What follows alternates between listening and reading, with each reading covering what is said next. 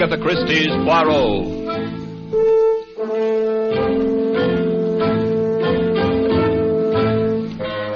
From the thrill-packed pages of Agatha Christie's unforgettable stories of corpses, clues, and crime, Mutual now brings you, complete with bowler hat and magnificent mustache, your favorite detective, Hercule Poirot, in Murder Wears a Mask.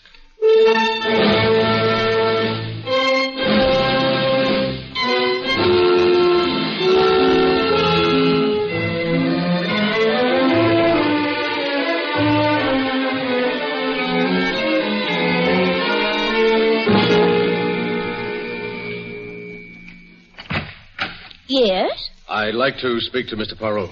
Won't you come in? Your name, please? Richard Fields. Mr. Poirot's busy at the moment. Please sit down. I'll tell him you're here. Thank you. There's some magazines on the table at your left. Mr. Poirot, it's a Mr. Fields. Eh? Well, he can wait. He's a very patient man. He only rang the bell once. Here, Abigail, I want you to taste this sauce now. It's good. Good? Oh, ma foi, Abigail, it is superb. There are only 3 people in the world who know how to prepare this sauce. And you are about to become the 4th. Now, you take 2 tablespoons... Chief, there's someone waiting. Oui, Monsieur Fields, eh? Eh bien, I suppose we must see him. Come. Mr. Fields, this is Mr. Poirot. Oh, how do you do? Bonjour, monsieur. Well, it must be an important matter which calls you away from your business at the moment when it is most active. Well, as a matter of fact, I don't recall mentioning my business. But it was not necessary, monsieur. The Journal of Wall Street in your pocket tells me you are a stockbroker.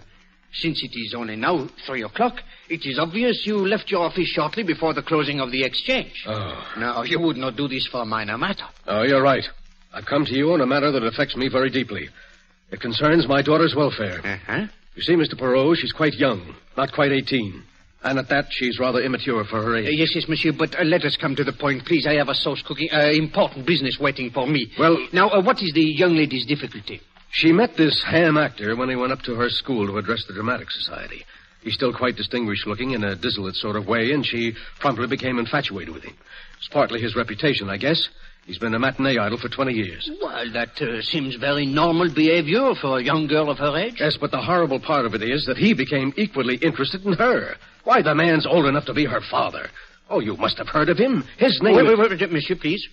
I should prefer to hear all the facts before you mention any names. I never like to engage in idle gossip. This is no gossip, I assure you. I was up at this man's apartment only an hour ago. He was showing my daughter a necklace he had bought her as a wedding present. Alors, monsieur, he woos her with diamonds. It is not illegal. In this case, Mr. Poirot, it's immoral. She's too young to see through him. Uh-huh. But why do you come to me? I want you to help me break up this affair. Oh, monsieur, The man has led a sordid life. You're an investigator. If you dug around, you could produce proof of some of the things he's done. Proof that even Laura would have to believe. I'm sorry, monsieur. You've come to the wrong person. My talents, such as they are not available for such enterprises. Good day, sir. I can afford to pay you well. Monsieur, no one in the world is rich enough to buy Hercule Poirot. Now, you will excuse me, please. I have important work in the kitchen. All right. I can't force you to do it, but I want you to know that you're leaving me no alternative. Eh? What do you intend to do? Something very simple, Mr. Poirot, and at the same time, very conclusive. Good day.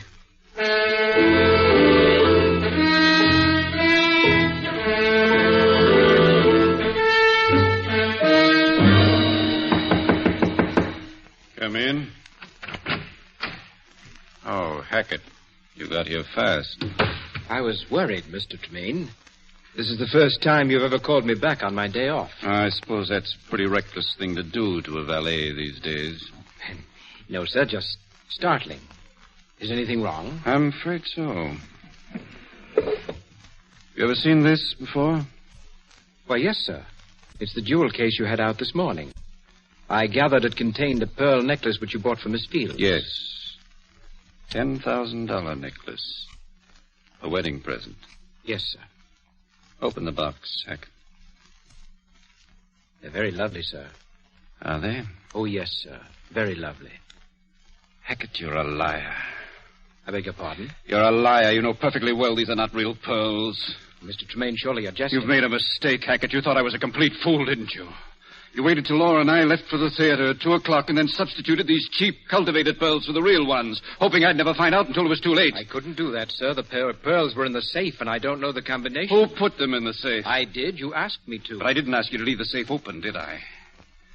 I remember now that I didn't hear you twirl the knob. What did you do with those pearls? I never touched them. Very well. Give you your chance. I'm turning you over to the police. Don't touch that phone, Tremaine. Oh, you cheap, bungling thief posing as a valet. I should have realized what a bad performance it was. Well, I'm sure your experience will come in handy in prison. Drop that phone, Tremaine. Get your hands off me. All right, Tremaine, you asked for it. What are you? Put down that knife. Put down that... No!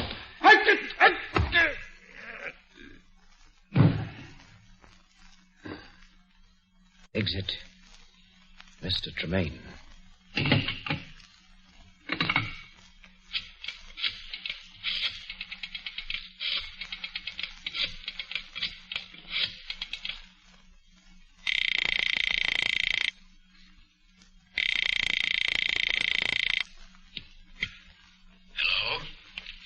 Hello, Mr. Fields. Yes. This is Archie Tremaine. Tremaine, where's Laura? Right here at my place. You filthy swine. I told you this afternoon I wouldn't have her seeing you. Well, I don't see how you can stop her. We're getting married tonight. Married? Yes. We'd like to have your blessing. Why don't you come down? I wouldn't come down.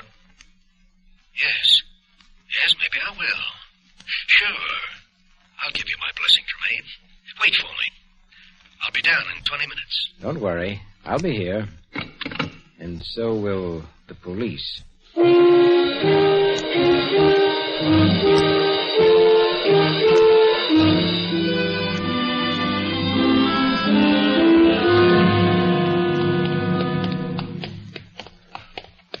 Inspector Stevens, I tell you, the next time we have dinner together, it will be in a place without a telephone. Then I will be certain at least we can finish our dessert without interruption. All right, here we are. This is the place. You could have stayed and finished your dessert, Poirot. I didn't take you by force. It is the same thing. Why, you very slyly tell me you have received an anonymous call reporting a murder. Lord, you know I cannot resist such a situation. He has excellent taste, this Monsieur Archie Tremaine. Me, I like very much these brownstone houses. Nobody home. Place is dark. We're probably on a wild goose chase. But the door, it is open. Oh. And the light switch, I presume, is here. So, and now? Oh, we better start looking around just to make sure. Now, let's try the library first. It should be... There's no doubt down this hall here. All these brownstones, you know, they are very much the same. Inspector, flash your light around, please, eh? All right. Here's the switch. Sacre. Tremaine. Yeah, he's dead, all right. Stabbed through the heart. Stabbed once, Inspector, with that letter opener. He must have dropped on the spot. There's no other blood around, just that one big pool he's lying in. And these bloody footprints all over the floor. They must be the murderers, Poirot. He stood over the body to make sure Tremaine was dead and didn't notice that the blood was oozing around his shoes. Then he went over to the desk here, maybe to make a call, then into the bathroom to wash his hands. He came out, headed for the door, And, what, Inspector? Well, footprints stopped suddenly. I don't get this. Inspector, have you observed this newspaper? Half the front page is torn off. You think the murderer dried his shoes with it? No, Inspector. I believe this is what happened. He did all the things you have described. Then, when he reached this point where the footsteps stopped, he realized that his shoes were bloody. Well, he could not go out wearing such shoes, and he could not carry them in his hands. Now, he looked down, and voila! He sees another pair of shoes. Fine, clean shoes, free of any blood. Where? On the feet of the dead man. You mean these shoes belong to the murderer? But obviously. They are covered with blood, and the laces are open because the shoes are a trifle too small. Mm-hmm. Now, the murderer put on the dead man's shoes. He finds they are too large. So, he tears up part of the newspaper and stuffs it into the shoes in order that he may walk with more comfort. By Jove, Poirot, I believe you're right. Now all you have to do is to find the owner of these shoes. We'll try it through checking the manufacturer's code number. Wait, perhaps I can make the task easier, Inspector. I think you will find that the owner of these shoes is a stockbroker named George Fields. Now, look, Poirot, this is too much. You've been working your little gray cells overtime. How can you... No. I will explain, mon ami. I will explain. You will notice that the heel of the right shoe is worn down considerably more than the left. Earlier today, this Monsieur Fields, who limps rather badly, came to see me. He uttered dire threats against someone who fitted the description of poor Monsieur Tremaine here. So you see, Inspector, I employ the sharp eyes and the ears rather than the little gray cells. And they tell me that you had better question this Monsieur Fields at once.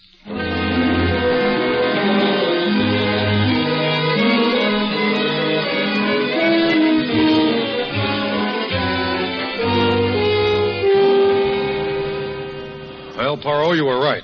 We've got Fields here at headquarters under lock and key. He's our man, all right. He was trying to burn Tremaine's shoes when we called on him. You are sure he is the guilty man, eh? Of course. He tried to tell us some cock and bull story about getting a call from Tremaine and finding him dead when he got there. Says he got his shoes all bloody before he saw the body, and then he became panicky and changed them. Just as I thought. Mm-hmm. But he's the killer, all right. You said yourself he threatened Tremaine. It's an open and shut case. Myself, I always mistrust the open and shut cases. Tell me, what of the anonymous telephone call you received? Well, the way I figure it, Poirot, Fields called us himself, and then he thought maybe he could beat the rap, so he wiped off all his fingerprints, changed shoes with the dead man, and ducked. Oh, a very intelligent reconstruction, Inspector. Very intelligent. Alors, I must return to my office now. If anything new develops... I'll let you know. Good. Bonjour, Inspector.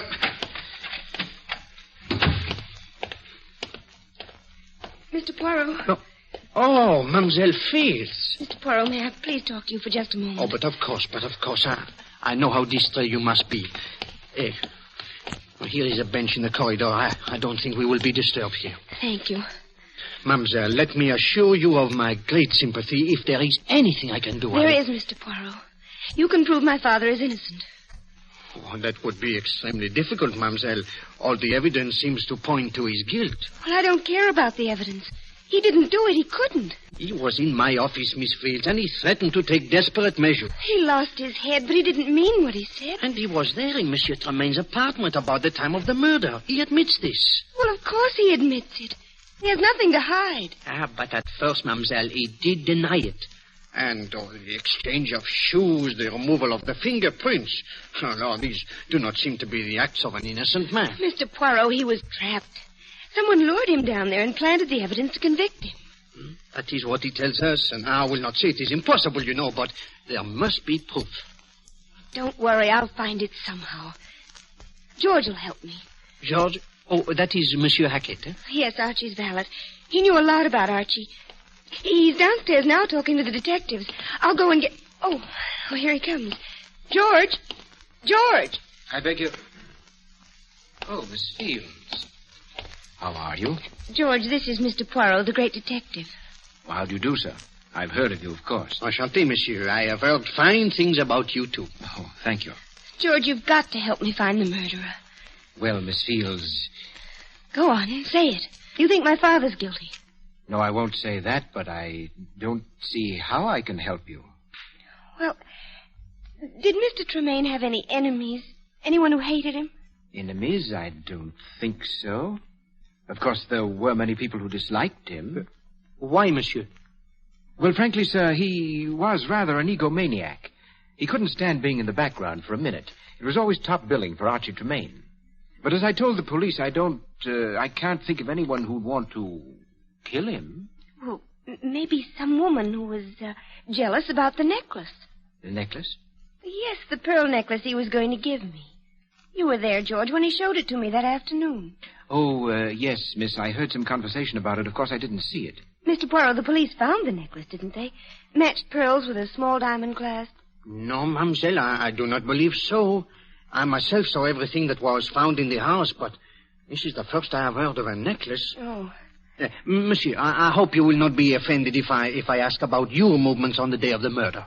That was the first thing the police asked me, Mr. Poirot. It was my day off. I left Mr. Tremaine's apartment shortly after he did and spent the rest of the day and the whole evening with my parents. Oh? I do that every week on my day off. I see. Your parents, they live here in this city, huh? Yes, of course. They share a flat with me. Eh bien, I was merely curious, you know. Mademoiselle, I do not know where this matter of the necklace may lead us, but it gives one furiously to think. What say you, Monsieur Hackett? I think Miss Fields has brought up something important. Something very, very important.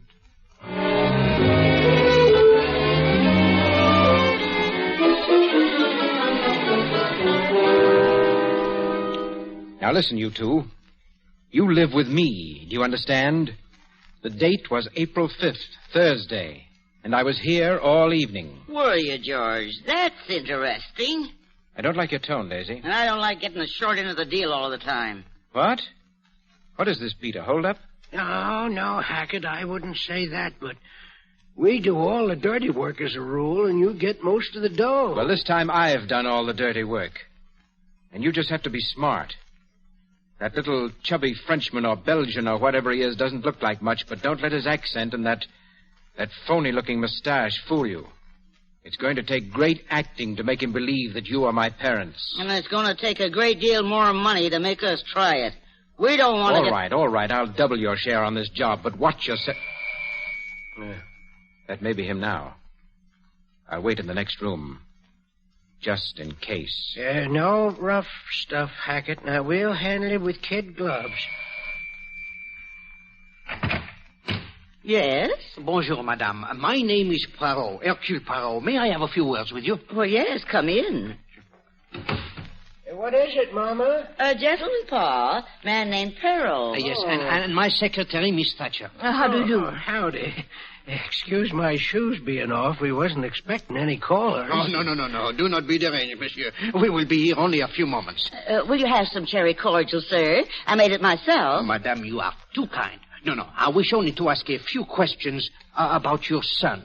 George, what about him? Well, you know, I presume that his late employer was found murdered. Oh, yes, poor Mr. Tremaine. A kinder man there never was. Every Thursday, George would come around and talk about nothing but his wonderful Mr. Tremaine.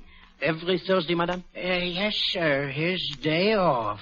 Tell me, on April 5th, the day of the murder, he was here that day too, huh? Why, what do you mean, Mr. Perot? Of course he was here. All day? Oh, from, about 2:30 on. He was teaching us to play gin rummy. Do you play gin rummy, miss? No, I'm not very good at cards, and I don't drink. Tell me, madame, where is your son now? I believe he's over at Mr. Tremaine's place, straightening things up, you know. I see.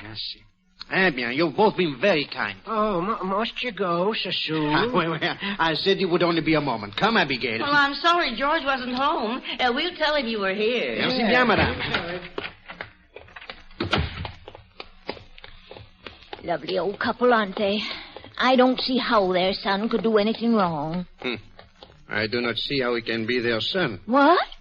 Did you not observe, Abby, that the kindly old gentleman and his wife, they both have fair hair and blue eyes? Yes. But Monsieur Hackett, his eyes are dark brown. It is impossible, Abigail, for two blonde, blue-eyed parents to have anything but blue-eyed children.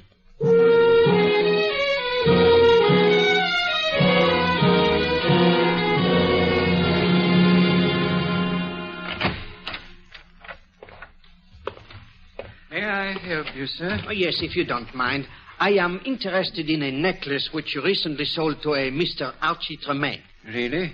May I ask what your interest is? Oh, my name is Hercule Poirot. I would like Hercule Poirot, the brilliant Belgian detective. Oh, monsieur, I am flattered. Most people take me for French. We've heard of you, the diamond people in Antwerp. They speak your name with reverence. Well, thank you. Now, about this necklace. Oh, yes. You did sell a necklace to Monsieur Tremaine, eh? Yes, a very fine pearl necklace. See, it was delivered to him on April 3rd. April 3rd. 2 days before he was murdered. Yeah, this puts a new light on everything. How so, Chief? Well, the motive, Abby. If the motive was robbery, Monsieur Fields is clear. He himself is very wealthy. He would not kill for jewels. But it's gone, Chief. Who took it? I do not know, Abby. But when we find the person who has the necklace, we will have the murderer. In that case, Mr. Poirot, you'll have to arrest me. Eh? You? I have the necklace right here. Mr. Tremaine returned it on, let me see, on April 5th, last Thursday. Monsieur Tremaine himself returned it? Yes, Mr. Poirot. He'd bought it on the understanding that he could return it within 10 days. He walked in here last Thursday, said he'd changed his mind about the lady and the necklace. And you refunded his money? Yes. As a matter of fact, we gave him the cash. It was just after 3, and the banks were closed. He said he was leaving town that night. Well, there you are, Chief. That brings Mr. Fields right back into the picture. Monsieur, you are quite certain that it was Archie Tremaine who was here? Positive. Well, his picture was in the papers every other week.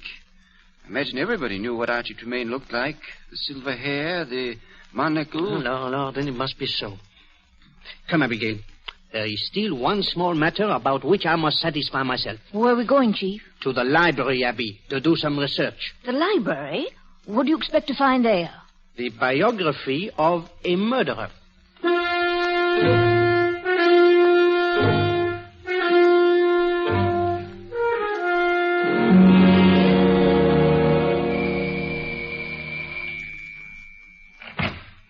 Why, Miss Fields, this is a surprise. Hackett, I had to come here to Mr. Tremaine's house. I had to come and see for myself. Is there anything... I'm terribly sorry, miss. I've gone through all of Mr. Tremaine's belongings, and there's not the slightest clue, not the slightest suggestion that anyone else could have killed him. Oh, it's horrible. Horrible. They've indicted him, Hackett. They're going to try my father for murder. Yes, I know. They were about to let him go because of that missing necklace. And then they found out that it had been returned. I can't understand it. I can't believe that Archie returned it. We were going to be married. It was all agreed. Well, miss, your father was so set against it that perhaps... Oh, no, that would have made Archie more stubborn. If I could... Wait. I just thought of something. What time was that necklace returned? A little after 3, according to the jeweler. At least that's what the papers say. A little after 3? Yes, miss. But that's impossible. Oh, why didn't I think of it sooner? It's impossible, Hackett, because Archie was with me at the theater from 2:30 until 5. He couldn't have been at the jeweler's. You must be mistaken, miss. Oh, no, I'm not. The necklace was returned. Well, then someone else returned it. Someone else returned it and got the money for it. But no one had access to it except Mr. Tremaine. Oh, no one but Mr. Tremaine. And you. Me? You, Hackett. You had access to the necklace, and you knew my father had threatened Archie. You're the murderer. Sit very quietly, Miss Fields. I don't want to shoot you unless I have to. You killed him. You stole the pearls, and you framed my father. I'm going to call the police. No, you don't. Tremaine tried that. Now he's dead. No, that won't do either. The door is locked. I locked it as you came in. Get away from me. Get away! I'm sorry, my dear. Now I'll just gag you so that you're not tempted to scream again. There we are. Now.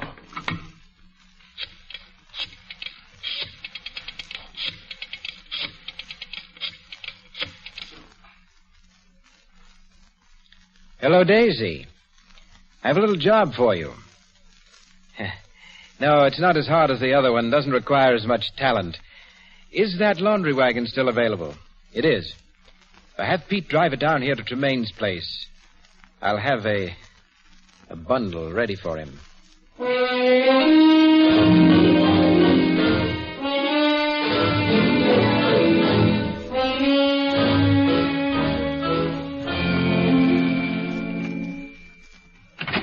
Pete. Oh. Bonjour, Monsieur Hackett. May we come in?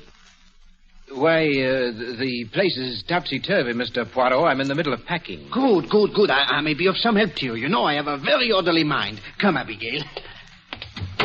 Hey, Oh, but monsieur, this is not the middle of the packing. It is barely the beginning. Yes, the other rooms are all done. I've left this one for the last.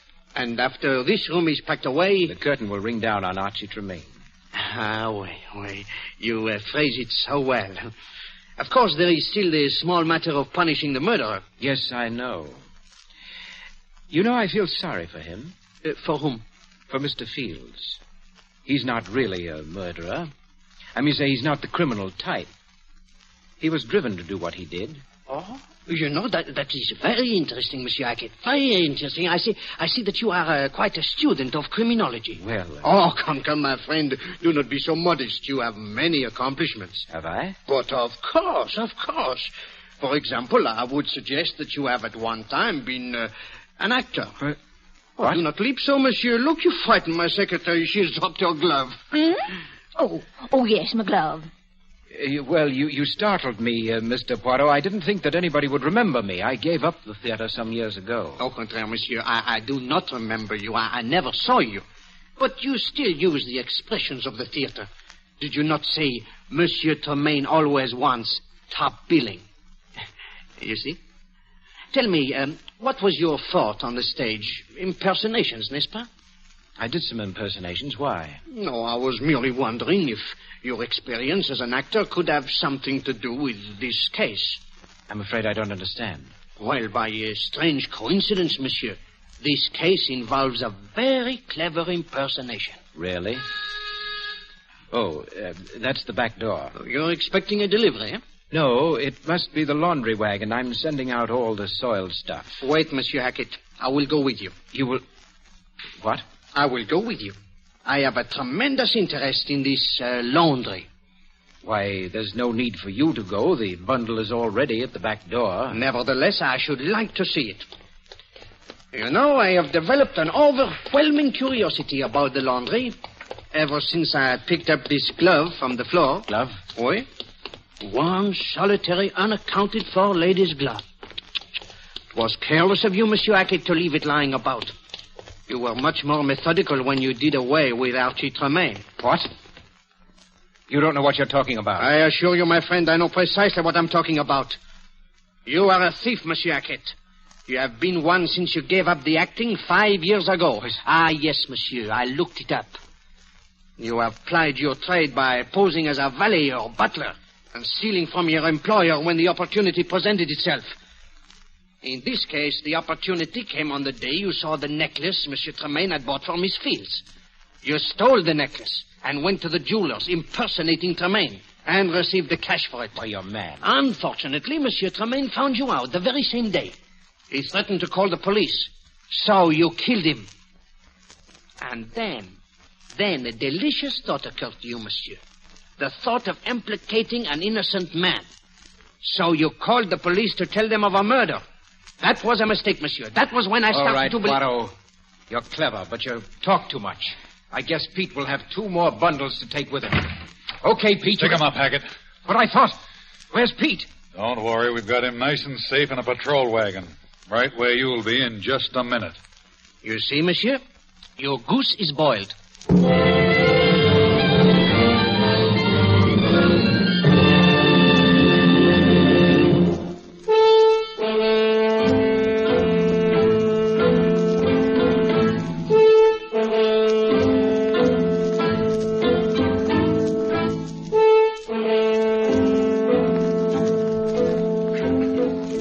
Be sure to listen next week when Agatha Christie, America's favorite mystery writer, brings you her favorite detective, Hercule Poirot, in the case of Death Points a Finger.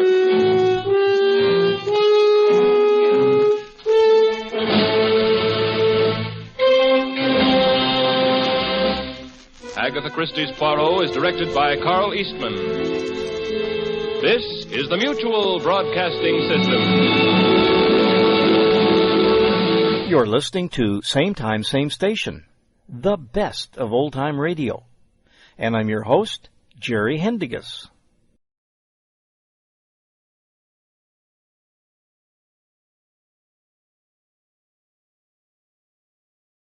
The CBS Radio Mystery Theater presents...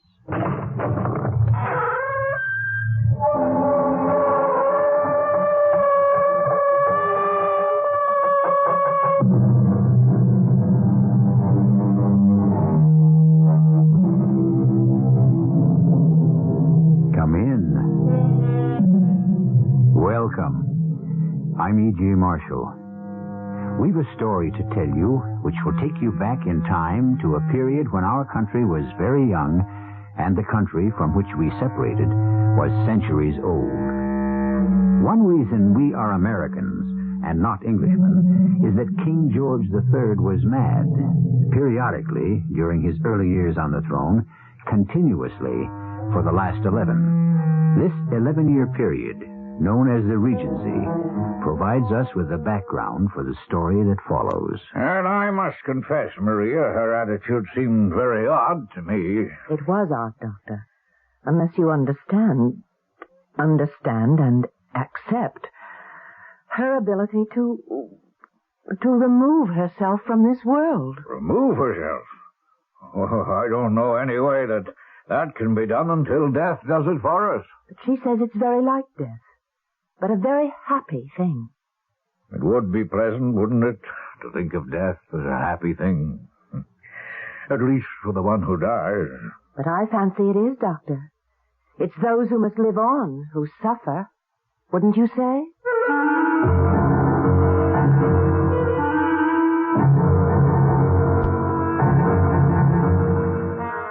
Our mystery drama, The Climbing Boy, was written especially for the Mystery Theater by Elspeth Eric and stars Marion Seldes. It is sponsored in part by Buick Motor Division. I'll be back shortly with Act One.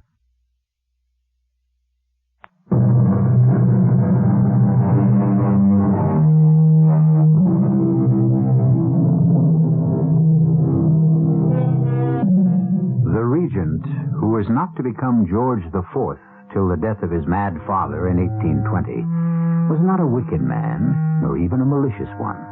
It was simply that he lived exclusively for his own pleasure, and in so doing set the lifestyle for most Englishmen, at least for those who could afford it.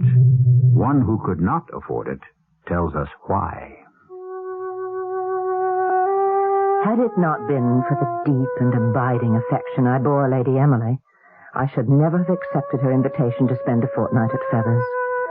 I despised Lord Hollander, and I'm sure he thoroughly reciprocated my feelings. But her invitation carried more, I felt, than a simple desire to enjoy my company. It held a note of desperation. I hope, my dear Maria, you will not be put off by the fact that Lord and Lady Agramont will also be our guests. It is nothing new for Rodney to bring his mistress into our home. But this time, he has had the audacity to invite her husband as well. You know what a foolish, foppish man Lord Agramont is. To have to sit by and witness Rodney's dalliance with Hester is bad enough. To listen to William's inanities is more than I can endure. And so it was that I grimly packed my portmanteau and took the coach to Feathers. Maria, how good of you to come. Only for you, my dear, would I? Oh, Maria. Come upstairs, and I'll show you to your room. Just leave your portmanteau. Tipson will bring it up, or somebody will. Come on. Here's your room, right next to mine. Oh, it's lovely. Well, it's a bit on the chill side right now. So is the whole house, for that matter. But Rodney's having the chimney swept out this morning, and once that's done, we'll have a great roaring fire going for you. Oh, that'll be lovely. Oh, Maria, I know I'm not giving you time to settle in or anything, but I had to talk to you privately. You're the only one I can talk to. You're my only friend, really. Emily, dear, don't agitate yourself so. Of course you can talk to me. But I haven't even asked you if you're hungry, if you want a cup of tea or anything. Later. You're trembling. Now, what is it? Well, of course, you know how things are between Rodney and me. Yes, I have some idea. Not good. Hester Agramont. She's only the latest in a long line of mistresses he's had. Her husband doesn't seem to care. And to bring them both into this house. Only for the weekend. But it should be this weekend, Maria. It's just a year ago that it happened. You mean Peter? That we lost him. Rodney hasn't approached me since. I haven't wanted him to. Oh, it's not because he's grieving for our son. Oh, no, it's not that. It's because he's become, well, let's say, weary of me. Weary of my spells. He dislikes them intensely. What spells? You don't have spells. Oh, yes, I do. Rodney's right about that. My dead spells, he calls them. And that's not at all a poor description either. For I feel very close to death during those spells. Emily, you can't mean that. Oh, I do. But it's a happy feeling. Believe me, it is. But it can't be. What on earth are you talking about? Well, it's not a physical death, Maria. During the spells, I'm here all right. I talk, walk, eat, drink, and order the servants about, and plan meals, do all the things I always do. Only part of me isn't here at all. Well, where is it? I don't know precisely. But not here. How long has this been going on? Since Peter died. Or since shortly after. Poor little boy. He was only 5 years old, Maria. I know. And I suppose that in my dead spells, I'm trying to be with Peter. I have the feeling that he needs me. And you say this has been going on for a whole year? Well, the first one was just under a year ago. I didn't know what to make of it. I didn't mean to do it. Not the first time. I can go off now. Any time I want to. You want to? You do it on purpose? Oh, Maria, yes. When I can't bear it here any longer, it's wonderful to have some place to go. I'll grant you that. There are times when I'd like a place to go. But, Emily, where is it that you go? I don't know. Or perhaps I do now. But I can't talk about it.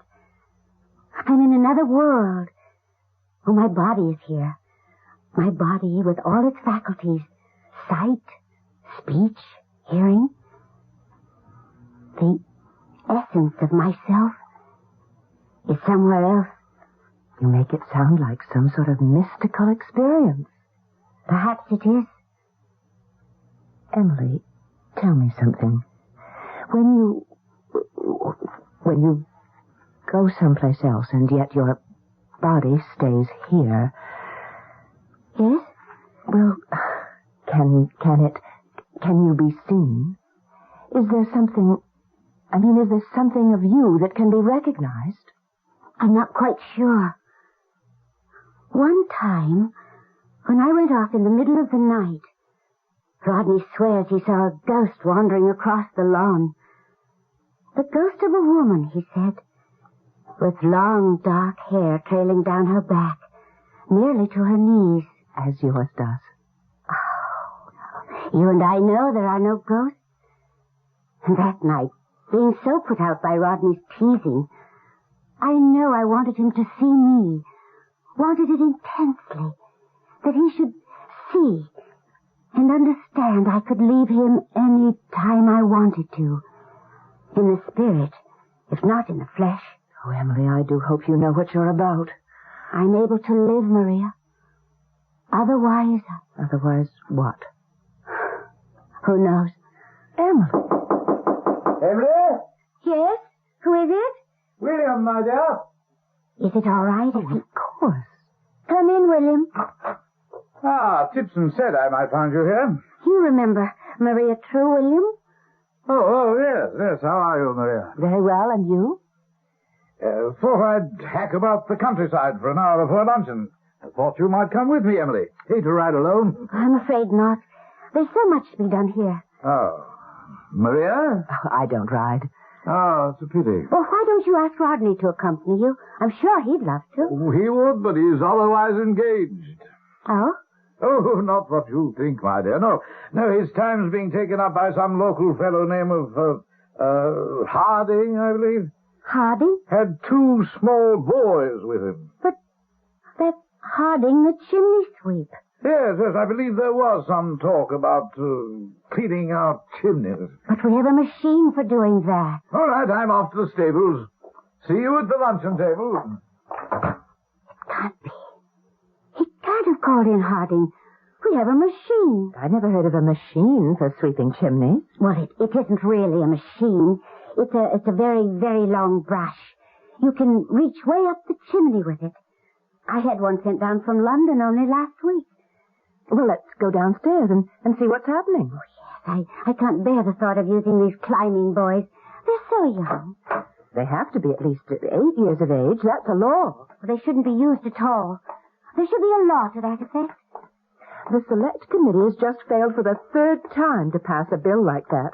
It was laughed down in the House of Lords. Laughed down? What was there to laugh at? Oh, someone made what they considered a very funny speech, saying that the climbing boys were like a dose of calomel prescribed by a doctor to clean out the system. Come, Marie. Oh, we must see what's going on. I won't permit it. Not in my house. Up you go, my boy. Up. Easy near it, this, my lord. Rodney, whatever are you doing? Why aren't you using the long brush? Why is this boy... Don't fuss, Emily. Rodney, don't you fuss. swore to me. Tipson flatly refused to use the brush, so what was I to do? Well, you could have used it yourself. Myself? Oh, come You now. promised no climbing boy would enter this house. Can't you hustle him up a bit, Harding? He's only gone up about 6 feet and stopped there. What are you going to do? Nothing too drastic, Lady Hollander. Here, boy. Up and after him. What? I'm giving this other boy a pin, my lady, a common pin. What on earth for? He'll go up after the little one and give him a few jabs with a pin. What? In the soles of the little one's feet, you see. That'll move him over. Oh, no, you can't. You All can't. right, now, boy, up with you. Just a few jabs with a pin. Don't overdo it. Just enough to get him moving on up. You know how. I can't believe what I'm seeing. How you doing up there? No good, huh? One move, huh? Well, I'm off. Nobody wants a bit of a cross-country ride, eh? We're busy, William. Oh, you're having a bit of trouble, are you, with the climbing boys? Little one's new to it, sir. Got up a few feet and wouldn't budge. Wouldn't budge, eh? Well, I've got a way to fix that. Saw it done at Lady Milburn's a week ago. William, what are you doing? I've got a little bit of hay here. I was saving it to give to my horse. You're not lighting it. Of course I am. Now, let's add a little something. Let's see what have we got here. Here's a few pages from the London Tap. No, that'll do the trick. Oh, you can't. You stop it. Brute. You brute. Oh. That'll move him all right. Yeah, if he doesn't want his feet burnt to a crisp. All right, move, boy. I can't bear it. I can't. Oh, my dear. Go to your room, No, Emily. No. Is he moving? Oh, he must be. Oh, dear God. He's fallen. He's fallen. Oh, my boy. Oh, poor boy.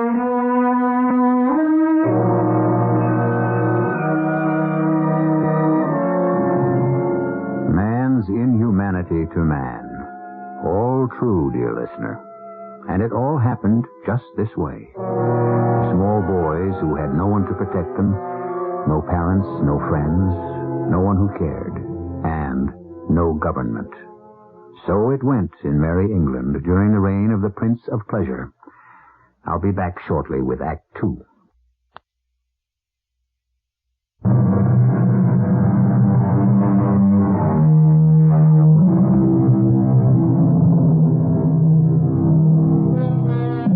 The last we heard from our climbing boy was not a spoken word.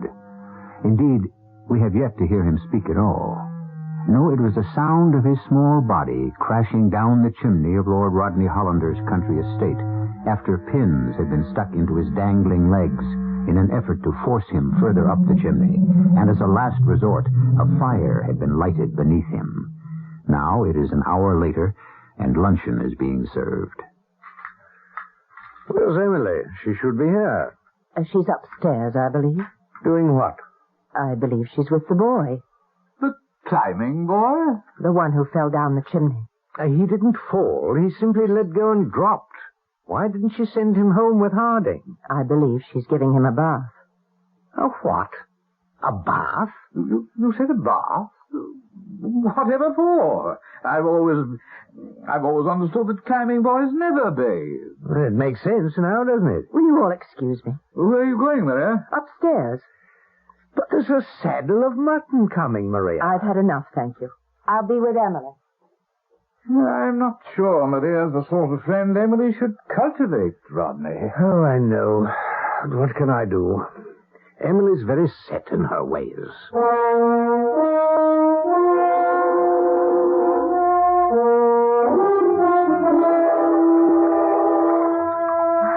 Dear boy, I'm going to have to let you soak in the warm water. The dirt has ground into your skin.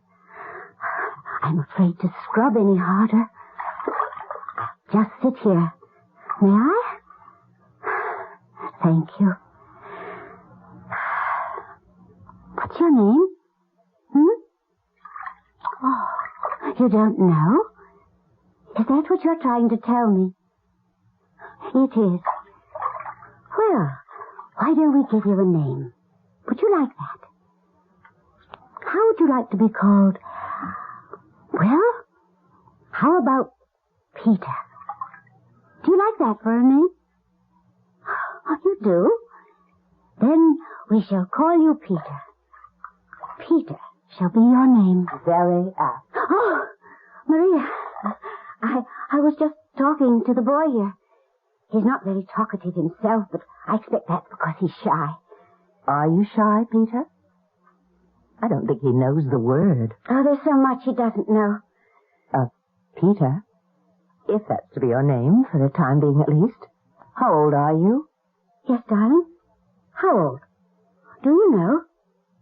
8. You're 8 years old. Yes, 8.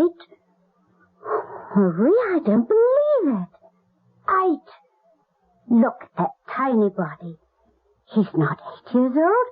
He looks more to be like 5 or even 4. His occupation does not encourage growth.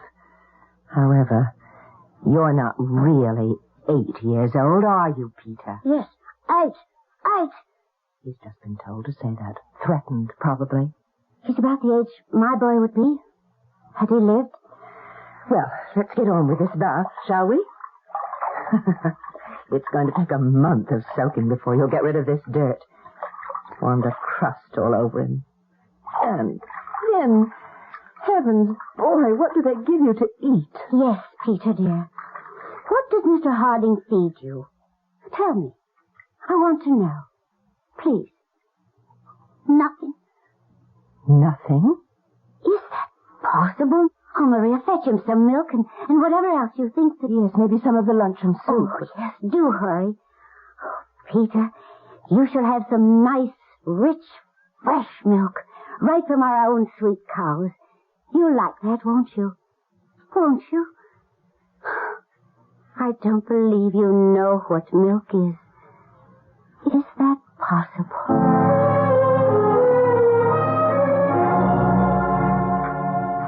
I've come to fetch some milk. Where's Emily? She's with the boy. The milk's for the boy. The boy?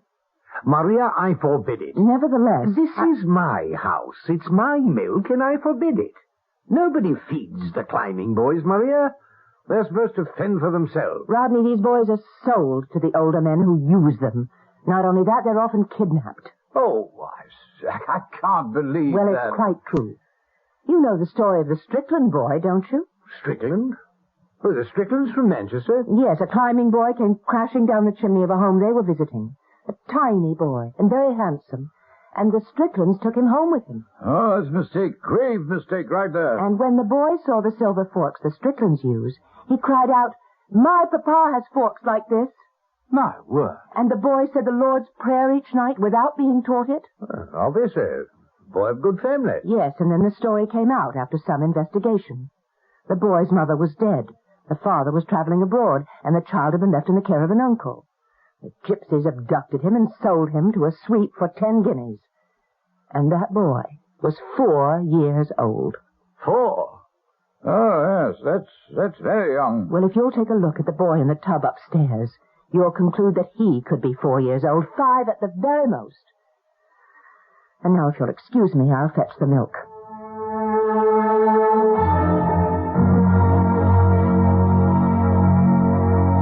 Put him in my bed, Maria. Poor little boy. He looks so frail, doesn't he? He couldn't take the milk. Oh, perhaps I should have heated it. I've sent for Dr. Carruthers. If you don't eat, you'll die. Do you know that? You do. What did he say? He doesn't say anything. He just nods his head. What does that mean? I'd say it means he wants to die. Peter, that's not what you want, is it, my darling? You want to live and grow up to be a fine, strong boy and have a wonderful life. Oh, don't turn your head away, please. Please look at me. No, you're not going to die. I'm not going to let you die.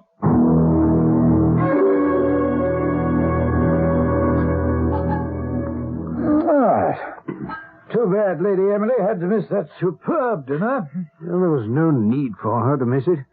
Emily's very stubborn sometimes. Oh, yes, I can see that. Makes it quite difficult for me, you understand? Oh, quite.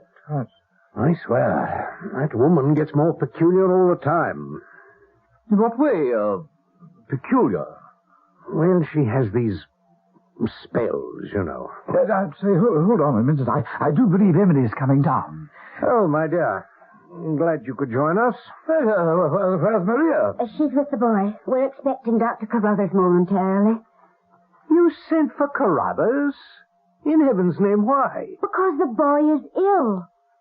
But you should have sent him back to Harding. Let Harding look after him. It's because of Harding the boy is ill. Oh, nonsense, Emily, really. Rodney, I want to adopt this boy. Adopt him? Well, he's just about the age Peter would be now. That's what Maria thinks, and so do I. He needs care and love and all sorts of things I can give him and that he's not going to get from anyone else if he goes on with the life he's been leading. Dear Emily, I know your tender heart, but why should you give him anything? He's not your responsibility. I know that. I want to make him my responsibility. I want to adopt him, Rodney. Oh, no, it's out of the question. Why is it out of the question? Well, it simply is. I have no desire for a son not my own. I have. We know nothing at all about this boy. We could ask Harding. We could ask him from whom he bought him. Or stole him. No. You might find out something interesting, Rodney. Now, Maria, kindly keep out of this. I just wanted to remind you of the Stricklands. They adopted that boy. They educated him. Yes, you see, Rodney, we could do the same. Well, I don't know. That must be the doctor. I saw his trap pull up. Oh, let him in, Maria, and take him upstairs, will you? Of course I shall. Oh, Rodney, please do this one thing for me. Please.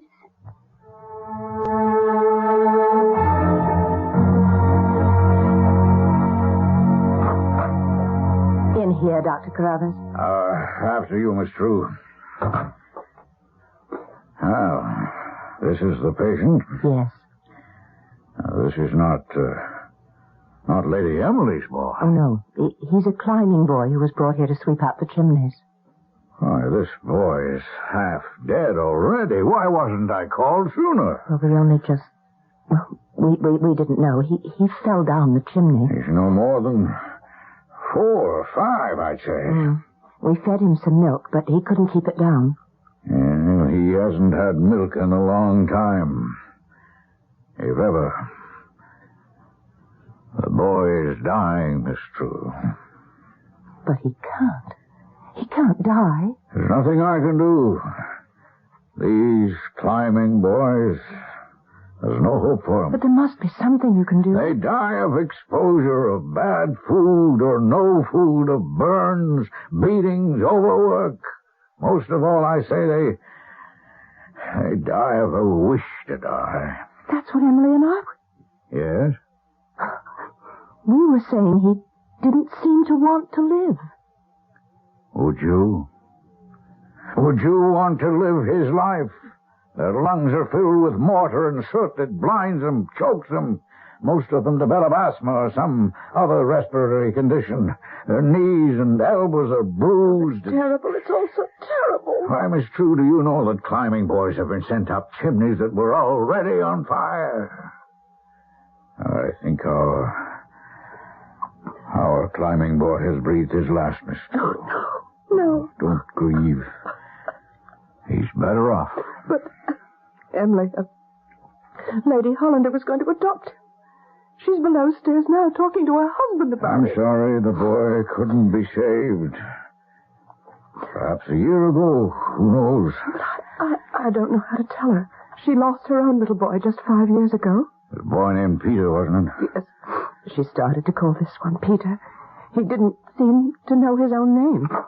Maria, I brought Rodney up to see the boy. Oh, Dr. Carruthers, thank you for coming. Lady Hollander. How are you, Carruthers? What's the matter? Doctor? The boy is dead, Lady Hollander. You say he's dead? Yes, Rodney. Well, it's a good thing we didn't go ahead with what we were talking about, isn't it? The boy must not have had a decent constitution, eh, Doctor? He wasn't very strong, no. We'd have had all sorts of trouble with him, wouldn't we, if we'd adopted him? We were thinking of it. Probably you would have had, yes. Well, one damned thing after another. That's what it would have been. Well, Emily? Leave her alone, Rodney. Oh, she's all right. Aren't you? I'm all right. Lady Hollander, are you all right? Dr. Carruthers, I'm so sorry we got you over here to no purpose. Won't you stay for supper? I think it's roast beef tonight. Please stay, Doctor. You could spend the night as well, if you like. Please, Doctor, I'd so like to talk to you. Oh, you're very kind. Then it's all settled. Come, Doctor. I'll show you to your room. I'll get Tipson to make it up for you. Well, that's most kind of you, Lady Hollander. She's gone off again. One of her dead spells. Blast. Why should I have to put up with this? Come to the window, Rodney. I want to show you something. Huh? What is it? Look down there, among the yew trees. Well, I don't see anything. You don't? It's the outline of a woman. She's holding a small boy by the hand. And now she's leaning over, and he's whispering something in her ear, and she's nodding her head. Pity you can't see it. It's very clear to me.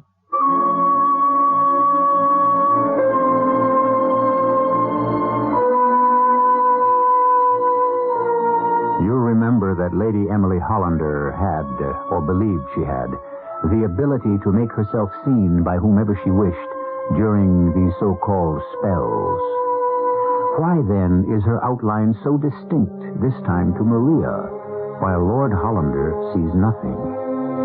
We shall try to bring you the most cogent answer of which we are capable when we come back with Act 3.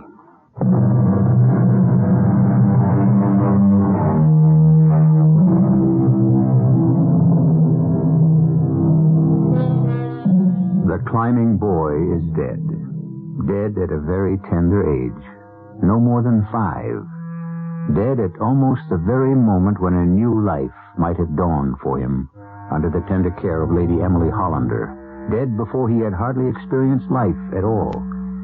Now let our story be carried forward by the woman who began it, Miss Maria True.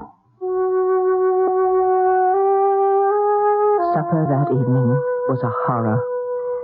Emily sat at the head of the table and conversed in a manner that could only signify that she was having one of her dead spells, as her husband termed them. Most assuredly, she was not the Emily who had been my dear friend for so many years. Dr. Carruthers and I maintained silence for the most part. It wasn't till we had left the table that I could draw him aside. Dr. Carruthers, could we take a stroll on the veranda? I do need to talk to you. Oh, of course, Miss True. After you. Thank you. Dr. Carruthers, I want to assure you that the woman you saw tonight presiding over the dinner table is not Emily, is not Lady Hollander. Not? Oh, it was her body, of course. But she was not in it. I don't think I'm following you. Her spirit is elsewhere. Yes, I confess her attitude when we were forced to tell her the boy had died was not all that I'd expected. Particularly when you'd told me she was considering adoption. It seemed very odd. It was very odd, unless you understand and accept Lady Hollander's ability to remove herself from this world. Remove herself? I don't know any way that can be done until death does it for her. Well, she told me only this morning that it's very like death. It seems close to death, but that it's a very happy thing. It would be pleasant, wouldn't it, to think of death as a happy thing? At least for the one who dies. But Lady Hollander obviously does not die. Only her mind seems to stray away. Not her mind, Doctor. Her soul. Yes, I stand corrected. Oh, I'm so grateful you consented to stay, Dr. Carruthers. I sorely needed someone to talk to. Now, there's one more thing. Yes? After you and Lady Hollander left the room this afternoon, Lord Hollander and I were there alone. And I chanced to be standing by the window and looking out, and I saw... I hesitate to tell you because you'll think me daft. Not you, Miss True. I saw a woman by the yew trees. Yes? And a small child, little boy. Oh, yes. What was there about that to perturb you? It's my belief, Doctor, against my best judgment, against my common sense. It is my belief that as soon as Lady Hollander heard of the death of the climbing boy, her spirit, her soul, if you like, withdrew from the room of death and went outside under the yew trees. And there she met... Well, who knows? The soul of her son, Peter? Or the soul of the climbing boy?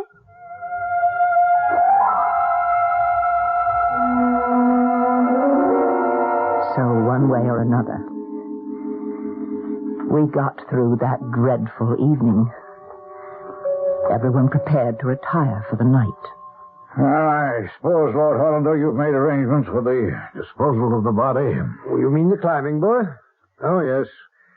Yes, Harding came over and took it away just before supper. All taken care of. Though I must say Harding was put out. He'd had great expectations for that boy. Just the right size and all for chimney sweeping. Still, couldn't be helped, I suppose.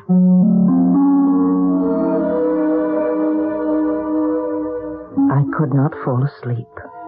The awful events of the day crowded in on me. The sight of the boy's puny body in the tin tub of water flashed over and over again before my eyes. The words of Dr. Carruthers. Why, this boy's half dead already. Echoed in my head. His sad tones. Climbing boys. There's no hope for them. They die of exposure, of bad food, no food, of burns. Most of all, I'd say they die of a wish to die. Small wonder that I could not sleep. Small wonder that in the wee hours of the morning I was the first to smell the smoke. It was unmistakable. It was the smell of smoke, and not too far away. I sprang from my bed, seized my wrapper, and ran to the door of my room. Smoke, thick, acrid smoke, was pouring in great grey clouds from one of the rooms. From the room of my host, Lord Rodney Hollander. I opened my mouth to speak, and all at once I saw, through the whirling smoke, a figure, a woman, leaving Lord Hollander's bedroom, and with a great effort and concentration, she was... couldn't be so. She was dragging a limp and prostrate body with her. It was Emily. At last I found my voice and screamed, "Help! Help! There's a fire! Help, everyone! Help!" The general opening of doors along the corridor. Sound of voices. Distance! Help! Yeah.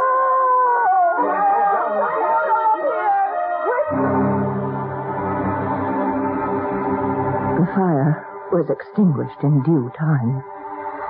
The servants, headed by Tipson, accomplished it for the most part. Dr. Carruthers and I both admired their fearlessness. There wasn't much but smoke in the room. The actual fire was confined to the chimney. Then Rodney died of the smoke. Yes, suffocation. There was nothing to be done for him. One odd, deuced odd. What was that, Doctor? His feet were singed. The bottoms of his feet had been burned. What do you make of that? I mean, since the fire never really reached out into the room. Well, I'm sure I can't explain it, Doctor, if you can't. What about Lady Agramont? What about her?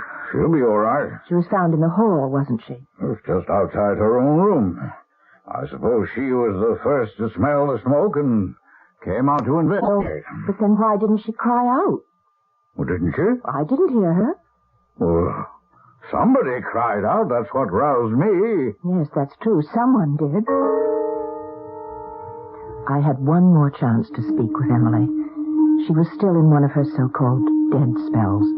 Yet there were moments when she seemed the same Emily I'd always known. Can't you stay for a bit, Maria?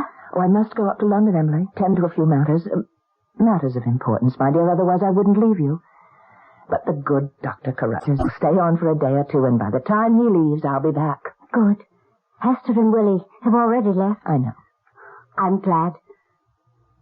Why did you do it, Emily? Do what? I was the first to discover the smoke, you know. That is, the first after you. That's how I happened to see you dragging Hester's body out of Rodney's room. Oh? You saw that? Why did you do it? Well, it wouldn't have been proper, now would it? For people to find out that Hester shared Rodney's bed. No, Rodney would have hated that. But even so, why didn't you cry out as soon as you saw the smoke? No matter where it was coming from. Oh, I know very well where it was coming from. Before I saw it. Even before I smelled it. But how could you? How could you have known? I was waiting for it. Whatever do you mean? I'd been told. Told what? Told that there would be a fire in that particular chimney at precisely 3:15 in the morning. Well, who could have told you? Why, the climbing boy, Maria. He told me. And then I remembered standing in the room where the boy lay dead. I heard Rodney's voice as I'd heard it then. Damn, why should I have to put up with this, Maria? Why should I? Come to the window, Rodney. I want you to see something. What is it? Look down there, among the yew trees. Well, I don't see anything. It's the outline of a woman. She's holding a small boy by the hand. Now she's leaning over, and he's whispering something in her ear, and she's nodding her head. Was that when the climbing boy had told Emily that there would be a fire in Rodney's chimney at 3:15 in the morning? I would have plenty to ponder on my journey up to London. Emily herself put me in the carriage, which would take me to the stagecoach. Goodbye, my dear. I'll see you in a few days. Yes, that will be good. And then we must make plans. Plans for your future. Oh, yes. Plans. You won't want to stay here. I don't know. Perhaps you'll try London for a while. You can stay with me. I have room. We'll talk about it. Goodbye, my dear. Goodbye, Maria. Come back soon. Well, I thought to myself, I've accomplished something for my friend. Now, I thought, as we drove past the broad verandas, if only I can get her interested in the reform movement, there's hope for her. But then, as the carriage picked up speed, we passed the rose garden and came to the clump of yew trees. And there, I saw her. I saw Emily. Well, rather, I saw the outline of Emily. I called to the coachman to stop. Yes. One could say the figure was made of vapor or steam, and yet its dimensions and form were very clear, and down its back hung long dark hair, almost to its knees. I stared and stared until the horses grew impatient. For I saw something else. I saw a tiny figure of a boy. And then the figure of another boy. There were two of them, and both were running fast, fast. And she held out her arms, and they both ran into them, and she held them close, and she laughed, and they laughed. Then, as I stared, the strangest thing of all occurred. Two boys that she was holding in her arms looked at each other, both still laughing, and even as I stared, they became one boy. And he was laughing, and Emily was laughing, and holding him and rocking him in her arms, and they laughed together for the sheer joy of being together. And I knew that in all probability, Emily would never come up to London.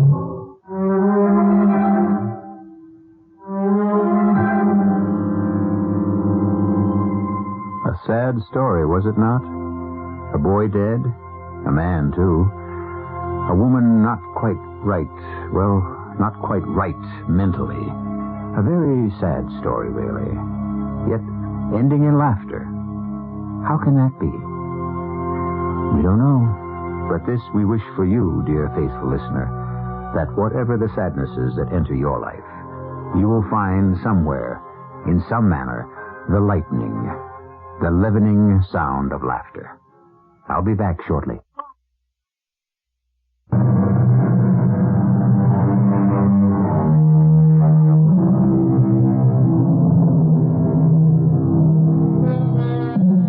Our story of the climbing boy took place, as we have neglected to tell you, in the year of our Lord, 1819, in another country than ours, at a time when men laughed in Parliament at the fact that little boys were sent up chimneys.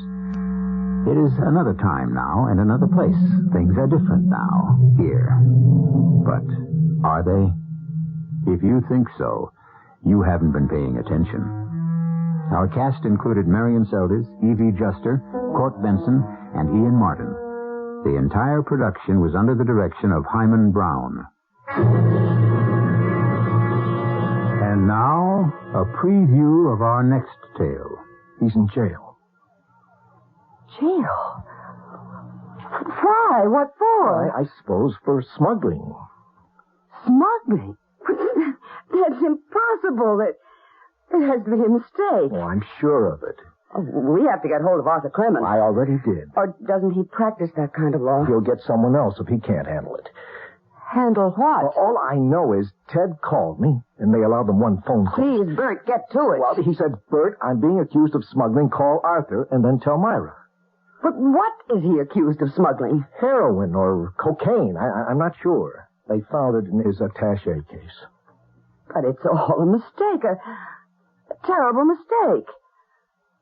Or else it's a joke. A very bad joke. This is E.G. Marshall inviting you to return to our Mystery Theater for another adventure in the macabre. Until next time, pleasant dreams.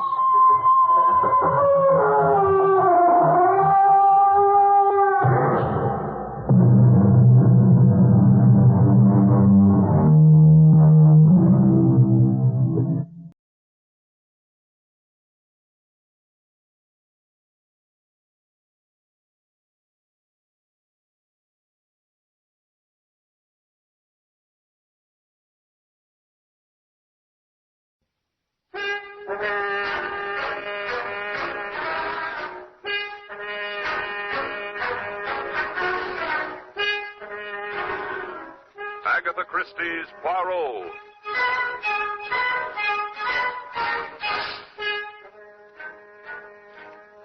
From the thrill-packed pages of Agatha Christie's unforgettable stories of corpses, clues, and crime, Mutual now brings you, complete with bowler hat and brave mustache, your favorite detective, Hercule Poirot, starring Harold Huber in The Case of the Careless Victim.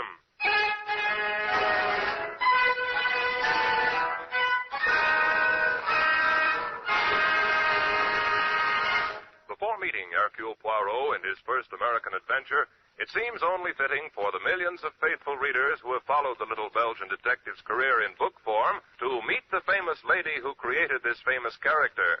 So it is our privilege to present a message from Agatha Christie introducing Hercule Poirot from London, England.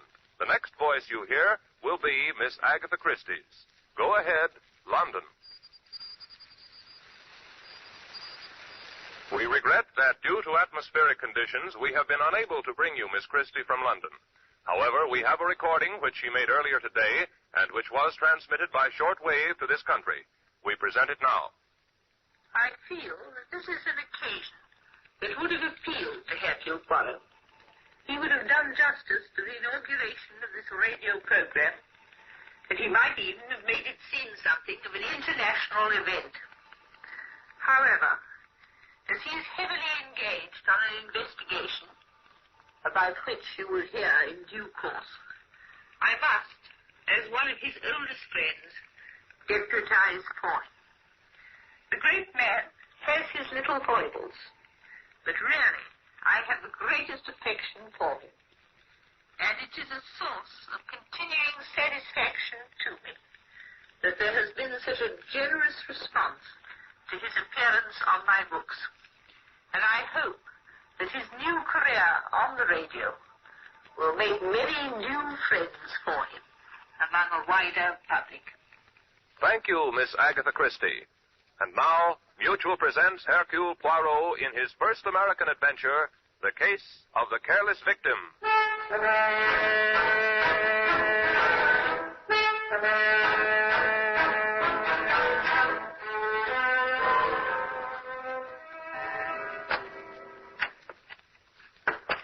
Mademoiselle? Huh?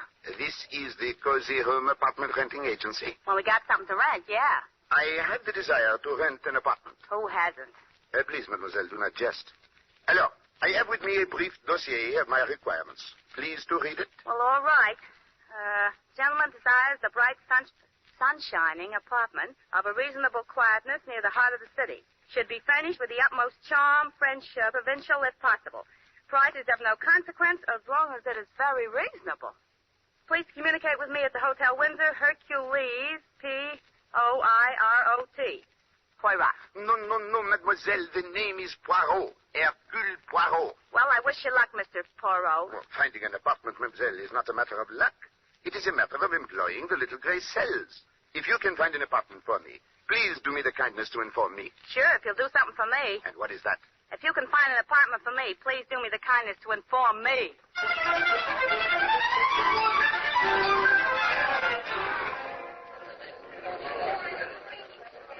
Going up. Floor, please. Number 5. You are new here, no? Yes, I only came on yesterday. You're Mr. Poirot, aren't you? Poirot. Oh, Poirot. One of the boys pointed you out. Yes, sir. 5th floor.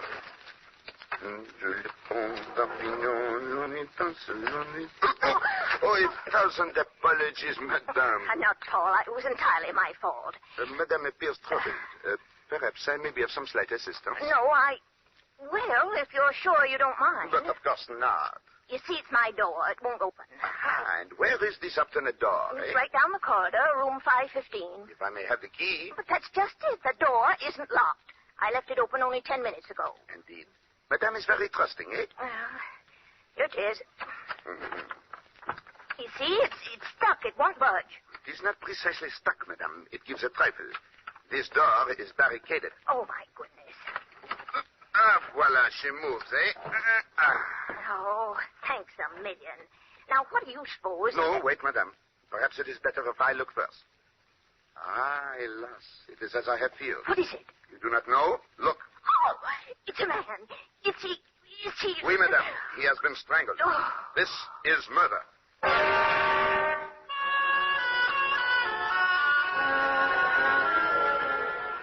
Zit alors, I must compliment you, madame. Your color, it is excellent, and you did not even commence to faint.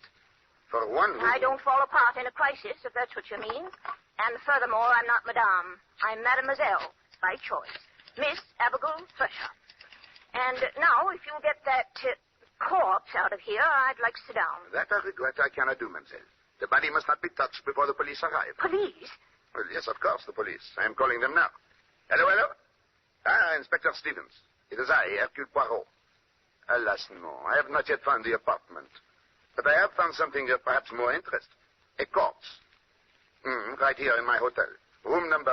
515. Number 515. Mademoiselle, what are you doing with the body? Nothing. I was just trying to see his face. You will have that opportunity later. Pardon, Inspector. We are room 515. Bien. We shall expect you immediately. Eh bien, Miss Thresher, now that you have observed the face of this unfortunate one, perhaps you will be good enough to tell me who he is? I certainly will not. I'll wait for the police and let them ask the questions. As you desire, mademoiselle. I merely wish to point out one thing. It is you the police will question first. Me? But of course, you are the most likely suspect, no? All right.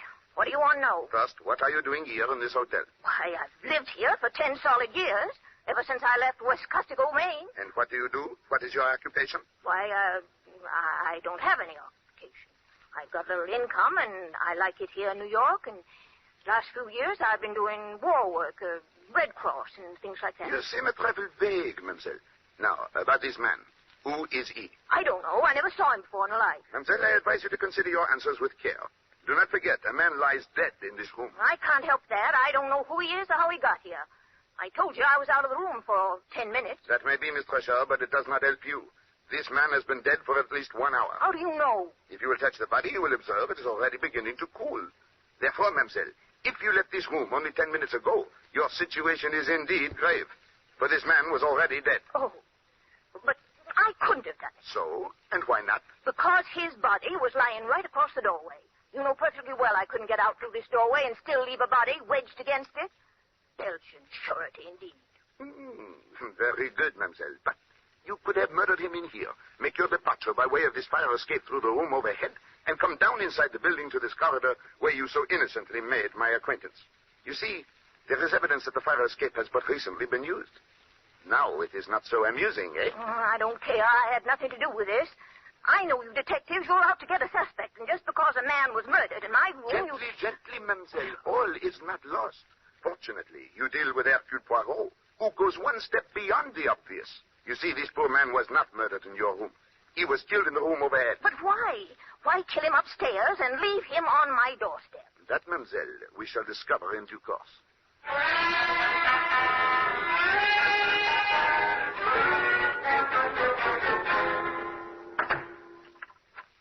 All right, Mr. Poirot, now that you've got the corpse safely locked in my room and us outside, what am I supposed to do? Sleep in the fire escape? I do not think that will be necessary, mademoiselle. You are coming with me to the lobby where we shall wait for my friend, Inspector Stevens. He will see that you are comfortably sheltered for the night. Oh. Tell me, Mr. Poirot, how'd you figure out that the murder took place upstairs? Is it not apparent, Miss Thresher? Please to squeeze the bell for the elevator. I look out of your window and observe the fire escapes. And what do I find? Everywhere the dust reposes peacefully. Well, naturally. The help is too busy to polish fire escapes. Ah, mademoiselle, but on one stairway, the one leading up from your window, all is disarranged. There is a broad, clear path through the dust, and it is precisely the width of a human body. And since the path extends only to the floor above, it is obvious the body has been dragged down from room 615. Also, on the garments of the dead man, on the trousers, the left elbow, and across the shoulders, there are unmistakable traces of rust. Ah, voila, the elevator. Going down. Monsieur, would you be good enough to explain why you were so long in arriving? Huh? Oh, it's this old car. Every once in a while it goes on a fritz. Comment? On the fritz? Out of order. Yeah, it got stuck on the ninth. You have been on the ninth floor all this time? Yeah, that's right. That is difficult to believe. Why? Because the indicator has been pointing to the basement. Ah, that indicator. As soon as anything goes wrong, it flops. I am not so sure that is true of the indicator. But unquestionably, monsieur, it is true of the too clever murder.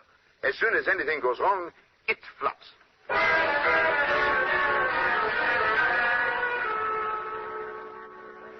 Eh bien, Inspector Stevens, there is the situation. An unknown man strangled to death in one room and dragged down the fire escape to another. Poirot, if this body is the person I think it is, the commissioner will have my head. Ah, mon ami, forgive me, you seem agitated. And you're warned, too. I assigned my best man to guard him, the smartest cop in my force, Sam Trimble. Good Lord, Poirot, there'll be an international scandal. Gently, mon ami, you go too fast, even for Hercule Poirot. Oh. Who is this magnificent figure of international importance? Parrish, Jonathan Parrish. Parrish? Ah, oui, the name rings a bell. He is the big currency expert, eh? That's right. He's on his way to Europe to set up the new paper currency for the liberated countries. checked in at the Windsor today. Was supposed to pick up some papers, dyes, and inks, and then hop a bomber tonight. The fifth floor, please. An enormous undertaking, and one of great importance. And I was responsible for his safety. He's supposed to be an eccentric sort of guy. No photographs, no publicity. Trimble was the only man on the force who knew him at all, and Trimble failed. Do you see what this means, Poirot? I see only this, my friend. We have arrived at the first step in the solution of this distressing murder. For now we know the motive. This way, Inspector. This is the room. Mademoiselle Thresher, your key. Here you are. I'll never live this down. Oh, you exaggerate, mon ami. Even the best of men sometimes fail. Regard, Inspector. Here is your corpse. They certainly did a job. Thunderation. You are shocked, monsieur? Poirot, do you realize what's happened? But of course, Inspector. It is not Jonathan Parrish who has been murdered, but your own faithful policeman, Sam Trimble. Poirot, that's not very funny. You knew it all the time. Pardon, mon ami, I knew nothing of the sort. But you distinctly told me. No, Inspector, you told me. To me, the dead man was an unknown corpse. It could be anyone. But when you speak of two men, one a wealthy financier of international importance, the other a police officer, by employing the little gray cells, it is not difficult to conclude that the corpse with the large, high, comfortable shoes and the plain suit is the policeman. Oh, of course. I'm sorry. Monsieur, there is no time now for the profuse apologies. Yeah, you're right. I've got to get to Parrish at once. The poor guy doesn't even know his bodyguard's gone. Hello. Operator, what room is Jonathan Parrish in? Huh? 615. Hold on. Poirot, that's the room directly over this one where Trimble was killed. Precisely. Operator, let me talk to Mr. Parrish. I think you will find the gentleman does not answer. Why not? Oh, obviously, he would not witness a murder without reporting it. On the other hand, he too may... Good Lord, Poirot, do you think he's dead too? Well, we know he received a warning from Hilary Kent. I do not follow you, mon ami. Huh? No, I don't blame it. Hilary Kent is a criminal egomaniac. Ah, one who commits crime chiefly for the pleasure of baffling the police, eh? Exactly. Well, this Hilary Kent, or somebody who calls himself Hilary Kent, is one of those guys. He pulled off a few clever jobs and got away with them. We don't know anything about him, but whoever he is, he's got to get his thrill out of every job. So he makes it a rule to warn his victim. Ah, oui. I know well the type. And Monsieur Parrish, I take it, has received such a warning. Right. Now you see why I assigned my best man. Yeah, but now we must hasten upstairs to Monsieur Parrish's room. Already it may be too late. Yeah, I'll go too. I don't want to stay here with this body. You'll stay right here, Miss Thresher, until I give you permission. If you do not mind, myself, I am not averse to Miss Thresher's company. I find her very intriguing.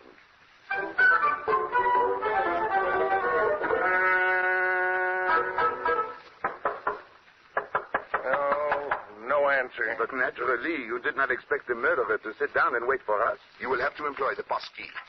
Remember, Miss Thresher, you're not to touch anything. It's perfectly all right. I'm wearing gloves. The inspector is thinking of fingerprints. Well, I do not think he will find any. Monsieur Kent, or whoever the killer may be, is too clever to leave any such traces. Well, maybe. But I want to be sure we don't lose even the tiniest clue. An excellent approach, mon ami. There are many interesting things we may learn here about Monsieur Parrish. He certainly gets around a lot. Oui, the labels on his luggage are from the four corners of the earth. Miss Thresher, I said you're not to touch anything. Oh, for goodness sake, it's only a book. Books may be of great significance. Ah, oui. This one, for example. It is no ordinary book. It is a stamp album of great value. Some of these stamps are almost without price. Very interesting. This Guatemala blue. Put up your hands. All of you. Confederation. Don't move. I said don't move. Have no fear, monsieur. I will not dispute the authority of your gun. Mister, you can't get away with this. Put your gun down and talk fast. Who the devil are you? But obviously, Inspector, this is the man we seek. Monsieur Jonathan Parrish. That's just who I am. All right, speak up. Which one of you is Hilary Kent? Hilary Kent? Yes. Well, now, wait a minute, Mr. Parrish. You've got this all wrong. I'm Inspector Stevens, Homicide Squad, and this is Hercule Poirot, the famous Belgian detective. Yeah, so you say. You don't look like policemen to me, particularly that little squirt with a silly mustache. Eh? You stay right where you are till I check on you.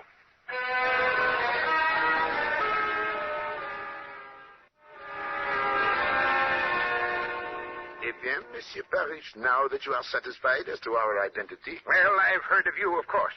You're supposed to be the greatest French detective in the world. Oh, always people say that about me, monsieur, but it is not entirely true.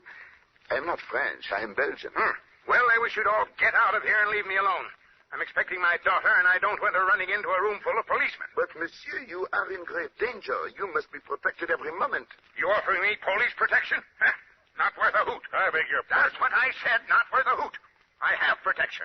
Some detective they assigned to me. Where is he? He is dead. What? He was murdered in this very room while protecting you. Therefore, if you do not object too violently, I shall undertake to protect you until you step aboard your airplane. All right, stay. I don't know how long it'll be. I'm just waiting for one little parcel to be delivered. Then I'm off. Monsieur is taking with him much equipment? Yes, quite a load. I've already sent most of it off to the airport. Ah, bon. That is good. Miss, don't eat that chocolate. It may be poison. Oh, nonsense. This candy isn't poisoned. I wouldn't be too sure. That box of candy supposedly came from my daughter Laura. It was delivered a little while ago. But you suspect she did not send it? Well, she's supposed to come here in person. Should be here now, in fact. So why should she send it? You are very shrewd, mon ami. Oh, excuse me. Wait a minute, Johnny. Come back here. What you want? Nothing. I just wanted to see if Mr. Parrish got his extra laundry box okay. Yes, I received it. Okay. Excuse me. I picked up a few more things to take along, special dyes and inks. They'll just about fill up that laundry box. Excuse me, I've got to go into the bedroom and finish packing. Crusty old bird, isn't he? How would you be if you knew somebody was out to kill you? No wonder he's jittery. Ah, he is irritable and nervous. That perhaps explains it. Explains what? Why he wears upon his feet that unique pair of socks, one of which is green and the other brown. All right, if a man wants to be eccentric, let him be. I've still got a murderer to catch. Do you want to come along? No, Inspector. I have attached myself to Monsieur Parrish, and I propose to see that... Come in. Inspector, one of the men found this on the sidewalk outside the hotel. Thought you might want to take a look at it before turning it into the lost and found. Okay, Brady, thanks. Here, the lady's purse. Usual assortment of stuff. Cosmetics, perfume, change, keys. You make anything of a Poirot? Oh, sacre bleu. What is it? These initials, LP. Monsieur Parrish. Eh? What did you say was the name of your charming daughter? Laura. Good Lord. L.P. Laura Parrish. Poirot, where are you going? I have a little idea. Mademoiselle Fresher, please to accompany me. How about Mr. Parrish? You were so attached to him. I have become momentarily detached. I leave him in your care, Inspector. Protect him with the apple of your eye.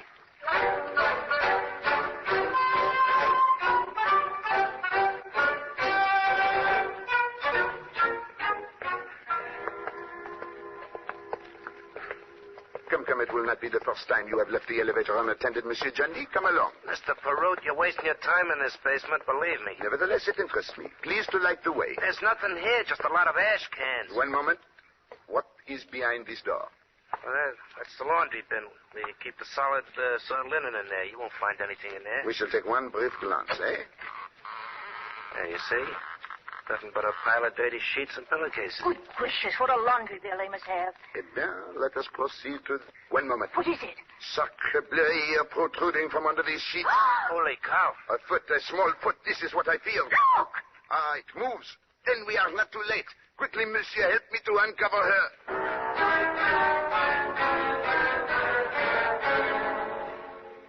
That's all I know, Mr. Poirot. I was walking along the street toward the hotel.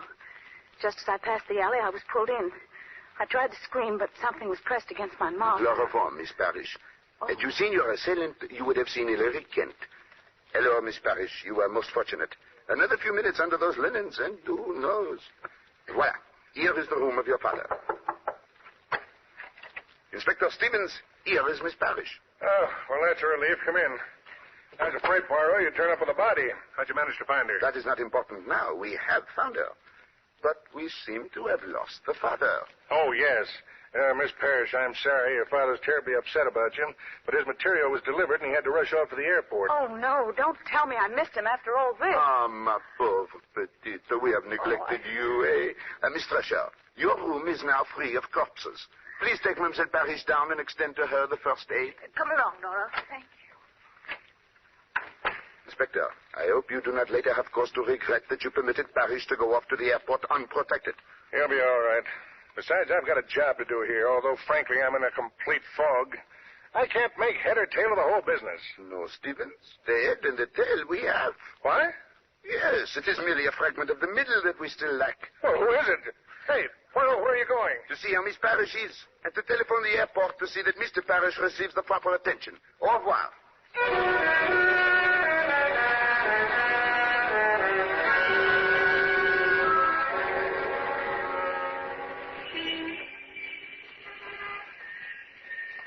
Mr. Poirot, where are you taking me now? I'd like to have some... Mr. Poirot. Hello? Someone calls? It's Johnny in that parked car. Mr. Poirot, I got a message for you from Inspector Stevens. He rushed off a minute ago. From Stevens? What is it? What is the message? He says he just got word that Mr. Parrish has been seriously hurt in an automobile accident on North Salem Road. Dear, this is too much. You ought to get there as fast as you can. Here's the address. 52 North Salem Road. Monsieur, your duties for the day are over? Yeah. And this is your vehicle? Yeah, why? There is no time to seek a taxi, so I will impose on your kindness. Miss Thresher, quickly, please. Okay. North Salem Road, right? No, to the airport. What? But Mr. Parrish isn't at the airport. He's injured on North Salem Road. No, mademoiselle. That is what I was intended to believe. Do you not think so, Johnny? He is not there, I assure you. How do you know? Well, North Salem Road is not on the way to the airport. It is in the opposite direction. This is merely a trick to keep us from the flying field. We must hurry there before it is too late.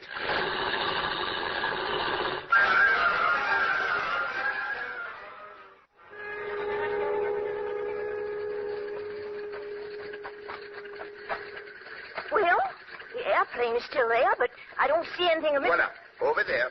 Parrish, as large as life. Yeah, that's him, all right. Come along, please. Both of you. Monsieur Parrish. Monsieur Poirot. My daughter. Is she? She is at the hotel, Monsieur Rescue. She has had a small misadventure, but she is entirely safe. Oh, thank heaven. You are relieved, eh? Am I? I don't think I'd have gotten on that plane if you hadn't found her. Fortunately, I didn't have to. They've been delayed a little. Poirot. Inspector Stevens, I knew you would not walk into the trap. Yeah, but as usual, you beat me to it. I was halfway out to North Salem Road before I realized what was cooking. Eh bien, here is Mr. Parrish safe and sound, eh? I suggest the bomber be inspected with great care. There may be sabotage. Good idea. Also, have all the doors of this building guarded. Mr. Poirot, do I have to hang around here? But of course, Johnny. We may require you for our return trip. Oh, Monsieur Parrish, here is your pilot who approaches. Oh, we're ready now, Mr. Parrish. Yes, thank you. Oh, Captain, here comes my luggage. Will you see that it gets aboard? All right, sir. And be especially careful of that wooden crate. Well, goodbye, Inspector. I must admit you've been extremely helpful, and I'm much obliged. Not at all. Goodbye and happy landing. Thresher? Goodbye, sir. Monsieur Poirot, it's been a privilege to know you. I'm only sorry I couldn't remain to see you break the case. But you have, monsieur. I beg your pardon? The case, it is broken. Inspector, meet Hilary Kent, the gentleman to whom you have just wished bon voyage. Hilary Kent? You're mad, Poirot. Good gracious, I thought he was Parrish. And that wooden crate which I have waited so long to see, it is not to be moved, Inspector. Why not? Because, mon ami, it contains the body of Jonathan Parrish.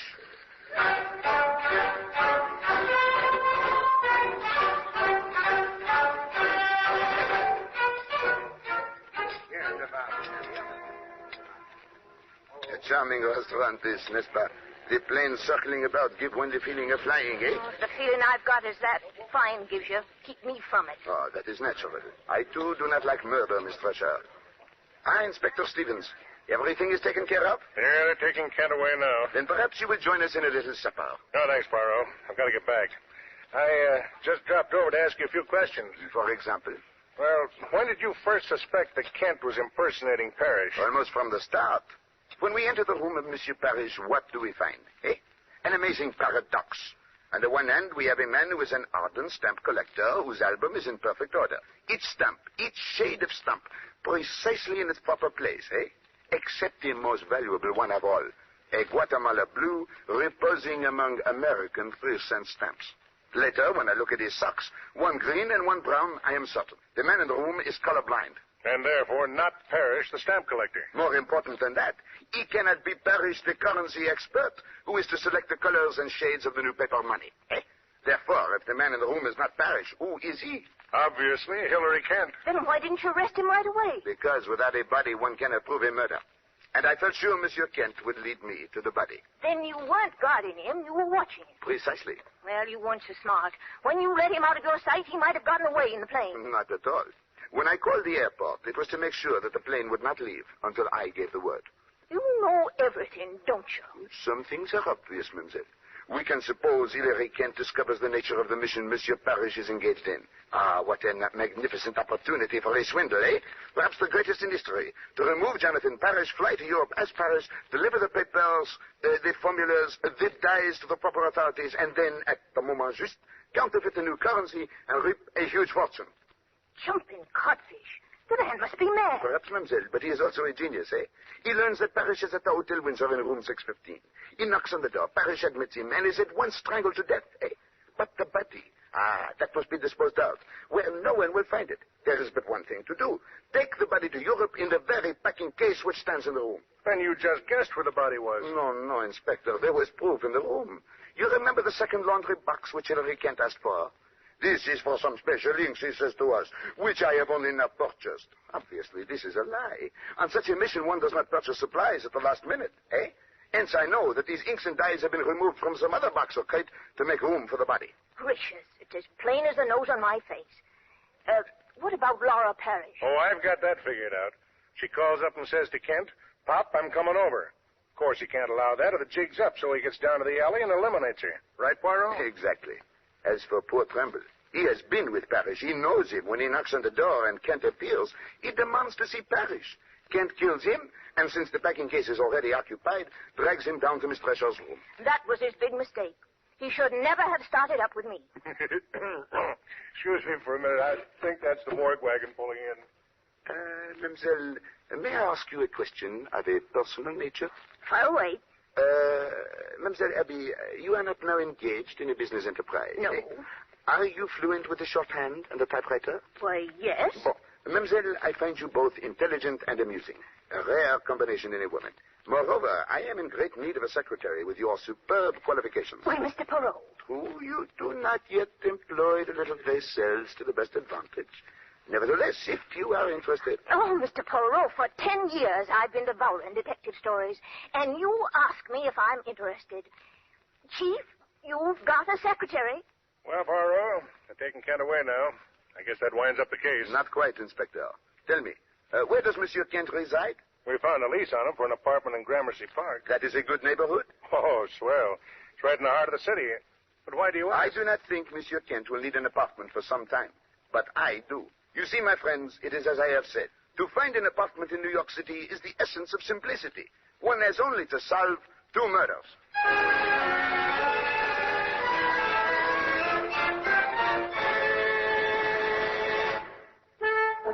Agatha Christie's Poirot is directed by Carl Eastman.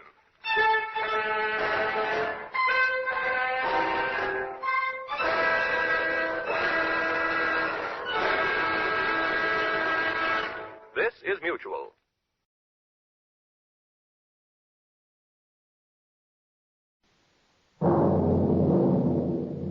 The National Broadcasting Company presents Radio City Playhouse, Attraction 30.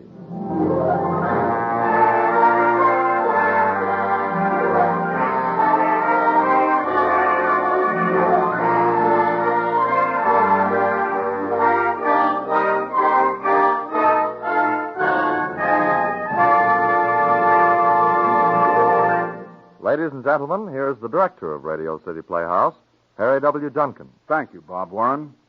Friends, before we bring you tonight's story, we should like to remind you that the Red Cross reaches into every community in the country in tackling its day-to-day job of service to humanity.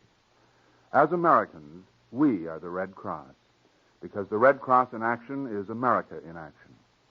The job for 1949 is tremendous, and $60 million are needed.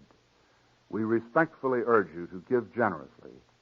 It is through the Red Cross that each one of us can give something of our own plenty to those who are sick, hungry, homeless, and frequently hopeless. And now here is tonight's play. True, we think to the Radio City Playhouse tradition of a good story expertly told. Blind Vengeance by George Bellack, starring John Larkin as Emmett with Elspeth Eric as Helen. Attraction 30 on Radio City Playhouse.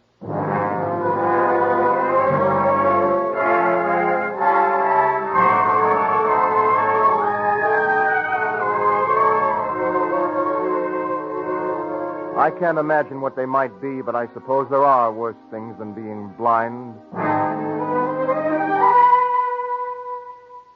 Maybe one of those things is death. Maybe death is worse than blindness. I don't know.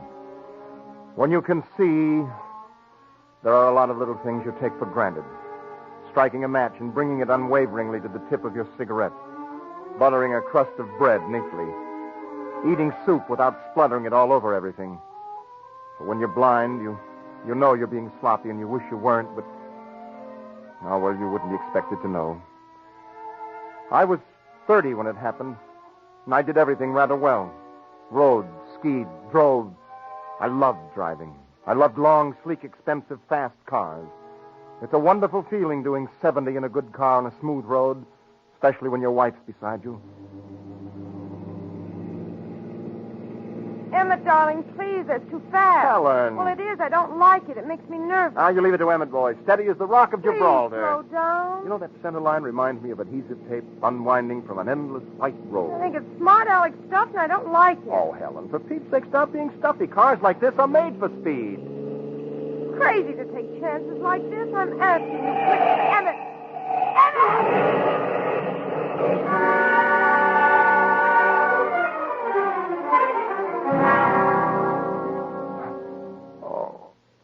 Ease him back, nurse, slowly. That's it.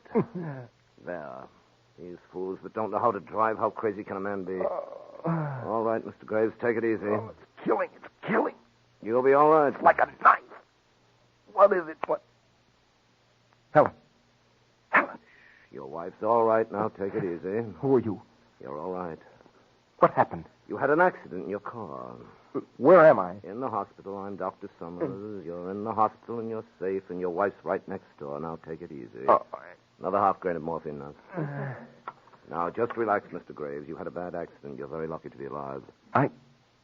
Doctor, my eyes. Why are they... Take these bandages off. Now, Mr. Graves. Take them off. You hear me? Take them off. Please, Mr. Graves. Hypodermic nurse. Yes, sir. Now, this will just sting for a second, just for a second. What are you doing to me? What are you doing? Just to quiet your nerves. Why are my eyes bandaged? Relax. That's it. Easy.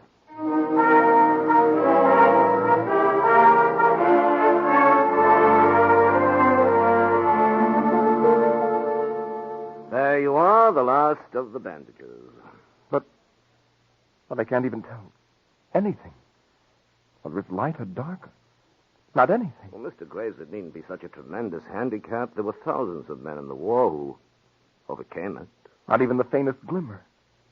I was sure I'd be able to see something, a light bulb, a fire, or something. I know it's been a terrible shock.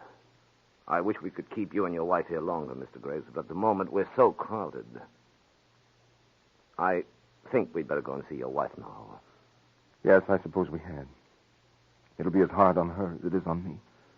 Worse. She'll have to live with me. Take me around. Mr. Graves, there's something I've got to tell you. This is one of the times I almost wish I'd gone in for a career that... Mr. Graves, your wife is blind, too.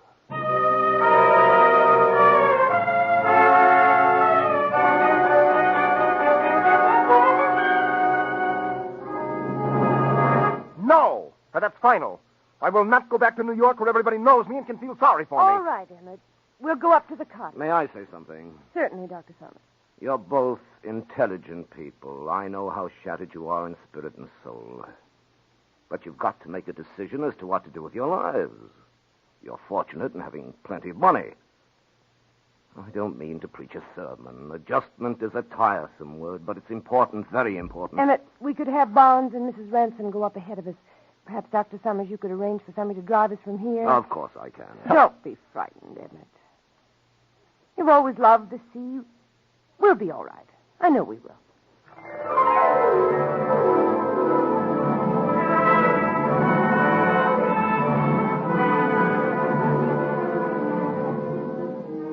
We were taught how to sign our names in a guide frame, how to go through doors.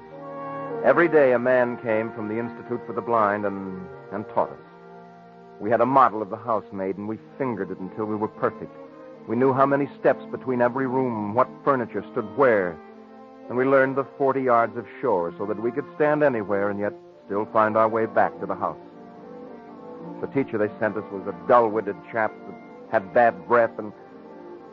No, I guess he was all right. I guess it was me. But when he finally stopped coming, I was glad, very glad. Helen and I used to practice when we were alone. We'd practice going up and down stairs smoothly and confidently. I'd go up, then wait for Helen. Then I'd go down and wait for her at the bottom. Then I'd go up and wait for Helen. Oh, it's a real exciting way to spend an evening. 17, 18, 19, 20, 21.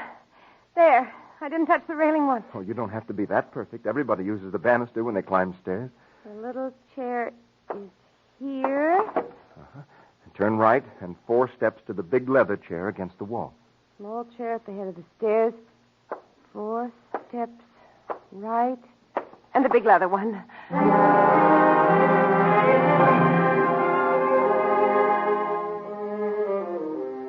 Everything was where it should be. Everything normal, everything just fine. Except for that small, hard kernel of fear that stuck in my chest like a lump of lead.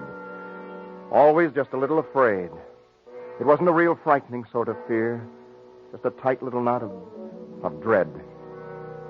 As the days dragged on, I began to hear things I'd never heard before. Mrs. Ransom, our cook, would make a noise in the kitchen, and I'd hear it from the bedroom. Or Barnes, our chauffeur handyman, would be in swimming, and I'd hear him over the sound of the surf. I would strain to absorb the sound, absorb it with my skin, my hands, the soles of my feet. Helen didn't feel as nervous as I did. I'd lose my bearings for a few seconds, lose my sense of direction, and I'd panic.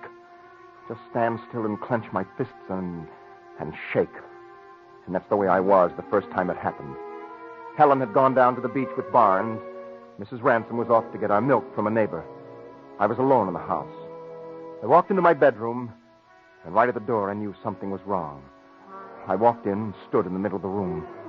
The skin on my arms turned hot and cold, and a column of ice formed along my spine. I strained. I ached to hear, to sense, to feel. And then I knew someone was in the room with me.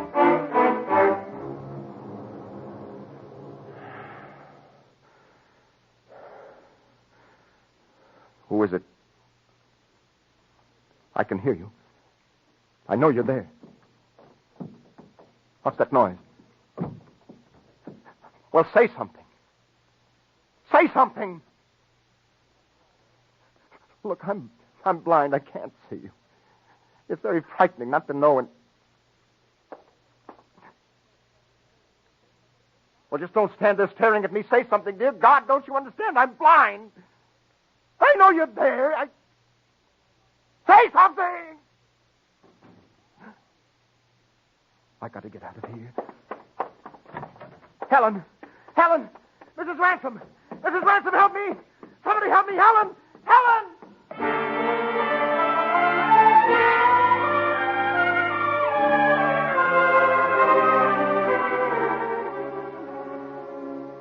But, darling, who on earth could have got into the house and up into your bedroom? I know someone was there. I know it. It was your imagination, darling. Now be sensible. It just couldn't happen.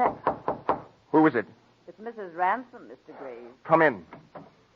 I was just wondering if you'd like You to said you were going after the milk.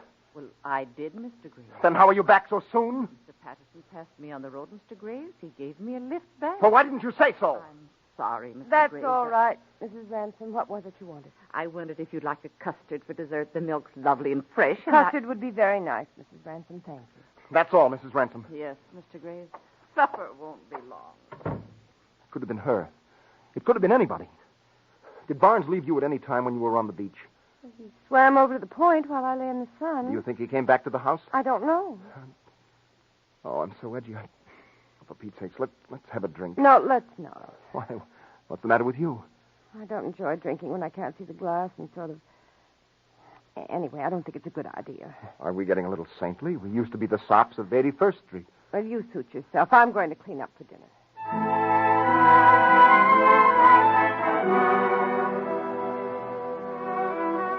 I started then to think about killing myself. I wondered what it would be like. Would it be quiet and serene, and would it be... Well, I started to think about it.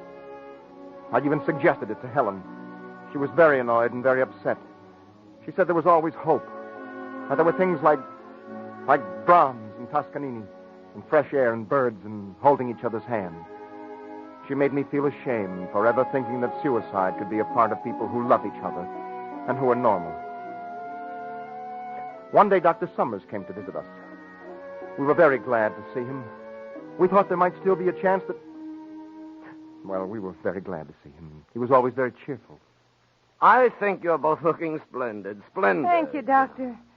Sure, it'll be nice of you to drop in on us. Well, I hope to come more frequently. My sister's bought a place up the way a bit. You mean we'll be neighbors? Well, not quite neighbors. It's the old Harlington house, the big white one with the red roof. Oh, it's an enchanting house. You'll love it. I used to play in it as a child. Dr. Summers. Yes? Do you think it's possible for a blind person to go into a room and think he hears some person in it when it's really empty? I think it's not only possible, I think it's liable to be frequent. Emmett had a very unfortunate experience. He thought he heard somebody in his bedroom one time. I know I heard somebody. Of course you did. You're all keyed up to hear something, and your brain accommodated you. You mean I've too much imagination? Yes, you have. There's nothing unbalanced about it. Well, it's terrifying. Of course it is. Your mind reaches out and grasps at shadows. The shadows can't be held, can't be distinguished, and it is frightening. Don't let experiences like this upset you. You'll get over them in time. There was somebody in that room. Darling, why don't we just forget all about it? Excellent idea. Everybody is blind in one way or another. Is everybody unbalanced, too? I think so. In one way or another.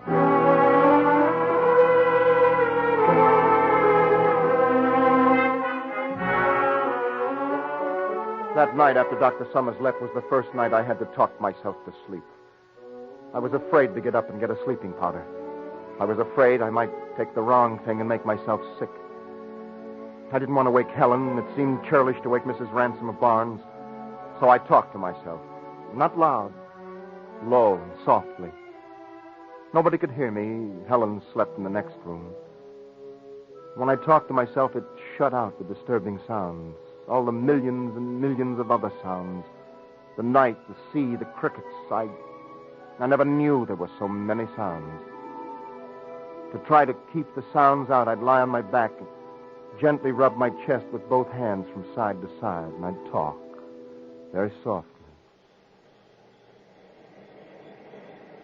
Nothing but the night. Alone. It's cool. Good night to sleep. Good night to sleep. What's that? Helen? Is there someone? Whoever you are, you're at the window. I'm going to get out of bed and come over. If you want to kill me, why, this is your chance.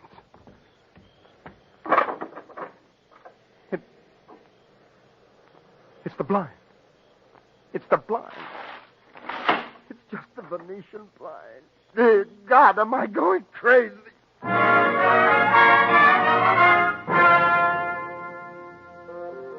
I couldn't go back to bed. I felt for my robe, my slippers. I gripped the wall and walked carefully to the door of my room. My hand glided over the chair, the bureau, felt the open door. I walked the 10 steps to the big leather chair, then 4 more to the top of the stairs. I made the left turn, and suddenly there was nothing there. No wall, no banister, no small chair, just space. And though it seemed like a million years, I balanced on the edge of a knife, my arms beating the air uselessly. And then, like a lump of clay, I fell. Ah! Helen! Helen! Helen, help me! Emmett! Emmett, where are you? Here, I fell. Over here, the stairs. I'm halfway down the stairs.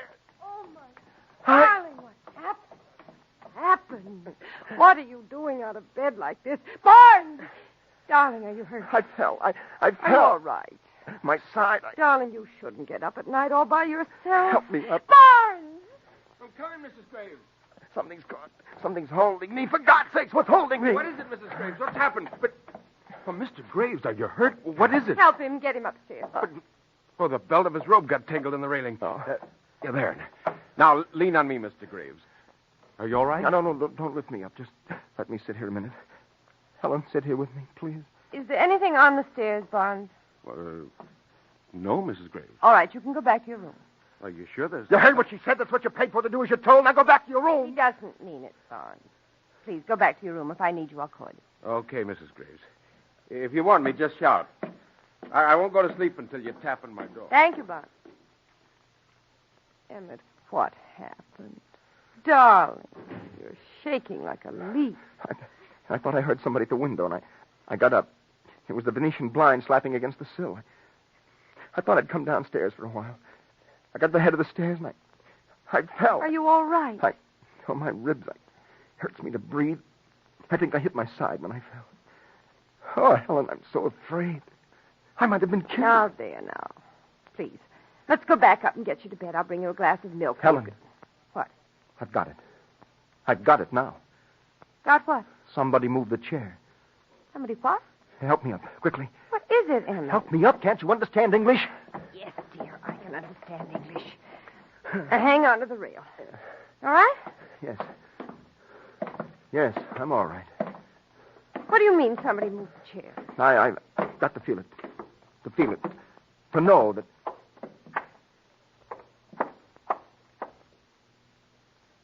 Well, where is it? I don't understand what you're trying to say. Where's the chair? Where's the little straight-back chair that we feel every time we start downstairs and every time we get to the top? Where is it? Well, it must be someplace. It isn't here. Do you understand? It isn't here. Emmett! Somebody's trying to kill us. Trying to kill us. Do you hear? I'm going to call Dr. Summers.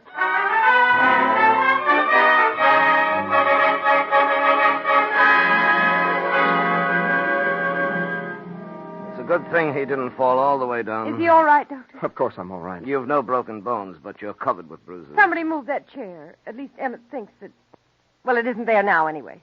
What chair? Well, there's supposed to be a small straight-back chair right at the top of the stairs. We touch it every time we start down, and then we always know that when we feel it on the way up, there's only one step left. The little chair with the plaid seat? Yes. I can see it from here. You what? Yes, a little straight-back chair with a plaid seat. You're lying.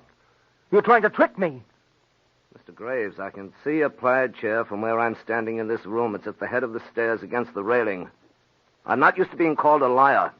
I realize you're upset, but I'd appreciate it if you'd remember your manners. Good night.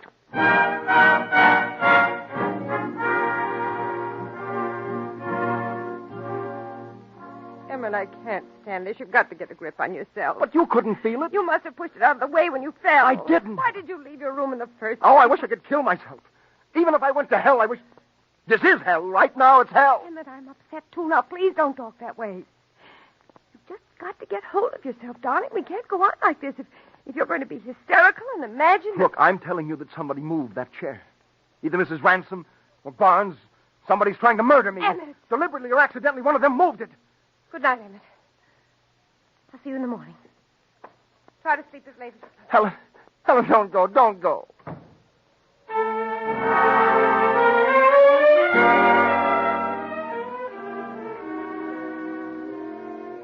I was alone again, back in bed.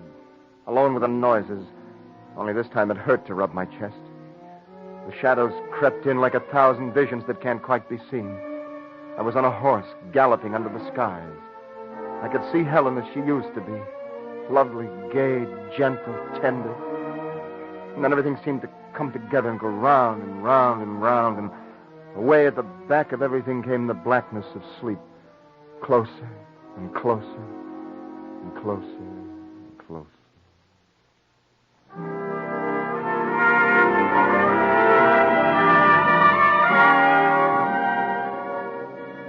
A couple of weeks went by, and gradually the pain went out of my ribs, and I began to forget. Helen and I walked by the sea every morning before breakfast. It began to be good to be alive. We were learning Braille. A whole new world of reading started to unfold to us. And then, one night, it all came back in a sickening, ghastly rush. I'd been asleep for hours, and suddenly I was awake. The hair began to stand up on the back of my neck. A noise had wakened me. A noise I hadn't thought of for a long time, the noise of a light switch. Someone flipped the light switch in my room. I tried to sit up in bed, but my muscles wouldn't respond. I just lay there bathed in sweat. I knew there was somebody in the room, but I couldn't speak. I couldn't move. I just lay there, the words bursting at my lips, but nothing would come out. Is there somebody there? Barnes? I can hear you, Barnes. Barnes, please don't hurt me. I'm in bed. I'm helpless. I'll give you money. I've already arranged that you and Mrs. Ransom will be taken care of. You don't have to worry, Barnes. Barnes, please. Or kill me if you have to, but say something. Say something. What are you doing? What are you doing? Dear God in heaven, help. Oh, thy kingdom come, thy will be done enough as it is in heaven. I did hear it. Helen! Helen! I'm coming, Helen! I'm coming! Oh! I'm coming, Helen! Just a minute! Helen! Emmett! Darling! Emmett, help me! I'm here, darling, I'm here. There, he's in that closet. I found him. He passed me. He's in the closet. A man. Call Barnes. Hang on to yourself. You had a gun in here once, didn't you? I don't know. Barnes has one. It is Barnes. No. Yes. We'll do something. We can't just stand here. Mrs. Graves. Barnes, come here quickly. But who if it isn't Barnes, then who's in there? Barnes! What is it, Mrs. Graves? Mrs. Graves, what's the matter? What is Barnes, there's somebody in that closet. Mrs. Graves felt him go past her. He was in my room first. Well, I'll soon find No, out. Barnes, wait now. Be careful. He may be... Well, if there's somebody in the closet, the best way to get him out is to open the door. What is it? Well, I'm sorry, Mrs. Graves. There's no one there. The closet's empty.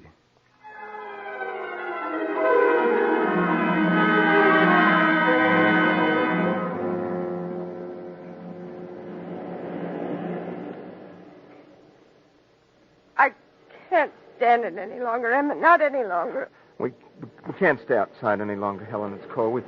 We'd better go back in. Barnes and Mrs. Ransom will be worried. Darling, there was nobody in the closet, and it was all our imagination. And we've had a bad shock. And, honey, don't you understand? I've had all this, too. The chair, the hundreds of times I've thought that I was hearing things, and it's just being blind. It's just being blind. Now, come on. We've had a terrible fright, and it's late, and we can't sit out here all night. How high have we come? Oh, we've come too high. We just passed the end of the rear wall. We shouldn't go any farther. Let's go to the top. What difference does it make if we do fall over? Maybe it would be best to fall over and down and end it all together. Helen. Why not? Why not just end it now, easily and quickly together? Stop it. I just can't stand it. I just can't stand being blind. I hate it. I hate everything about it. I'll never adjust, never, as long as I live. Helen, it'll be all right. Darling, I know what you're feeling. I felt it. I'm uncoiling somehow. It's going to be better now. But this is a stage we both go through. I went through it first. I could jump from here. This would be high enough. Must be 100 feet down, even from here. Would the sea be very cold now? Helen, stop it. Let's get down out of here. Would the rocks be hard enough to kill me from here? Helen, stand up. All right. Here. Now, take my arm. Yes, Emmett. Now. It's a lovely night. There's a cloud over the moon, and the sea is very black. But every once in a while, a star catches it, and it's lovely. What did you say? You look very silly in that coat. You... And rather stupid. When you relax your face, it looks idiotic a little. Not much, but a little. And even from here, I can see your beard, stubby and dirty. Dear God, what's happening? I can see, Emmett. I've been able to for some time now, for about 6 weeks. Then you... I switched the chair. I was in your room. I rushed back to my own and screamed because I hate you. Helen. You made me blind, and you made my face a twisted, horrible mask. No. The scars are blue, Emmett. They're pale blue and purple, and they're all over my face and neck. Helen, no. You did that. You and your slick, fast, expensive automobile and your puling, stupid, smart-aleck little mind. You were showing off at 70 miles an hour. Oh. I was hoping you'd jump off here yourself or cut your throat or turn on the gas in the kitchen, anything. Helen, keep away from It'll me. only take a moment. Helen, don't touch me, Helen. Go right on the edge now, Emmett. If you move so much as 6 inches, you'll fall over. Helen, no. So I'm just going to reach Helen, out. Helen, don't. Let go, Helen, let go. Emmett!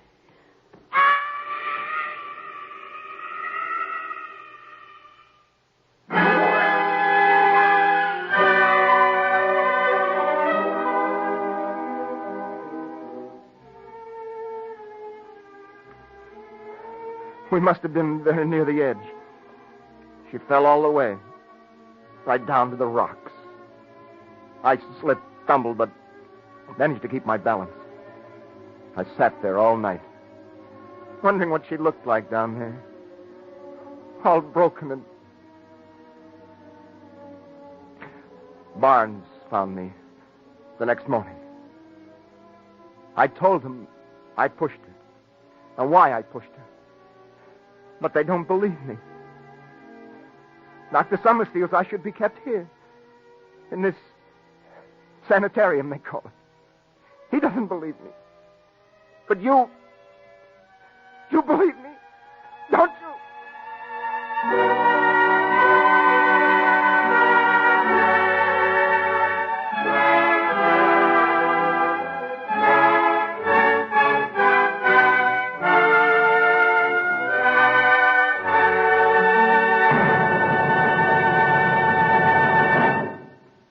You have just heard Blind Vengeance, Attraction 30 on Radio City Playhouse, as written by George Bellac and directed by Harry W. Junkin. Emmett was John Larkin. Helen was Elspeth Eric. Other players included Paul Nugent, Leora Thatcher, and Lee Nelson. The music was composed and conducted by Dr. Roy Shield. Radio City Playhouse is supervised for the National Broadcasting Company by Richard P. McDonough.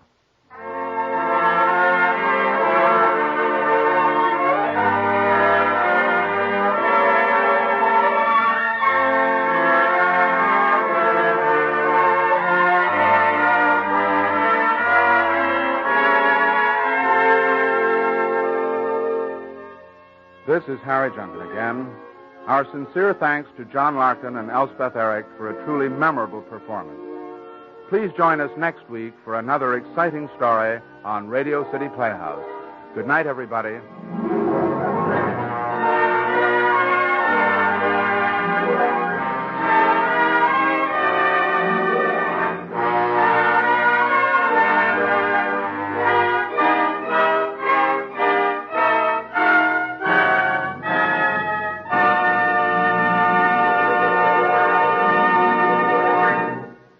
Bob Warren speaking.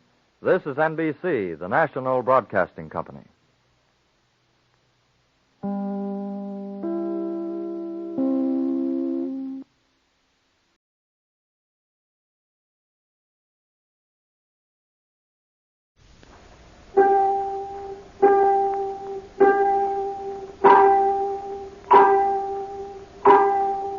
Time and the little gray cells. These will always catch the criminal. Hercule Poirot, Detective Extraordinary. From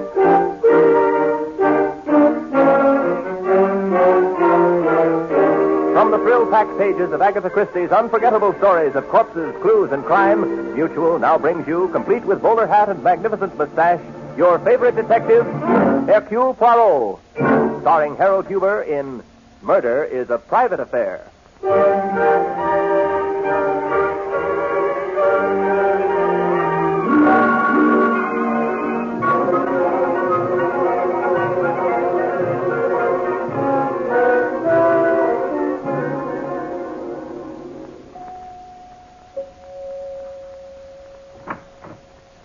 Hercule Poirot to see Madame Baldwin. This way, sir. Madame expects you. Mr. Hercule Poirot. Ah, Mr. Poirot, come right in. My family has been panting with eagerness waiting for you. Speak for yourself, Aunt Amelia. You see, Mr. Poirot, you'll get to know the family without my introducing you. That was my stupid nephew, Henry Baldwin. Really, Aunt Amelia? I think this procedure of yours is not only high-handed, but insulting. You hear that, Mr. Poirot? She thinks I'm insulting her. That's my nephew Henry's wife, Alice. Henry's the only one of the Baldwins who married a plain girl like Alice. That's why we call him stupid. One reason, at any rate. Excuse me, madame, but I do not see the place of Hercule Poirot in this, what appears to be a family squabble. Your place is where I tell you. You get your check for this little matter. Madame, when you sent for me, I thought you might be in difficulty. I see now that I was mistaken. Au revoir. Just a minute, Mr. Poirot. Madame, I have fortunately attained a place in my profession where it is not necessary for me to be insulted by impolite ladies, nor to watch this same lady inflict insults, deserved or not, upon her family. Good for you, Mr. Poirot. Thank you, mademoiselle. I'm sorry if I was rude, Mr. Poirot, but it's partly force of habit and partly annoyance. Also, I take it as one of the privileges of the oath. Will you forgive me? But of course, madame. I brought you here to solve a murder, quietly and with no fuss. Madame, I suppose you realize that is a most amazing statement. Murder is never quiet. Exactly.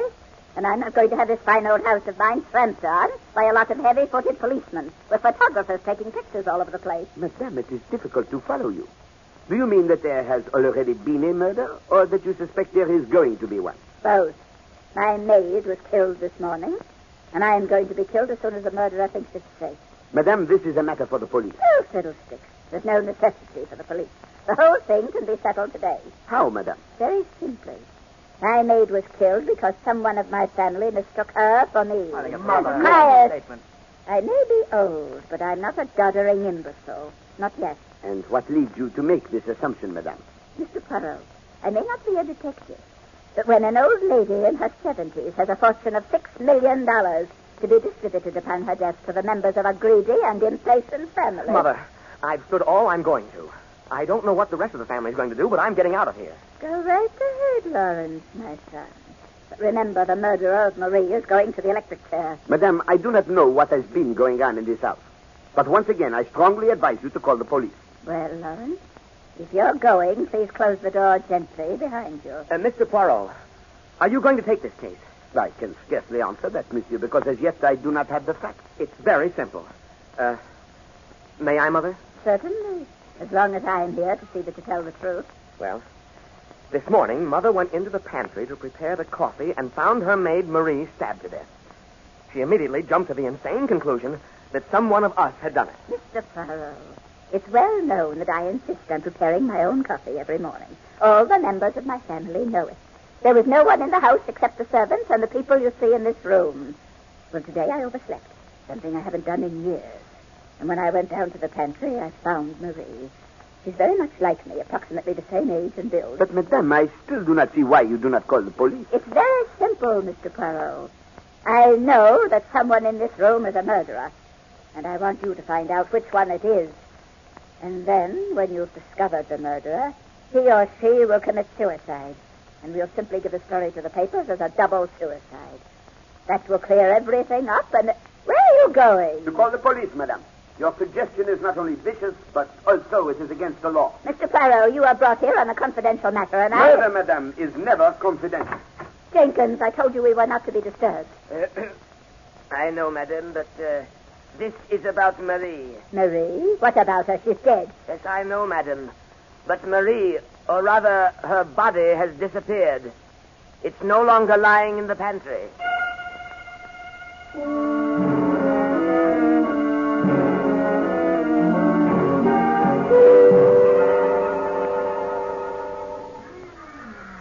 Don't feed the animals, miss. It's against the rules. Lawrence, look at that magnificent beast. Look at the way he walks up and down the cage. Tigers do have power in their walk, don't they, Olivia? They're beautiful. This is vaguely reminiscent of you, darling. That same feline grace. Why, Lawrence, you improve each time I see you. You couldn't, Olivia. You were too overwhelming the first time I met you. When I was engaged to Henry Baldwin, you mean? By the way, how is dear Henry and that stupid little wife of his? Worried, Olivia. Very worried. How did it go? Are you sure it's all right to talk here? In the Central Park Zoo, my dear?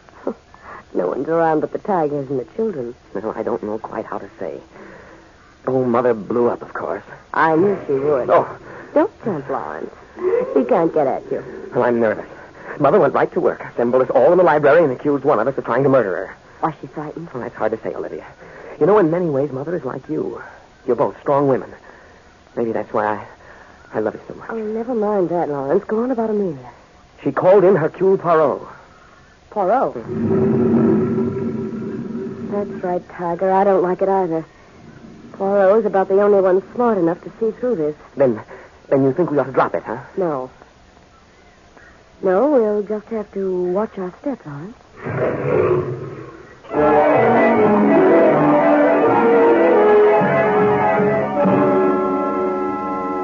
I don't know, Poirot, but I swear that sometimes I think police headquarters is a much quieter place when you weren't in New York. Oh, come now, mon cher Stevens. Surely you are not saying that the city of New York had no murders before Hercule Poirot arrived. Sure we had, but they were simple gang killings. Some torpedo put the slug on another hood, and, well, there you had it. There you have it indeed, mon ami. An entirely new language. Well, I understand that better than this Baldwin dame. She's sure a holy terror. Followed me around the house, bawling me out and calling me names. Poirot, where is that maid's body? Alas, mon brave, that is a question that I ask myself. And who could have taken it? Now, you tell me that the whole family was sitting there in the library with you. That is right, mon vieux. And we checked on the servants. None of them could possibly have moved it. Mon ami, there is something in this case that is out of focus. Observe, we are seeing it in a distorted light. I'm not seeing it at all. We checked every inch of that pantry for bloodstains, and not a one. Everything washed clean, which means that whoever took the corpse away also had time to clean up the pantry floor. Poirot, I'd give my eye teeth if you'd gotten a look at that body. It is not the body that bothers me so much as the feeling I have that unless we are careful, there will be another murder. So you believe the old lady's story that someone's out after her? I neither believe nor disbelieve it, Stephen. There is something that we have missed. Something that is in the back of my mind. Something that would open up this whole case for us. Now, look, give me something to go on, will you, Poirot? Do you think that the old lady Baldwin is in danger, or don't you? But of course she is in danger, mon ami. But from what source, I cannot yet tell. Sometimes I almost feel as if... As if what? As if she were in danger more from herself than from anyone else.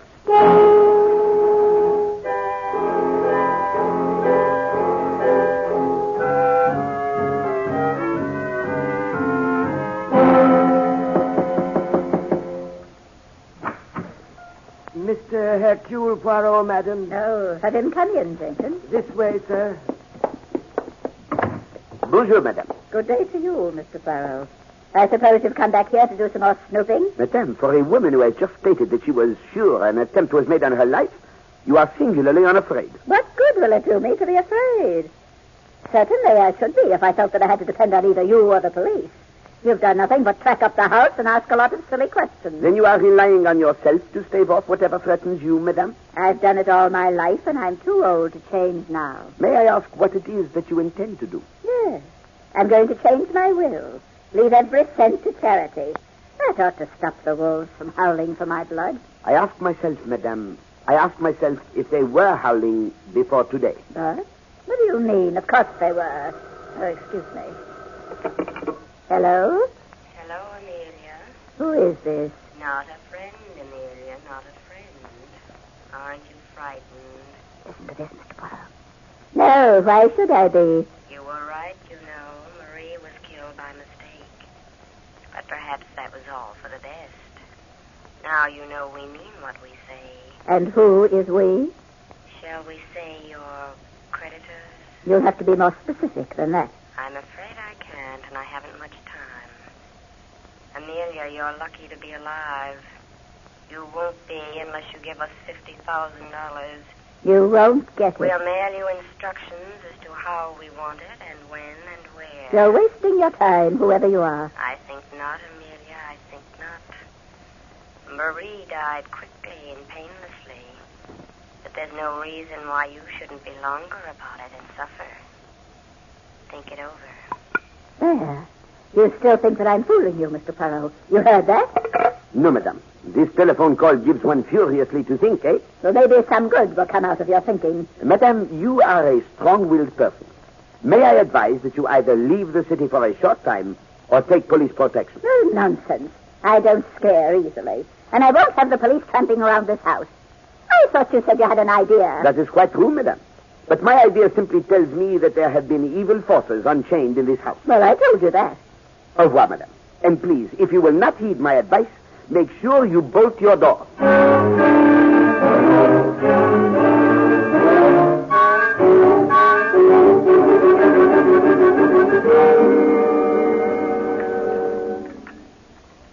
Henry. Yes, dear?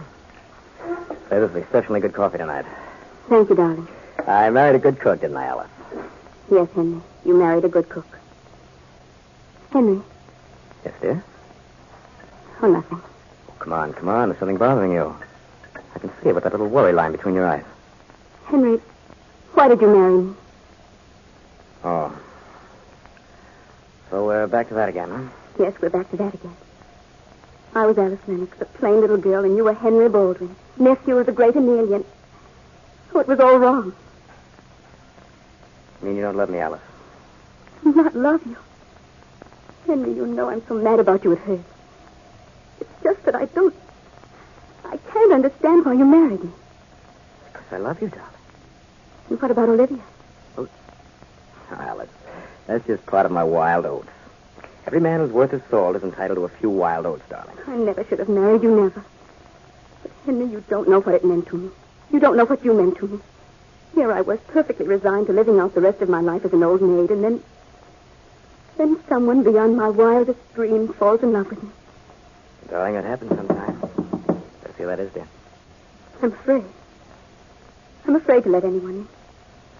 I'm so sure that every time I open that door, someone will be standing there who'll take you away from me. Now, don't worry, darling. Bonsoir, madame. Bonsoir, monsieur. May I intrude for a little while? Oh, why, yes, come in. Oh, but I see that I interfere with your dinner. That is unforgivable. No, Mr. Poirot. We're just finishing. Get some coffee? No, thank you. I will be brief, eh? That little scene this morning at the house of Madame Baldwin, that was most unfortunate, n'est-ce pas? Well, we're quite used to Aunt Amelia's tantrums, Mr. Poirot. You mean, monsieur, that your aunt is as insulting as that always? Only since Henry married me, Mr. Poirot. Madame Baldwin objected to your marriage, then? Only enough to cut Henry out of her will altogether and have him fired from his job. Ah, yes. Madame Baldwin is a stubborn woman. Well, this was one time that she didn't get her way. I married Alice and not Olivia. Pardon? Olivia? Olivia Wilson, the actress. You've heard of her? Not until now, mademoiselle. Tell me, in the Baldwin family, there are you, Monsieur Henry, and Madame Baldwin's son, Monsieur Lawrence, and that young lady who sat in the library so quietly and said nothing, yes? Oh, that's Jean. That's Lawrence's sister. She's a very sweet girl, Mr. Poirot, but completely terrified by Aunt Amelia. You needn't worry about Jean, darling. She's the smartest one of us all. And what makes you say that, Monsieur Henry? Well, a few years ago, Jean fell in love with a nice enough boy by the name of Harrison. And, of course, Aunt Amelia wouldn't hear of Jean marrying him. You see, Aunt Amelia likes to choose the people that Baldwins marry. So, poor little Jean didn't marry Harrison. But she is one of the Baldwins who has her cake and eats it, too. She still sneaks out and sees him on the Oh, side. Henry, don't. You make it sound so mean and hateful. Yes, there is so much in this case that is spiteful and evil, madame. So much that it worries me. Tell me, Mr. Poirot, have you found Marie's body yet? Not yet, monsieur.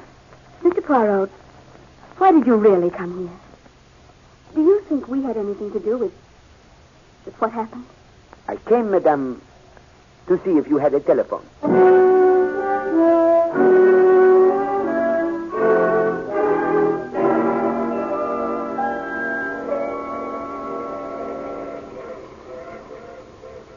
Poirot, will you please tell me why we're on this train heading for a little town like Boonville? Because, mon ami, as I have already pointed out, Boonville is the home of Madame Baldwin's maid, Marie. Look, Poirot, there are some things I just won't believe.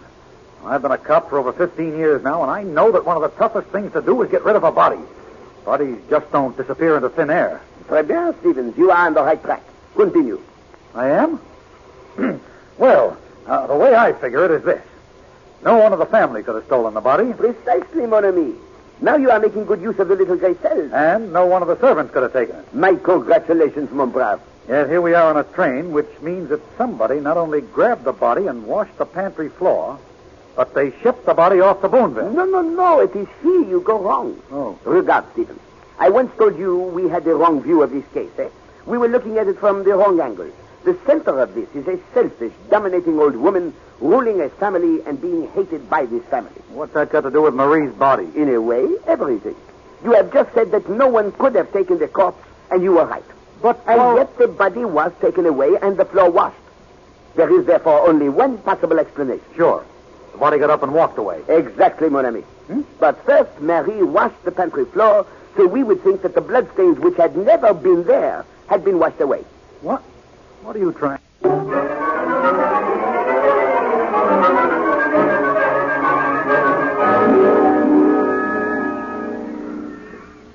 Well, good morning, Lawrence. Good morning.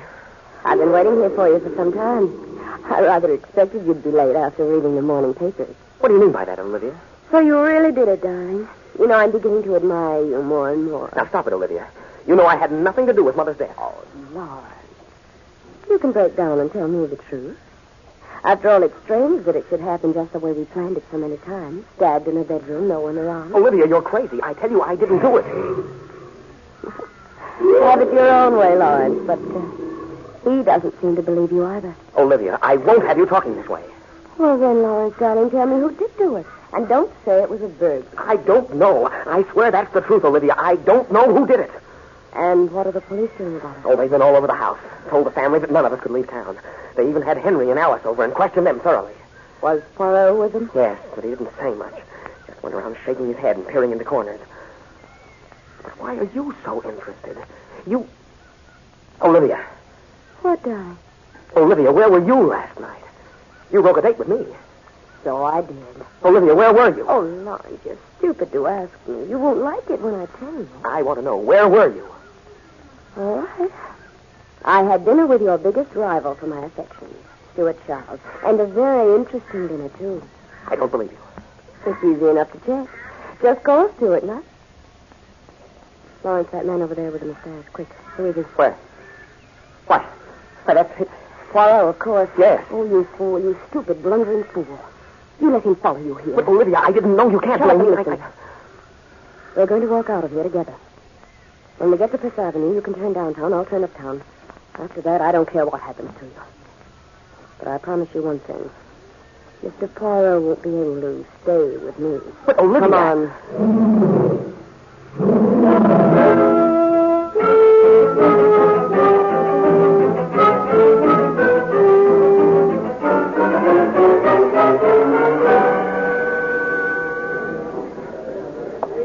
Henry, darling, I'm sorry I'm late, but I had to get rid of a man.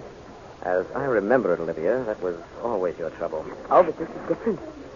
A different kind of a man. As a matter of fact, I got rid of him mainly because of you. Well, now, that was very considerate of you, Olivia. But you seem to forget that I don't object any longer if you bring someone else along when you meet me. I didn't bring him along, darling. He was following me, and his name was Poirot. All right, Olivia, what do you want? Information. Tell me how you killed Amelia. If I had, I wouldn't be fool enough to tell you. Henry, don't you ever get bored with that dull wife of yours? That is an interesting question, Mademoiselle Olivia. Oh. But I feel that I can give the answer. I was sure I'd shaken you off. But of course, that was the impression I wanted you to have. What's the big idea, Olivia? Is this something you're trying to spring on me? Monsieur, I assure you that this is one time that Mademoiselle Olivia is completely innocent. She had no idea when she telephoned you that she was arranging an appointment for 3. Tell me, monsieur, why did you meet Mademoiselle? Why should I? Because it is most important. Mademoiselle Olivia is involved in a plot. In this plot, she has 2 assistants. One of them I already know. The other I am seeking. Well, that's ridiculous. That's the most absurd story I ever heard. A plot. Really, Mr. Poirot, your mind is much too melodramatic. But of course, mademoiselle. We have had a murder and many threats. That is not melodrama, eh, mademoiselle? A murder? Was that 2? Ah, no, only 1. Mary is in perfect health. She's what? And now, will you tell me why you consented to meet mademoiselle? Because of Alice, Mr. Poirot. Oh, Henry, darling, that's funny. It's too funny. Strangely enough, mademoiselle, that is the one reason that I will accept. Well, thank you, Mr. Poirot. You know how Alice feels about our marriage. She's worried all the time because she thinks she isn't beautiful. How right she is. She has more charm and sweetness in her little finger than you have in your whole glamorous makeup, Olivia. Mr. Poirot, you can see for yourself that this girl is a troublemaker. She's always been that way. When she phoned me and told me that she had something interesting to tell me, I thought I'd better meet her and see what mischief she was cooking up now. I see. I wonder if you do, Mr. Poirot. I could hardly call your progress startling up to this point. And you are right, mademoiselle. But there have been too many cooks in the mischief in this case. It is time that Hercule Poirot took over the cooking. And I assure you, I shall cook the goose of the murderer.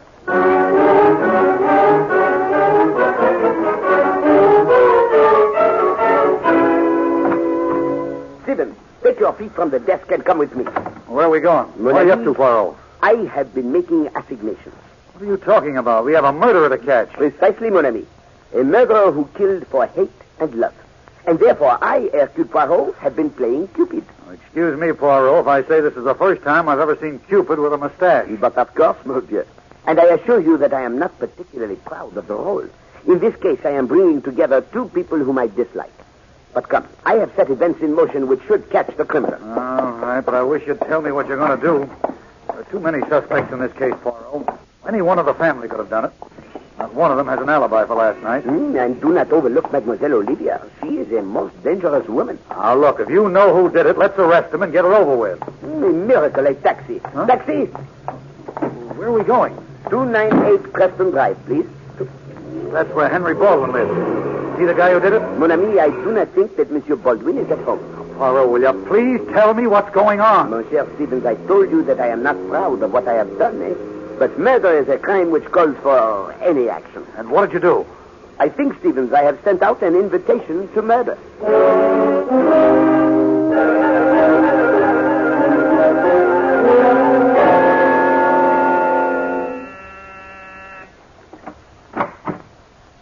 Henry.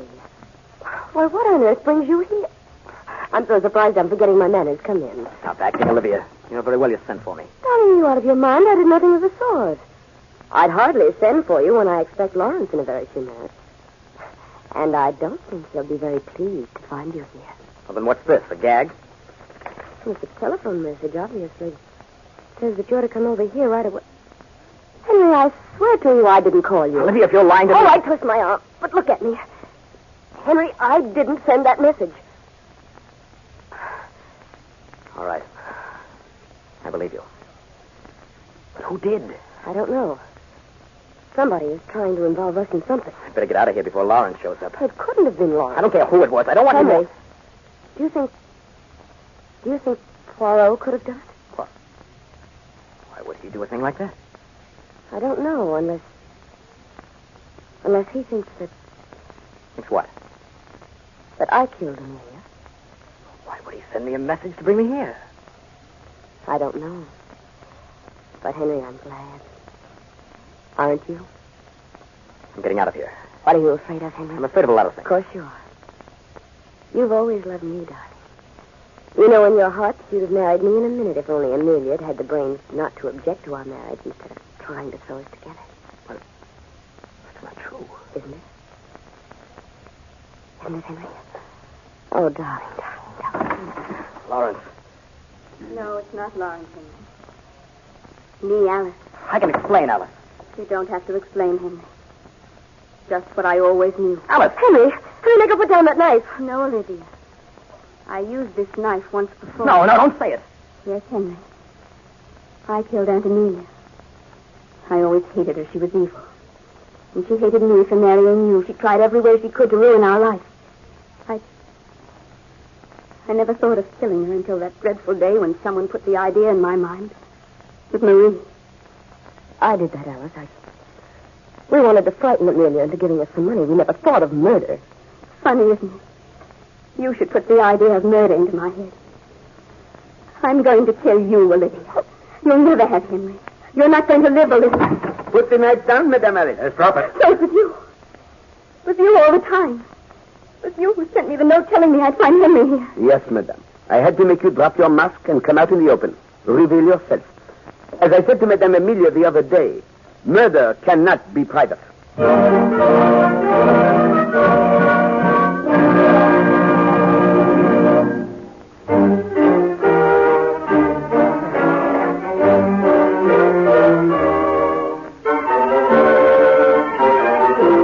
Be sure to listen next week when Agatha Christie, America's favorite mystery writer, brings you her favorite detective, Hercule Poirot, starring Harold Huber in The Bride Wore Fright. Music for Hercule Poirot is composed and conducted by Sylvan Levin. The program is directed by Carl Eastman. This is the Mutual Broadcasting System.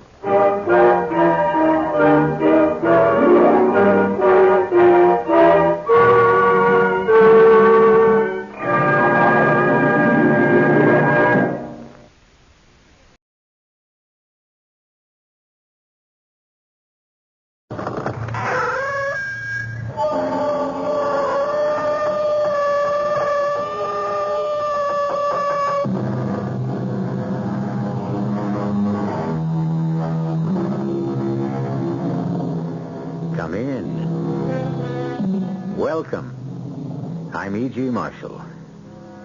The administration of justice requires absolutely that certain men render judgment on other men.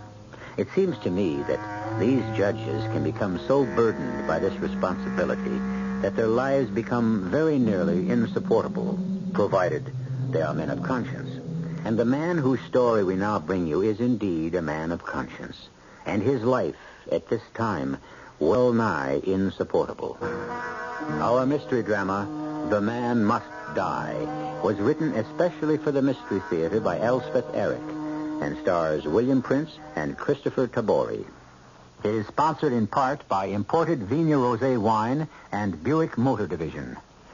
I'll be back shortly with Act One.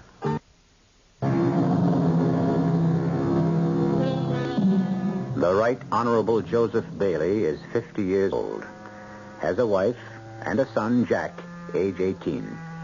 The judge is a man of both strength and sensitivity, a fine combination in anyone, but most especially in a man who holds and must exercise the power to dispose of the futures and sometimes the very lives of others. We first meet Judge Bailey at a time when his life has become almost insupportable. And don't eat so fast, Joe. You know what it does to you. I don't want any more coffee, Ellen. Why not? What's the matter with it? Nothing's the matter with it. I just don't want any more. But you always have 2 cups. Well, this morning I don't. Oh. This is the day, isn't it? This is the day. I know you've been dreading it. You can say that again. Well, now, dear, don't you think that just because this is the day, you should start it off right? Now, relax and enjoy your breakfast and, well, maybe a good brisk walk to the courthouse. I was planning on walking. It's a lovely day. Joseph, don't eat so fast. Now, heavens. I want to get started. But it's early. You don't want to hang around down there, do you? No. I don't want to hang around here either. Why not? Oh, because of him. Because of him. I don't think he's even out of bed yet. Oh, yes, he is. I hear him moving around. Well, in that case... But I don't know what you're going to do with your time. Court doesn't begin until 10. I'll get some coffee. Oh, it's my heart to have you drink cheap coffee when you could be drinking mine. I'll do some reading in my chambers. You're too wrought up to do any reading, I can tell. Well, I'll do something. Anything's better than being here when Jack's downstairs. I simply cannot go through that one more time. I cannot. Well, you'd better hurry. I think I hear. Where's my coat? It's in the closet. Where else would it be? Oh, yes. Now, don't brood. No, I won't. You always do the right thing. Oh, I'm glad you think so. Bye, dear. Now, take care. Father! You talk. I will. Father! Sneaked off, didn't he? Now, that's no way to talk about your father, Jack. Didn't want to face me. Come now, have your breakfast. Didn't want to listen to me. Your father has heard enough out of you, Jack. I shouldn't have to remind you that your father is quite capable of making his decisions without your help. He's done it on his own for a good many years. This man's a murderer. I know that, and your father knows that. It's not the first murder trial your father's presided over. Decided. Is it going to be death or the penitentiary? Well, I have no idea what he's decided. I don't even know that he has decided. He may very well be thinking it over. That's probably what he's doing right now. But he must have given you some idea which way he's leaning. Eat your eggs, Jack, before they get cold. Hasn't he? No. I don't believe you. I don't like to be talked to that way, Jack. Now eat your eggs. You mean he hasn't said anything to you about an important case like this? Well, your father never discusses any of his cases with me, important or unimportant, until they're disposed of. This case? A man murdering his father? All I know about it is what I've read in the papers. And the man wasn't his father. He was his adoptive father. Same thing. Well, it's not even clear that the man adopted him. He took him from the orphanage at age 14 and put him to work on his farm as he had done with 3 other boys before and did with 2 more after. Yes, but he raised them, gave them a home, and... Yes, and he never had to pay a cent to a hired hand. You ever think of that part of it? Are you trying to say it was all right to bash his head in with a shovel just because he made his kids do a little work? Of course I'm not saying that it was all right. You're on his side, aren't you?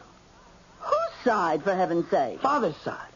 Your father isn't on any side. You think the murderer should get away with it? Jack, now, I refuse to discuss this with you. I absolutely refuse.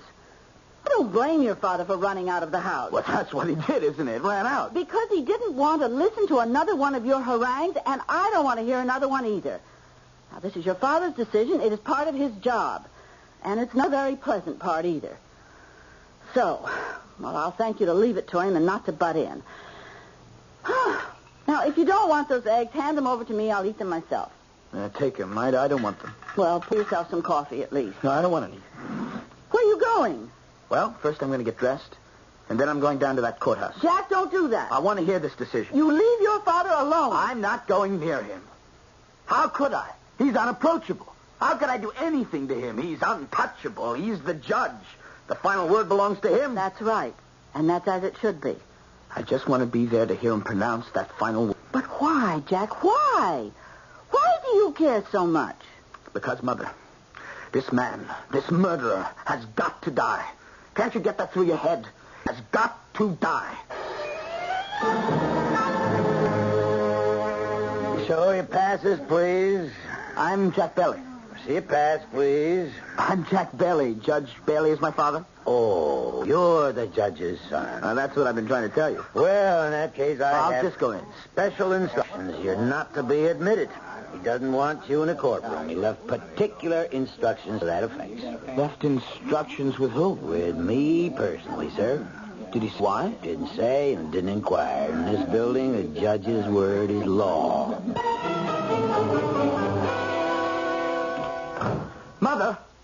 Mother. For heaven's sake, what is it? He barred me from the courtroom. Can you imagine that? Yes. Do you know he was going to do that? No. He had no right. Oh, he had every right. It's his courtroom. What was he afraid of? Well, you know perfectly well what he was afraid of, that you'd make a scene. And probably you would have the state you've been in. I feel very strongly about this. That man should be punished for taking a life. He will be. He should give his own life in exchange for the life he took. Well, you know what the Supreme Court said about that. I don't care what the Supreme Court said. 20 states permit capital punishment, and ours is one of them. 20 states are trying to get around the Supreme Court decision. Now, it remains to be seen. The very least Father could have done is go on record that he's against the Supreme Court and for the state law. Well, maybe he will. He better. Well, you'd better watch how you talk about your father. And watch your attitude toward him, too. When will he be home? I don't know. He didn't say. The sentence will be in the afternoon paper. Yes, I imagine so. What time does that come out? About noon, something like that. It's almost 11:30. I'm going out to buy one. Oh, Jack, for heaven's sake, it's not out yet. Not for half an hour at least. Now, Donnie, sit down. Cool off. I can't. Why in the world is this case so important to you? I can't for the life of me figure it out. Don't you understand?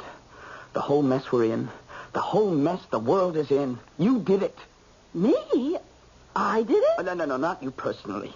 Your generation. Oh. The generation of permissiveness. Bleeding hearts, understanding, tolerance, all that bilge.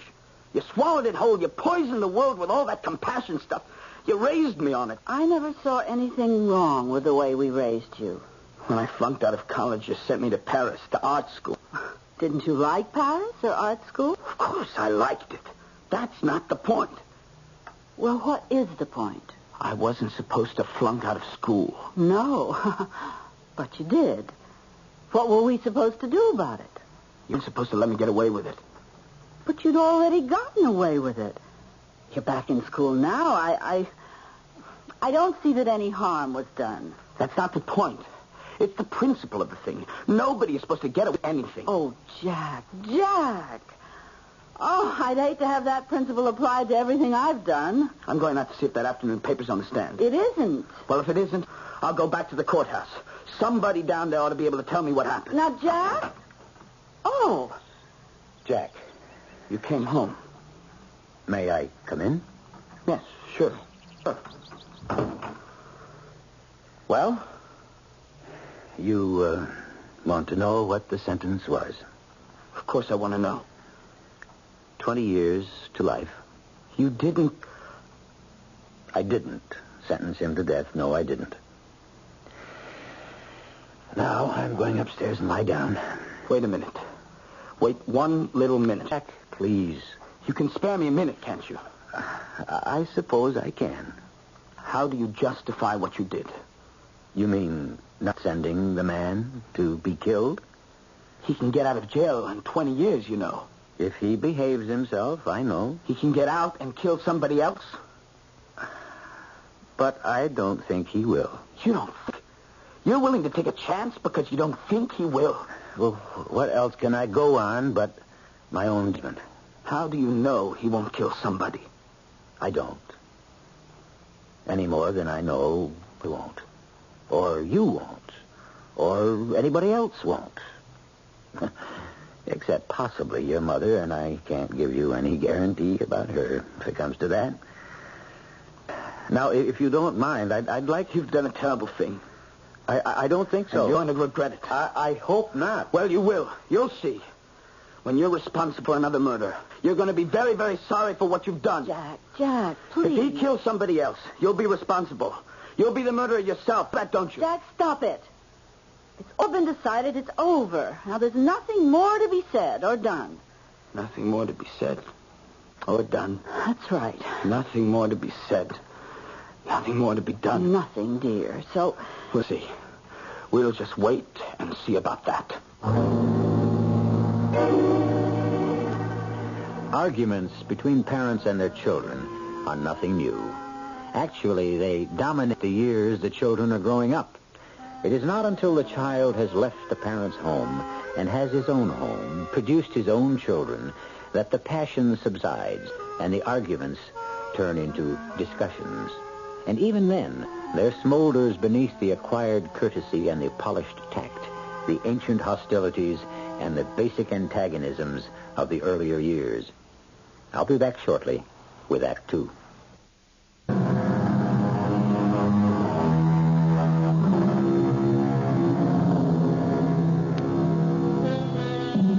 Nearly a month has passed since Judge Joseph Bailey sentenced a confessed murderer to 20 years to life.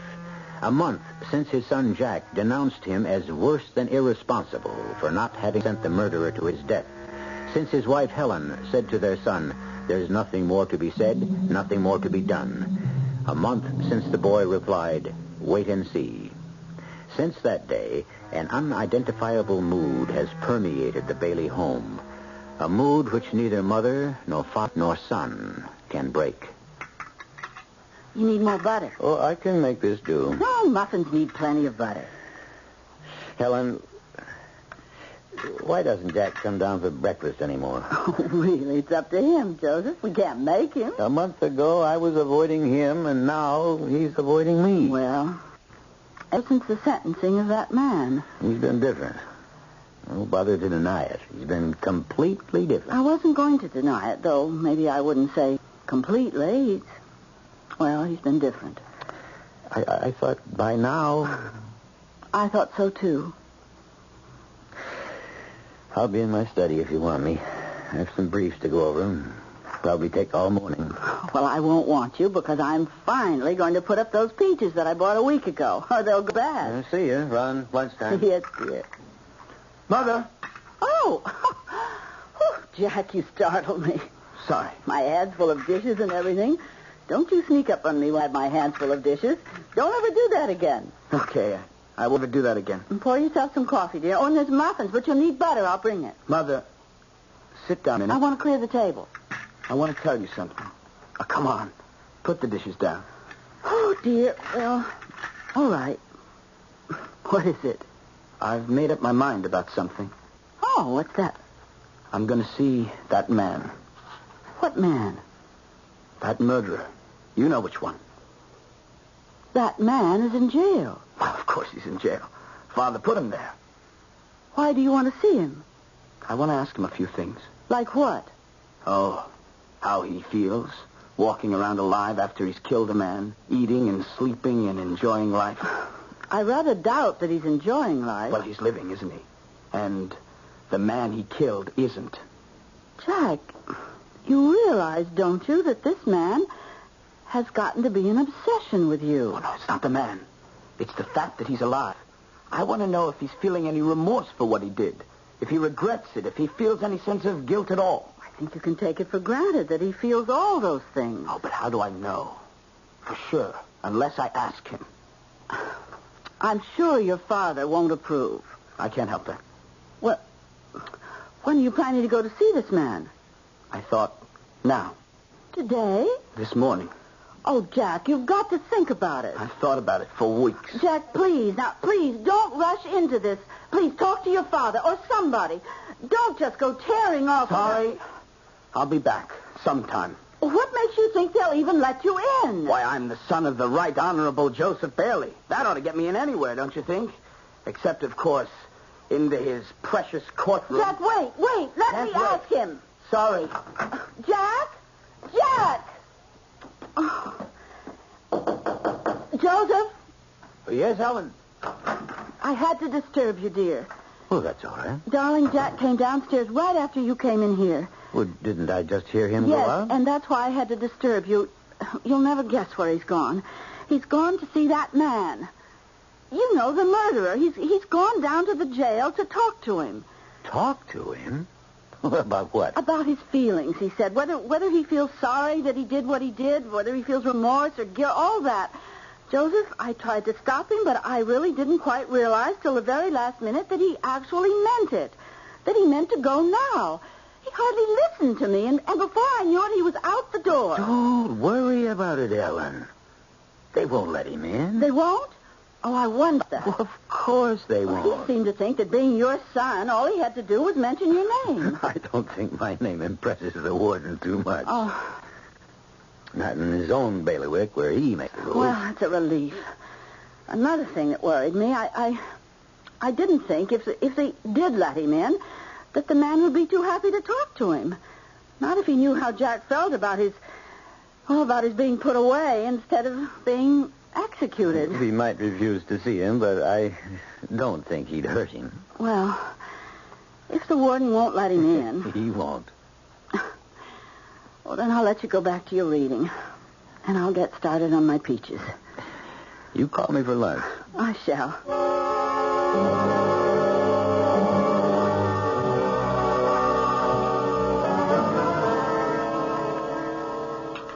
And a half pint of brandy. Oh, it seems like a lot of brandy. Oh, well. Mother. Oh, Jack. You've done it again. Done what? Snuck up on me with my hands full. Do you realize I almost dropped a whole cup of your father's best brandy? Oh, sorry. I'm making those brandied peaches. Jack, what's the matter? You look pale. Do I? Very pale. You look worn out. What is it? I saw him. You saw... Whom did you see? You know, the murderer. You mean you went to the jail? I told you I was going. But they let you in to see him? There was nothing to it. I walked right into his cell, and I talked to him, and then they let me out, and I came home. It was that easy? Of course, nothing to it. What did you talk to him about? What I told you. I asked him how he felt. What did he say about how he felt? He said he felt fine. He felt fine? He didn't feel guilty or remorseful or anything. He said the killing was the only thing in his life he felt good about. Oh, he couldn't have meant that. Oh, yes, he did. You should have heard him. He said it was his first manly act. That's what he called it. Manly. Well, it hardly seems possible. He said he'd never felt so much like himself. In fact, he said it was the only time he'd felt like himself. His true self, he said. Well, that's very strange. That's a strange way to talk. He's of age. A little older, maybe a year or two. He's got brown eyes and brown hair. And he sat there looking at me right in the eye and telling me that the murder was the crowning achievement of his life. He didn't mean it. If you heard him, you wouldn't say that. Yes. He meant it all right. He really meant it. He upset you, didn't he? It wasn't exactly what I'd hoped he'd say. Why don't you go upstairs and lie down for a bit? I'll call you when she's ready. I think I'll do that. Yes, I think I'll do that. Call me for lunch. I will. Now, get a little rest. You hear me? Yes, I hear.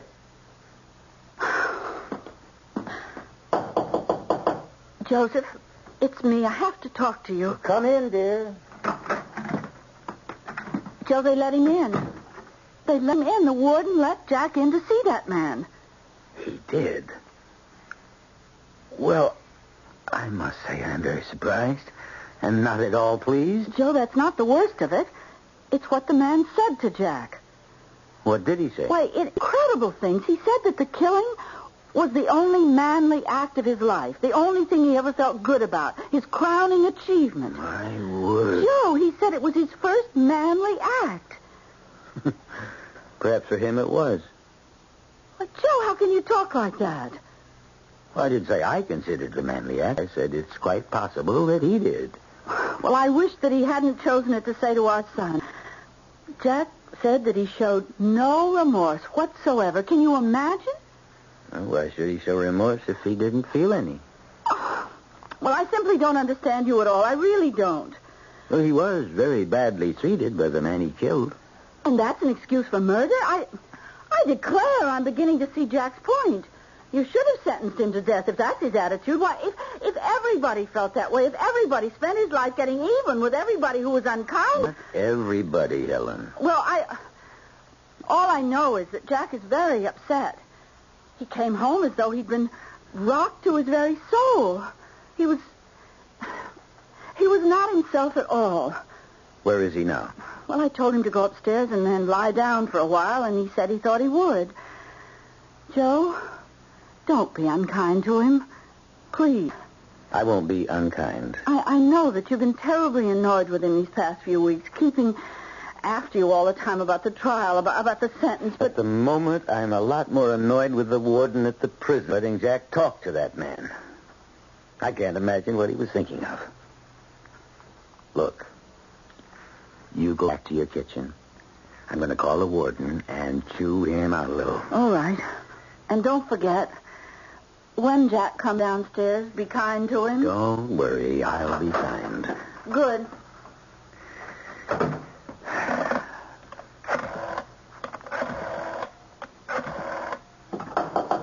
Come in. Oh, Jack. Come in. You're busy. Oh, no, not at all.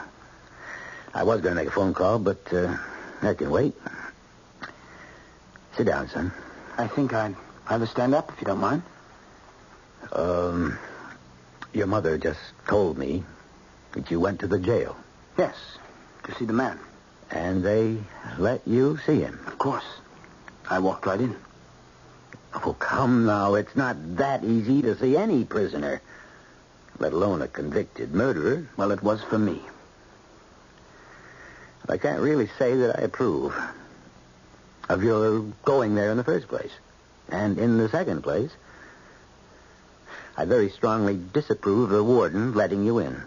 And I'm very unhappy about what the man said to you. Mother told you? Yes. I was going to tell you myself, because I wanted you to see what you've done. What I've done? You let a murderer live.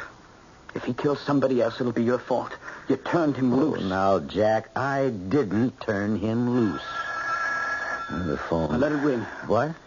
Never mind about the phone. Mother will answer it in the kitchen. I suppose she will. You and I have got something more important to take care of. Now, Jack, that's not a gun you have there, is it? It's a gun, all right. Well, put it down. For heaven's sake. I told you a month ago what a terrible thing you were doing. And you went ahead and did it, Jack. Joseph, the telephone's Helen, be careful. What is it? Are you all right? I'm all right. Jack! Oh, my Lord, Jack! I told you. Didn't I tell you? Joseph, has he gone mad? Joseph, is our son mad?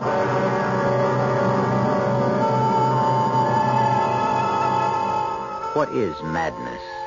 When does the moment arrive when it is wholly evident? Who is to call it madness? And who is to call it revelation? How long may it last? And can it ever go away? Does it hide? Or is it imprisoned? Or is it disguised in a million minor ways? Till the day when it springs into full view. And when it appears, who is to recognize it and call it madness? I'll be back shortly with Act 3. It's a great mistake to think of all young people as radical and all their parents as conservative. The story we are presenting here concerns a judge who chose to spare the life of an acknowledged murderer and his son who passionately asserted that the man should be put to death. So passionate was his conviction that he was driven to threatening his father with a gun. And a few moments ago, we heard shots. Shots from the gun held by the judge's son. Warden Keyes, yes? Who? Judge Bailey? Well, what? Yes. Ask him to come right in. Now, what on earth do you suppose he... Oh, come in, Judge. Come on in. Thank you, Warden. Will you have a chair? Thank you. I should have phoned you before barging in like this. Oh, there's no harm Warden done. Keyes, why, in the name of common sense, did you let my son see that man? Now, wait a minute, Judge Bailey. At least you could have called and asked me. Well, I did call you. You certainly did not. I did, and your wife answered the phone. She told me you were working in your study, and she didn't want to disturb you. What in the world was the idea of But letting I him... didn't. Jack never saw the man. He didn't? No. He seemed very disturbed when he showed up here. Not normal at all. And he couldn't give me any logical reason why he should be allowed to talk to the man, so of course I didn't give my permission. No one else could have let him... No. My word is law here, Judge. Well, I owe you an apology, Warden Keyes. Well, not at all. It's perfectly all right. But, what made you think that Jack did talk to the man? Did he say he had? Well, he told his mother some story. She told me. I should have checked right away instead of... Well, no matter now. I do apologize, Warden. You know, Judge Bailey, I might have let him in just because he's your son. I say might have. Except that he was so overwrought. Plus the fact that he had a gun. It was in his pocket, very poorly concealed. We spotted it the minute he walked in. Your son doesn't know too much about guns, I take it. I didn't even know he had one. Yeah, they're easy enough to pick up, unfortunately. Of course, I asked him what he planned to do with it. What did he say? Told me it was none of my business, and then he ran out of here.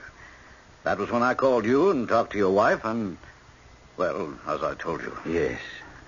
And I did call back several times, but we always got a busy signal. I suppose your wife must have left the phone off the hook. Yes, she must have. I figured something happened, and she just forgot. Oh, yeah, that's right. Something happened. She forgot. Warden Keyes, I'm going to ask a favor of you, a great favor.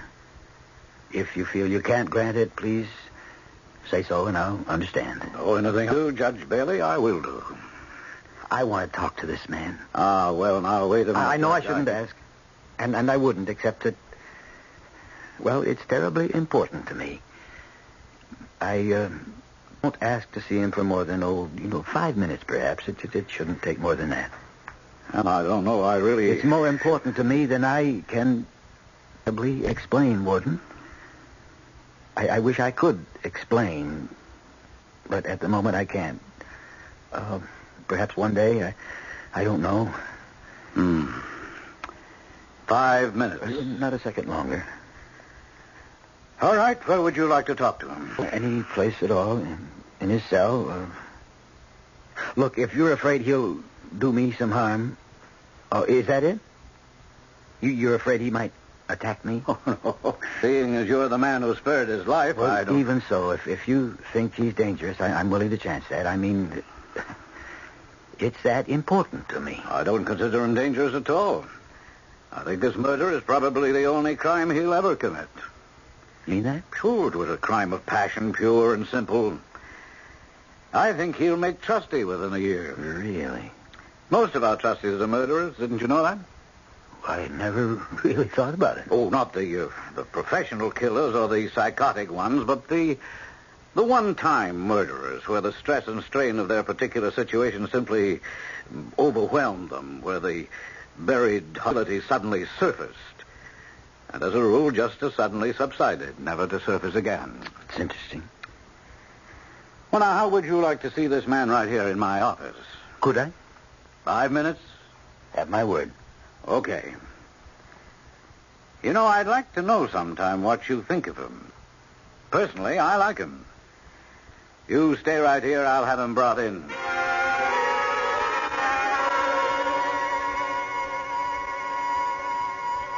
You know who I am? Oh, I should, don't you think? Oh, yes, it was a silly thing to say. Look, we only have 5 minutes. I promised the warden. So if you don't mind, I'd like to come straight to the point.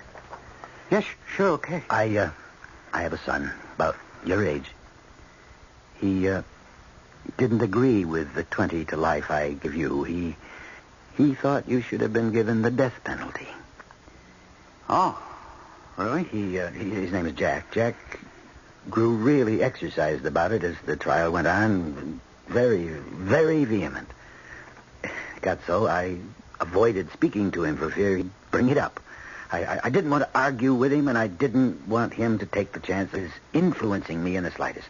I guess you've earned your reputation. I mean, like, you really are a good judge. I actually barred him from the courtroom on the day I handed down my decision.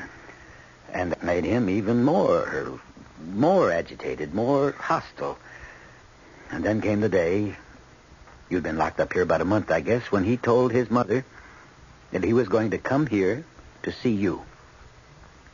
Yeah, what for? I don't know precisely. To see how you were reacting to the crime, I guess. He never saw me. So the warden just told me. But Jack came home and told his mother that he had seen you. And that you were cool as a cucumber about the whole thing. Not quite. That you'd never felt so much like a man as when you killed your father. That it's the only thing you ever felt good about. Where could he have gotten such an idea? Oh, I couldn't say for sure, but maybe because that's exactly the way I do feel about it. You mean that? Yeah, sure. No remorse? None at all? Well, I'd rather not be here, of course, and I know I shouldn't have taken a man's life, but like deep inside, deep when I really care to look at the moment, I know that my whole life had been like leading up to the killing. And it wasn't even that killing, the killing of that man, I mean. It was the killing of my own father. You don't mean you actually... No, I didn't kill my own father, though I wanted to. I couldn't do it because I was only 4 years old when he took me to the orphanage and left me there. He never said he was coming back for me, but I always believed he would. I went on believing for a long time. And when this other man took you out of the orphanage... Oh, I pretended to myself my father had come for me. Of course, the pretense didn't work. Pretenses never do. I'm going to tell you something that I'd rather you didn't repeat to anyone. Okay? I have your word. You sure you need it? You got it? The warden wouldn't let Jack see you because... Well, I guess it's against regulations, but besides that, Jack had a gun on him. He came home after the warden had turned him down, and he came into my study where I was working, and he reproached me again for letting you live, and he fired a shot at me. His mother came into the room at that moment, telling me about a phone call, and he turned the gun on himself. Oh, no. Mind you, no one knows about this. Yeah, but I mean, like, it'll come out, won't it? How he died. He isn't dead. He's wounded. He's in the hospital, but he'll live. Now, can you tell me why he'd have done such a thing? I mean, I realize you can't possibly know. Not really, but I'd like your opinion. Me? Okay, all right. For what it's worth. I think that, brooding about me, what I've done, your son read my feelings accurately. Now, whether this was thought transference or telepathy or whatever. I don't know too much about those things. But he discovered that this desire to kill the father is a universal wish. But I always thought my son loved me. Oh, he does. I'm sure he does. But that doesn't alter the other feeling, now, does it? I mean, it could keep it from, like, surfacing, but it doesn't really alter it. Nothing does. Nothing can. It's hard for me to accept the fact that my son died to kill me. Oh, but he didn't, don't you see? You mustn't think that. He was standing right close to you, wasn't he, when he fired the shots? Well, about 6 feet away. Yeah, and you weren't moving, were you? You weren't trying to stop him? Well, I was too astonished and perhaps too afraid. So you were a perfect target, weren't you? Well, I suppose. Yes, I was. And yet he missed you completely, didn't he? Yes. Well, Judge, anyone who could miss a stationary target at 6 feet, he just didn't want to hit it. So he only succeeded in wounding himself. Am I right? Thank you. From the bottom of my heart. For all you've said. No. Thank you, sir. For my life.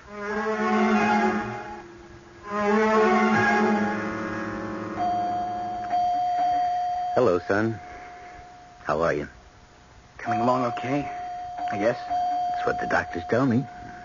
Father, lying here thinking, trying to think, I can't understand how it all happened. It's all right. I was out of my mind. That's the only way I can figure it. Don't you think so? I think something like that. It won't ever happen again. Oh, Jack. We went to see the man in jail, the murderer. Why'd you take a gun with you? Oh, yes, a gun. Did you mean to kill him with it? Oh, no. No. Did you think you'd do what I hadn't done? Take his life? No. See, I thought he'd be so remorseful. I thought he'd be eaten up with remorse and guilt and sorrow for what he'd done. I thought he wouldn't want to live. So I thought I'd just hand him the gun and he'd do the rest. By that, you mean... I thought he'd kill himself. But I never got to see him. Did I? No. Funny. I thought, well, I did see him. And we talked a little bit, and he was arrogant. And he wasn't sorry at all. It was very clear to me at the time. Now I'm not so sure. Rest, son. It'll all come clear one day, son.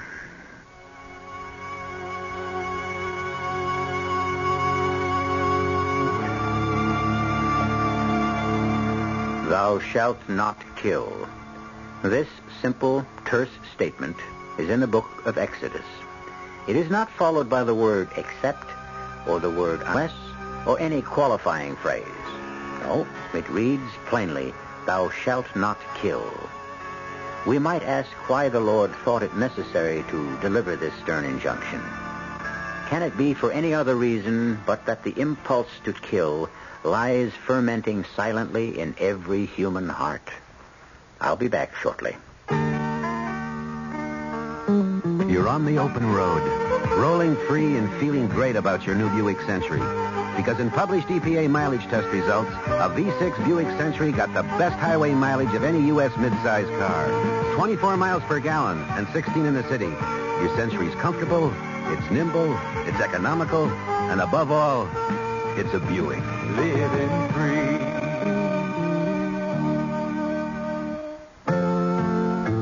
Hi, I'm Burl Ives. You know, nothing perks up a meal like an exciting side dish. And I'd like to tell you about one your family and your guests are sure to love and keep on loving. It's Uncle Ben's long grain and wild rice. It's a mouth-watering mixture of Uncle Ben's converted brand rice, wild rice, herbs, and seasonings. It's the kind of side dish that can make an ordinary meal a great meal and can keep a great meal from becoming ordinary. In fact, Uncle Ben's long grain and wild rice is so good they tell me that most anyone who tries it comes back for more. That's because there are no compromises in quality, but that's the way Uncle Ben's does business. So, to make an ordinary meal a great meal, try Uncle Ben's long grain and wild rice. And to make sure you get the quality ingredients and good taste I've told you about, make sure it's Uncle Ben's. This is Shelley Henry with one of the most crucial and provocative issues of our day, the question of government. Is it adequate for the problems that it has to solve? That's Monday at 2:15.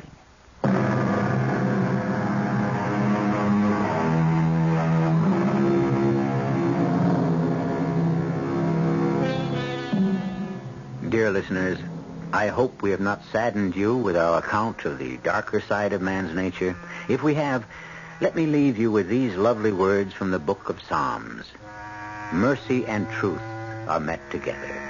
Righteousness and peace have kissed each other. Weeping may endure for a night, but joy cometh in the morning. Our cast included William Prince, Augusta Dabney, Christopher Tabori, and Ian Martin. The entire production was under the direction of Hyman Brown. Radio Mystery Theater was sponsored in part by Contact, the 12-hour cold capsule, and Uncle Ben's long grain and wild rice. This is E.G. Marshall inviting you to return to our Mystery Theater for another adventure in the macabre. Until next time, pleasant dreams.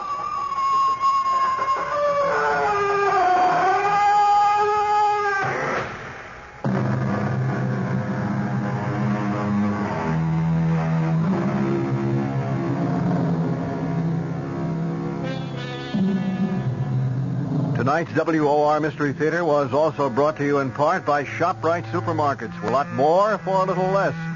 The preceding program was furnished by the Columbia Broadcasting System.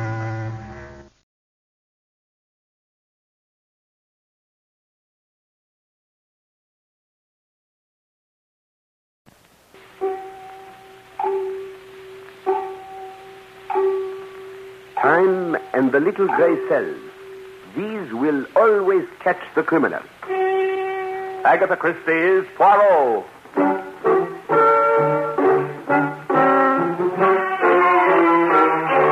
From the thrill-packed pages of Agatha Christie's unforgettable stories of corpses, clues, and crime, Mutual now brings you, complete with bowler hat and magnificent mustache, your favorite detective, Hercule Poirot, starring Harold Huber in The Deadest Man in the World.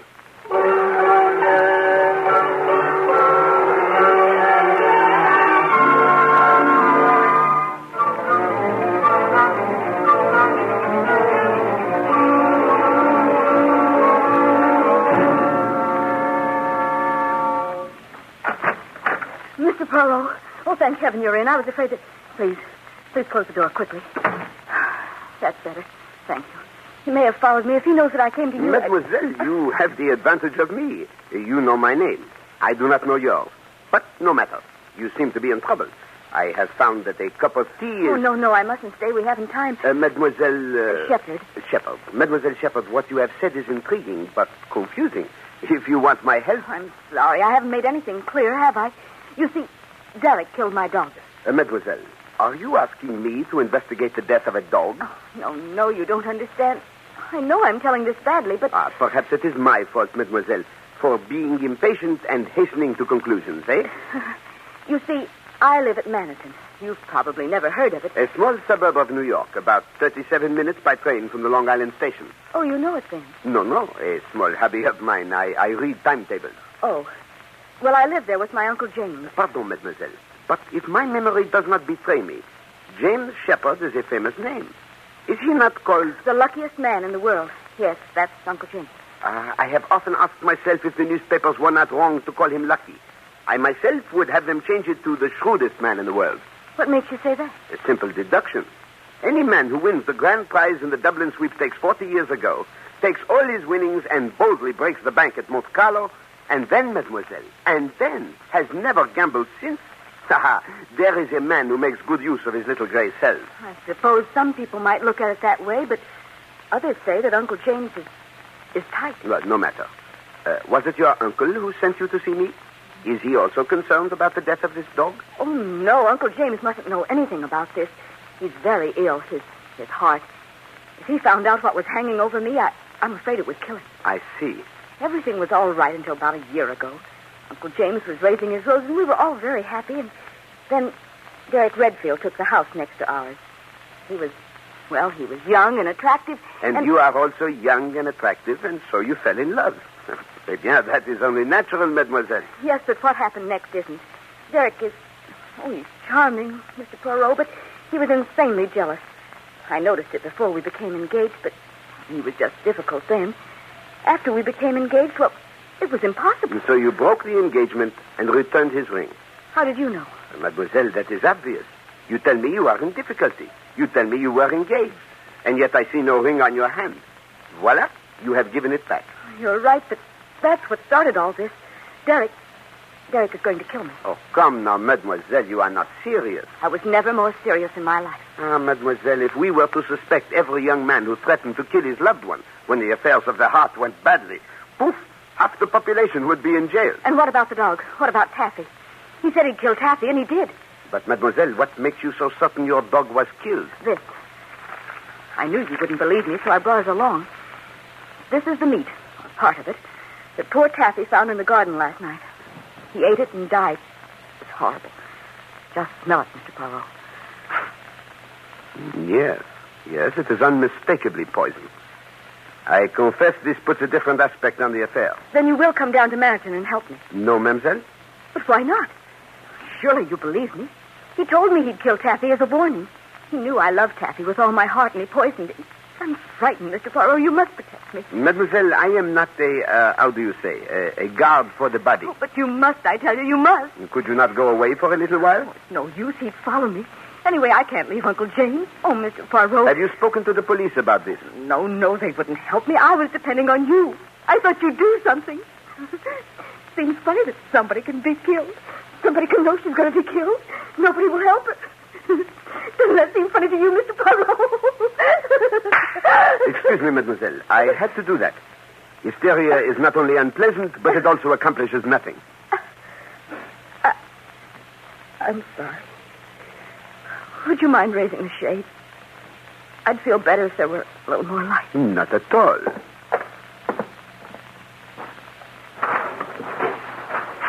Voila. Better? Much, thank you. Perhaps a cigarette. I myself find they have a singularly soothing... Pardon.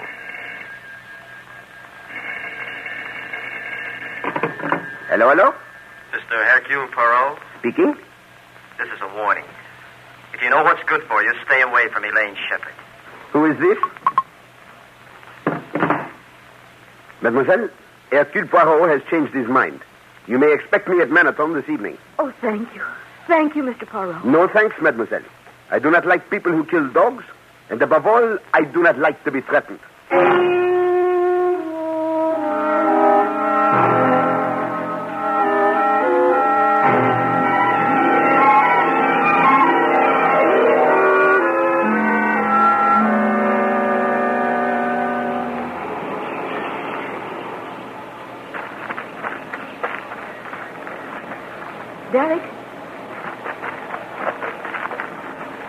Derek? Elaine, here. This way. Derek. Oh, Derek, my darling. Anybody see you? Not a soul. I left the house the back way. You know no one ever comes here. Oh, Derek, why couldn't you come back with me on the train? Are you crazy? We mustn't be seen together now. That'd ruin everything. Just when we have it all in our grasp. All right, darling. You know best. Everything went just as you said it would. I was afraid you wouldn't see him pull up the shade. I knew he might prove difficult, but I was positive that phone call would get him. The clever Monsieur Poirot. He'll be here this evening. Sure, just the way I figured it. The servants will be out tonight, and the luckiest man in the world will soon be the deadest man in the world. And we'll have the money. What about Anne? Oh, he probably left her a few thousand, but what's the difference to us? We can afford to be generous. There's millions there. But Anne's his adopted daughter. He's terribly fond of her. Yes, I know, but Anne's only 7 years old, and you're his niece, his own flesh and blood. You'll see. He's left practically all of it to you. Yes. I hope you're right, Derek. What's the matter? I know we've been thinking about this for a long time, Derek, but the doctors did say that Uncle James doesn't have long to live. Couldn't we... No. We've been waiting a year now, and his luck's still holding. We might go on waiting for another 10. You don't want that, do you? No, but... We want that money now, Elaine. Now, when we're young enough to enjoy it. Oh, Derek, are you sure nothing can go wrong? There isn't a chance in the world for anything to go wrong. Unless you slipped up somewhere today. I did everything you told me to, only... Only what? Oh, I don't know. Ah, you're just nervous. Poirot's coming down, isn't he? Yes. Then that means he's fooled. I've got everything all set. You know what you have to do when you get back to the house, huh? I know. I've been through it a million times. That's a girl. When Monsieur Poirot arrives to stop me from killing you, we'll make him an accessory to another murder.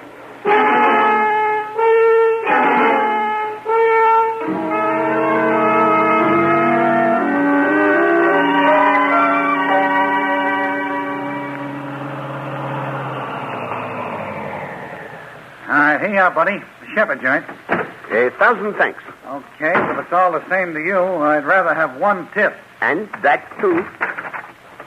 Oh, Monsieur Poirot, come in. You don't know how glad I am to see you. Mademoiselle, it is a great pleasure to receive such a hearty welcome. There's a deep, dark plot behind my welcome. I suspected as much. Yes.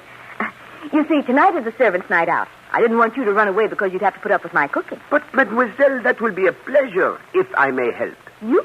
With people who have had the pleasure of sampling the cooking artistry of such famous chefs as Escoffier, Oscar, and the immortal Monsieur de Gouy, these people, mademoiselle, say there is yet one greater chef. Who? Hercule Poirot. Oh, then I'm doubly glad to have you. Oh, there's Uncle's phonograph. That means he's awake. Wouldn't you like to go upstairs and meet him? That is, if you don't mind climbing 3 flights. Oh, I should be delighted, but did you not tell me that it would upset him to know that I am in the house? Oh, don't worry about that. I'm going to tell a little white lie. Now, don't you be surprised at anything I might say. On that score, be at ease, mademoiselle. I have come to expect extraordinary things from you.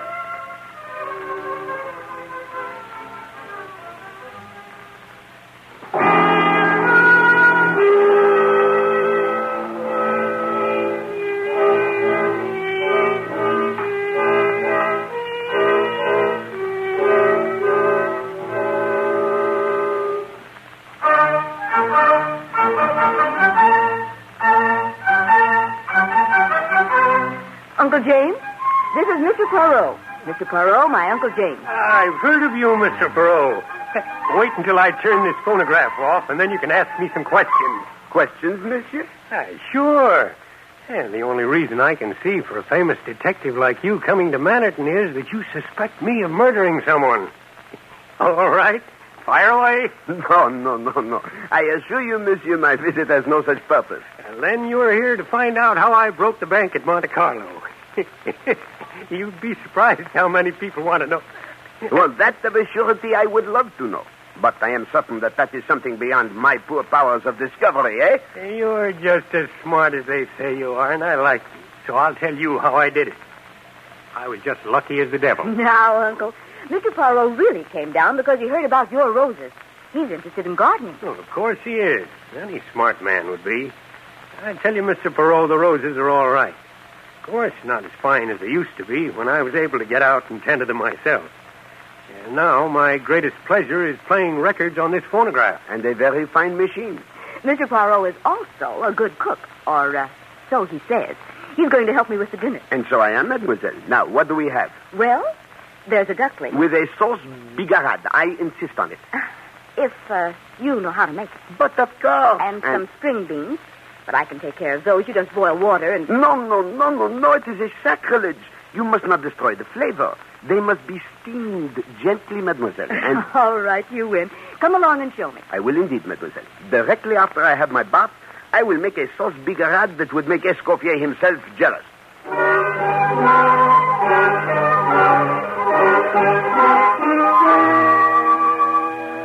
Ah, mademoiselle, I thank you for a magnificent dinner. Superb. I'm glad you enjoyed it. And the sauce bigarade? A masterpiece. I have never prepared it better. I I hope you didn't mind my asking Derek over after dinner. No, I did not mind, but I do not see what you hope to accomplish. I know it's probably silly, but if Derek sees that you're actually here, he'll realize that I'm serious and leave me alone. I shall not threaten him, mademoiselle. Threats are useless. No, there he is. Oh, no, don't bother. I'll let him in. Elaine, I got your message. I came right over. Does it mean you forget... Who's this? May I present Mr. Hercule Poirot? This is Derek Redfield. Poirot?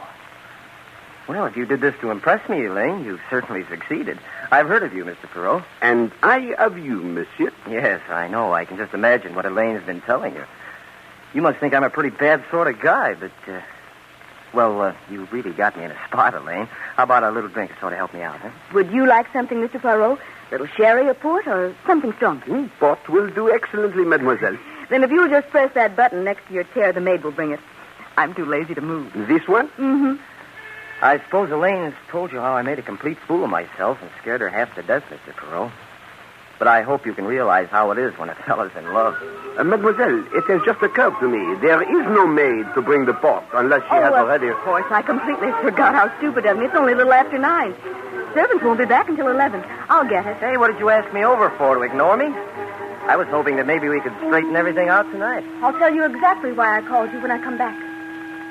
The danse macabre, eh? Monsieur Shepard seems to have a rather morbid taste in music. Look, Mr. Poirot, you can ask me any questions you like, but I've got to convince you that I don't mean any harm to Elaine. Tell me, monsieur, you did kill her dog? Well, yes, Here we are. I hope you'll find the port to your liking, Mr. Poirot. Elaine, I just admitted that I killed Taffy, but I only did it because I love you. You know, sometimes you want to hurt the person you love. Derek, I asked Mr. Poirot to come down here to show you that I'm serious. When I tell you I never want to have anything to do with you again. I can never forgive the way you've acted. And if you make any more threats, Mr. Poirot will know how to deal with it. But, Elaine, if you'll only listen... I have nothing more to say to you, Derek. Oh, Uncle's turned off the Victrola. What time is it, Mr. Poirot? It is 9:15, mademoiselle. I'd better run upstairs and see if Uncle wants anything. Good night, Derek. But, Elaine... I said good night. Mr. Poirot, I'm desperate. Maybe you can understand the way I feel. Would you talk to her and put in a good word for me? I am afraid, monsieur, that I would find it slightly ridiculous for me to plead the suit of a man who terrifies a lady to such a degree that she seeks my services to protect herself from him. But I... Sacre bleu! Mademoiselle! Mademoiselle! It's Uncle James. He's fallen out of the window. He's dead.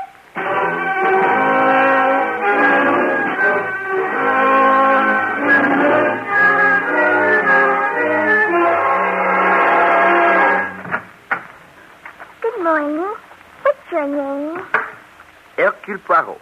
And yours, my little one? Your name is funnier than mine. I'm Anne Shepherd. Ah, then you are the sister of Mademoiselle Elaine. Oh, no, Elaine's my cousin. Not really, you know, because I'm adopted. Ah, yes, I see. Your father was... Do you think Daddy will be away long?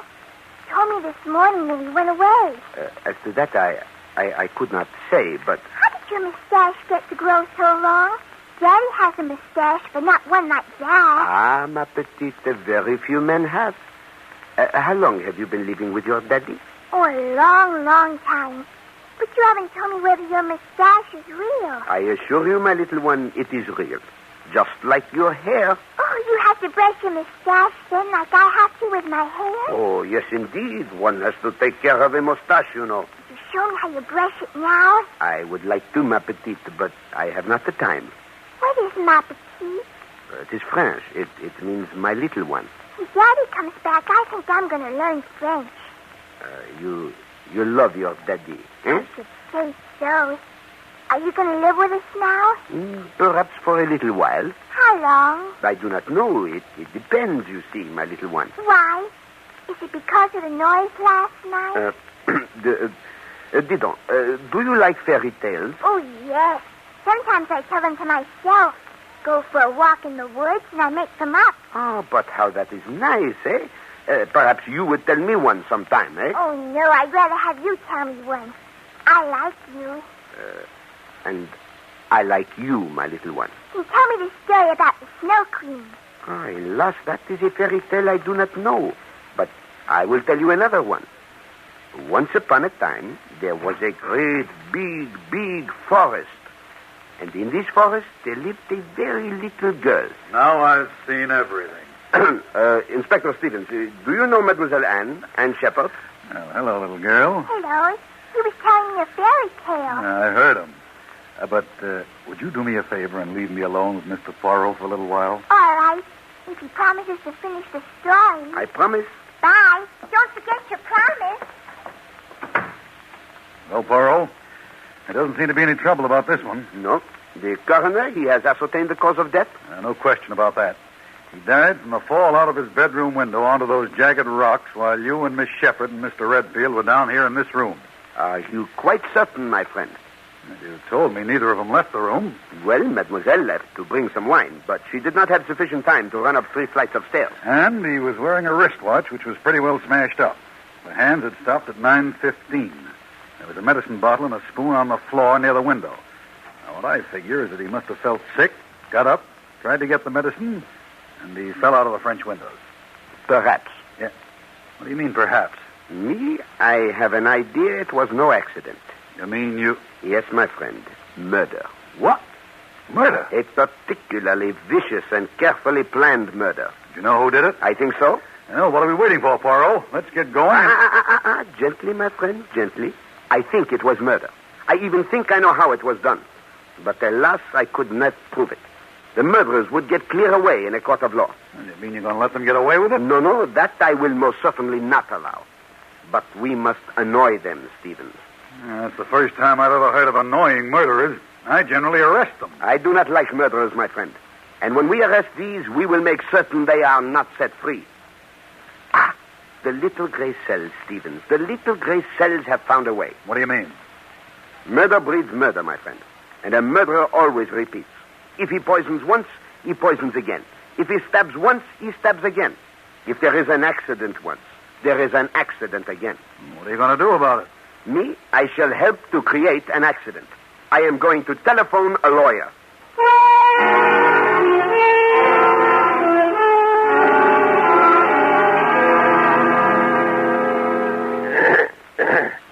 And now that we are all together, I think that we can proceed with the reading of the will. As the late Mr. Shepherd's attorney, I am the trustee of the estate. I, James B. Shepherd, being of sound mind and body, do him. I believe that we can skip all that. Here. All my property, both real and personal, I leave to my adopted daughter, Anne Mary Shepherd, to be held in trust for her until she attains the age of 21. To my loving niece, Elaine Shepherd, I bequeath the sum of $2,000. Some water, please. It appears Mademoiselle Shepherd has fainted.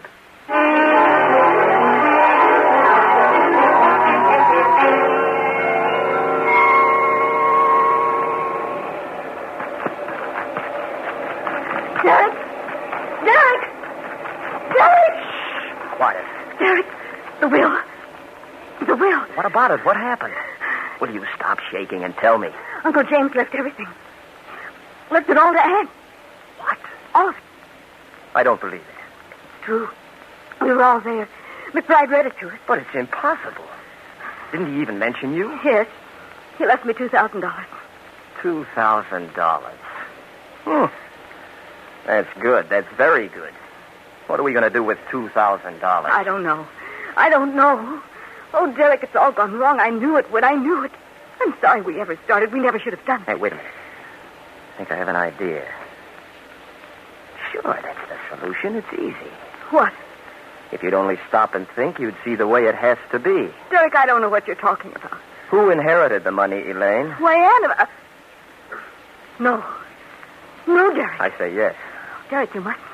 Listen to me. Remember what you said about planning things?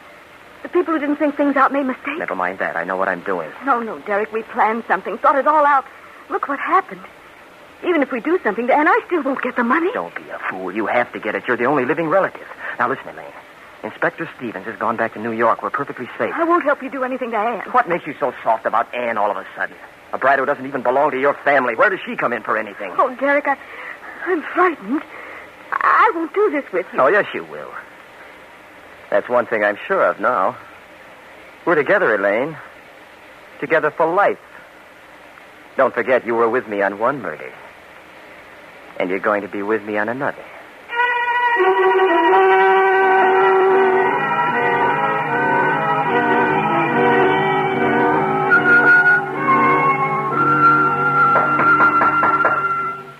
Come in. Mademoiselle, I have come to say goodbye. My train leaves within 10 minutes. Oh, yes. This has been so dreadful. I hardly know what to say to you. Such a terrible accident. If you'll send me your bill... No, mademoiselle. You owe me nothing. That's very kind of you. Of course, now I'm afraid I shall have to get used to economizing. Mademoiselle, before I go, is there anything you would like to tell me? Tell you?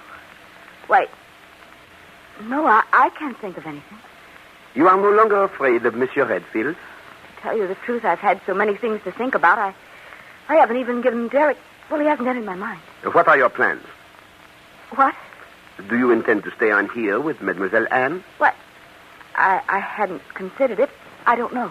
She is a very charming child. I spoke to her this morning and told her the truth about Monsieur Shepherd. She is very sad. I think you should see that she is helped. Oh, I intend to. I'll do everything in my power. I am sure you will, mademoiselle. Au revoir.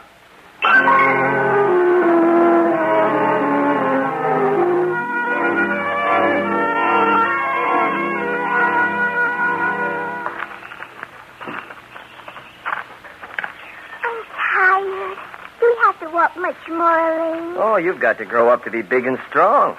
Remember, I promised you ice cream. Don't think I'd like it now. Can't we play Indian? I didn't know little girls played Indian. I didn't make it up. Roy taught me. You know Roy, Uncle Derek? No. Do so. He's a boy who lives in a big house down the road. See, this is the way we play. I run away and hide. Anne! Blast that brat. You'll frighten her. Anne, dear. Come back. Where did she go? Here I am. See, I'm very good at it. Sometimes even Roy can't find him. He's a scout. Anne, I don't want you to do that again. Yes, you might get hurt. There might be some bad men in the woods. Oh, pooh. Come here, Anne. But you're so near the edge. I said come here. No, I don't want to. Anne, did you hear me? Yes, but I don't like you. I'm going to run away and hide. You're not going to run anywhere. There, I've got you. Oh, Mr. Poirot. Mr. Poirot. So you didn't take the train? As you see. I am afraid that woods and flowers do not agree with me. I must have the fever of the hay. Cut it out. Pardon? That means stop trying to fool us. You're a little cleverer than I thought. A little? Oh, monsieur, for the sake of courtesy, let us say a great deal, eh? Come here, Anne. Go. Just how clever are you, Poirot? Hold still, Anne. Ah, monsieur, really. Such a transparent little plan, eh? You send a charming young lady to my apartment with a very sad tale. She is so distressed. I must protect her from this terrible fiancé. And everything prepared for me, even to the poisoned meat. This meat so strongly dosed and evil-smelling that not even a starving dog would have eaten it, monsieur. So I say to myself, these people must have a reason for wishing Hercule Poirot at Mallowan. What is it? And that evening I find out. You have murdered Monsieur Shepherd. I told you. Shepherd. Is that all you have to say, Poirot? And you, mademoiselle, the window shade. Did you really believe that such an old trick would deceive Hercule Poirot? You become hysterical and you need light. Oh, mademoiselle, you asked me to raise the shade, and then the so convenient telephone call. So what? You can't prove we murdered anyone. We were right there with you when Shepherd died. Ah, no, monsieur. Monsieur Shepherd did not die at 9:15. You killed him earlier, much earlier, before dinner, in fact, while I was bathing. That is the only possible time. It is easy to set the hands of his watch. Then you came over and played your little comedy with me. Oh, you're crazy. You heard him playing his Victrola as well as we did. I heard the Victrola, monsieur. Then if he was dead, who started it? That, monsieur, is what makes me to burn. I started it myself, when Mademoiselle Elaine asked me to press the button for the servants. After making so much bother about their being out, you simply had the wire set for that button to start the racket automatically in Monsieur Shepherd's bedroom. That was supposed to prove he was alive. You removed the wires last night. All right. You have it all figured out. But you've overlooked one thing. I think not. It is not Hercule Poirot who makes mistakes. But you made one this time. This is the last bit of detecting you'll ever do because you're going over the cliff. No, Derek, no. Here, hold the kid for me. Monsieur, you are even more stupid than I thought. Yeah, this is perfect. Everyone knows the kid liked you. You went walking together and fell over the cliff. Those shoes of yours weren't made for the country. Another accident. I think not. Give me the chance, mademoiselle. This is it. All right, Inspector. I believe you've had enough. There we are, Redfield. You haven't a chance. Why, you little smart aleck. You'd never have proved a thing if the will hadn't left all that money to that brat. You couldn't have proved it. Precisely, monsieur. That is why I induced the lawyer to read a false will. The real one left everything to Mademoiselle Elaine.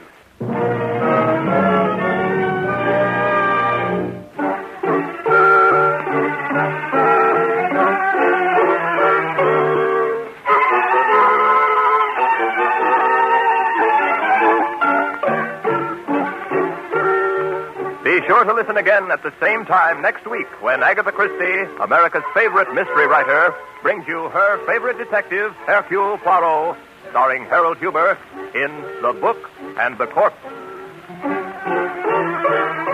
Agatha Christie's Poirot is directed by Carl Eastman.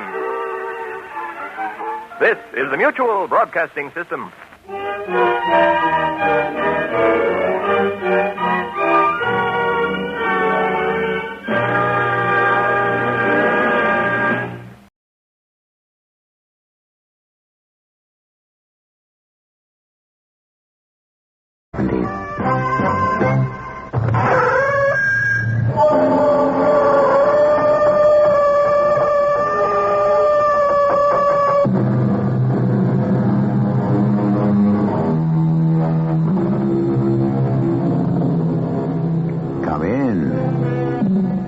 Welcome. I'm E.G. Marshall.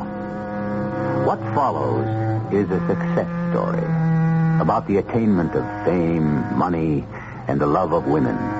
About running faster, reaching out further, and grasping more. The running and the reaching and the grasping are supposed to bring success. But now and then, perhaps more often than we know, they can also bring horror. So perhaps this is not a success story at all. Perhaps it is a tale of horror.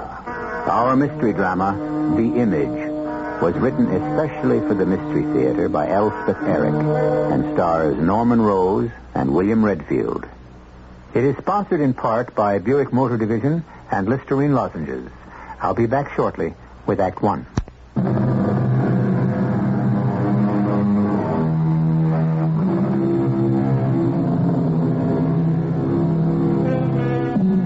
No one in this tale is poor, or sick, or obscure, or friendless, or unloved. Our central character, Evan Elliott, is rich. He is famous. He is in perfect health. He is loved by a beautiful woman and treasured by a loyal friend, which is where our story begins. My friendship with Evan started a long time ago. Before he'd had anything published, he brought me his first book because nobody else, frankly, would touch it. I said I'd handle it because I didn't have much of anything else to do. And I sold it to the first publisher I sent it to. And it was a smash, not just a hit, not just a bestseller, a smash. Everybody that could read bought a copy. Well, the rest is history. He was my client, I was his agent, and together we made money. But over and above and beyond all that, we were friends.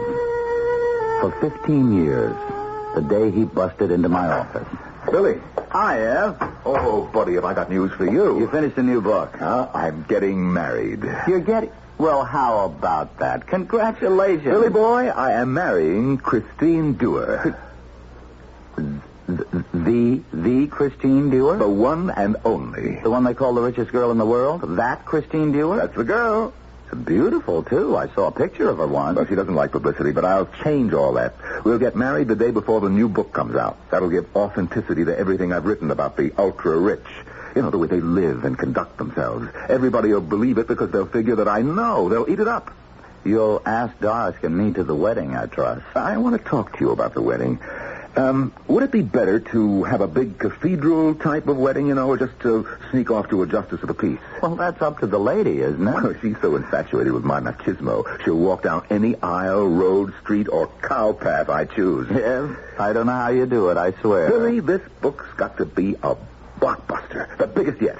You can't afford to slip in this business. You have to top yourself every time. And that is hard. Very hard. What's that got to do with getting married? Billy, I am not just a writer. You see, by now I'm a celebrity. People aren't just interested in what I write. They're interested in me, what I do, how I live.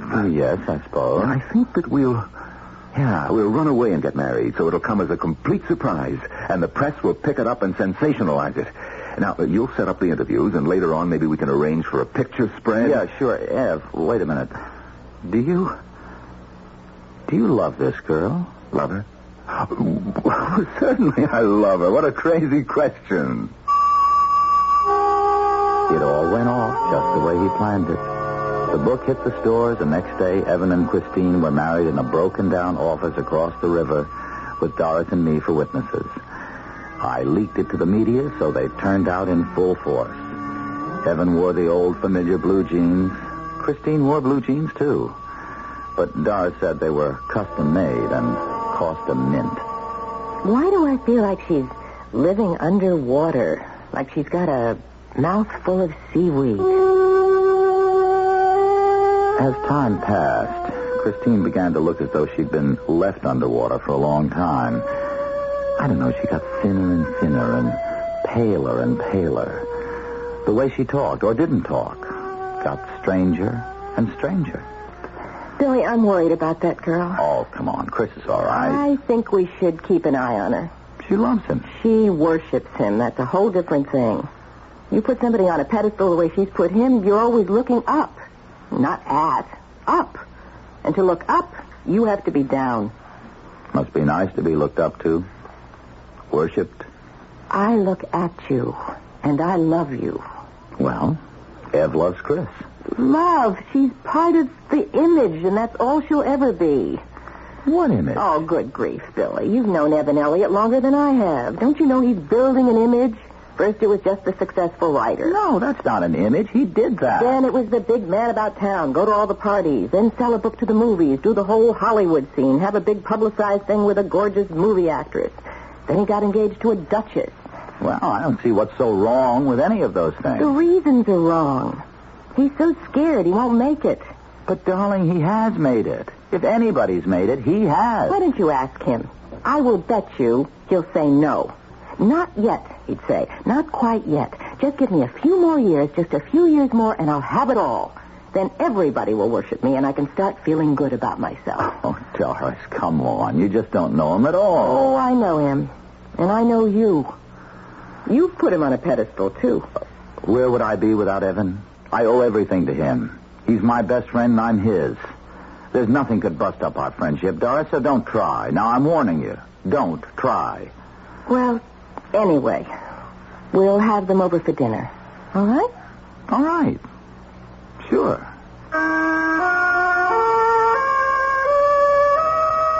It was never too comfortable having them for dinner, or going to their place either. I never knew just why. Doris didn't always use too much tact talking to Evan, and Christine, well, Doris was right about that. There was something strange about Christine, and whatever it was getting stranger. Conversation was rough going all through dinner, and afterward, having coffee in the living room, it didn't get any easier. Well, brandy, anyone? We have cognac, Cointreau, creme de menthe, both green and white. Oh, I think I'd like... You wouldn't like anything. Well, I just thought... Don't think. Just sit there and look beautiful. I guess I don't want anything. Making progress on the new book, Ev? Some. Oh, he's done a lot. How would you know? Well, I saw... You read what I've written? No. You sneaked in and read it? No. I don't let anybody do that. I didn't read it. I just saw a lot of pages with typing on them. I didn't read any of it. I really didn't, Evan. You know I wouldn't do anything like that. What if she did? I mean, what's the big deal? My wife is not a critic. I love what you write. I do. I love what you write. There you are, you see? You are a critic. Chris is very emotional tonight. She's going to have a baby. Chris, you mean it? Oh, that That is great. It's wonderful. Hey, aren't you happy about it? Oh, yes. Oh, yes. Come on. We're going home. Oh, not yet. Right now. Chris, get your things. I will. Hey, wait a minute. You plant a bomb in our laps and then you run off. What for? I want to get her home. Chris, are you ready? Yes, I'm ready. I'll see you tomorrow, Billy. I'll drop round to the office. Yeah, good night, Chris. It's wonderful about the baby. Thank you both. Come on. Chris, I'll talk to you. Well, that was what you might call an abrupt departure. Yeah. I don't know. Ev was kind of rough on Christine tonight. Don't tell me the pedestal is beginning to rock. Don't tell me the image is getting tarnished. Now, Doris, don't be crude. Evan is my friend. As long as he stays on the pedestal, Billy. Once he comes down from there, watch out. Doris does get feelings about things. You know, the first 10 years we were married, I used to make fun of her and her feelings.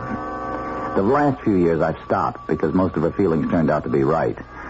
But I drew the line at what she said about Evan. I felt I was privileged to be Evan's friend. Being his friend was the most important thing in my life. I mean, next to Doris, of course. Well, anyway, next morning, Ev came to my office. Boy, you certainly took off in a hurry last night. Well, I had to get Christine home. When's the big event? Huh? Well, I mean, when is she going to have the baby? Oh, well, that's what I have to talk to you about. Now, look, Billy, I want you to arrange it for me. What? Arrange what? What do you mean arrange? Because we don't seem to be able to create one of our own. That's why. Oh. Are you sure? Oh, we've been trying long enough, so there's got to be something wrong.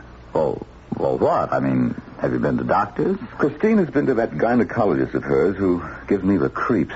Well, what'd he say? He says there's nothing wrong with her. Well, have you seen anyone? Me? There's nothing wrong with me. Yeah, but I don't see why.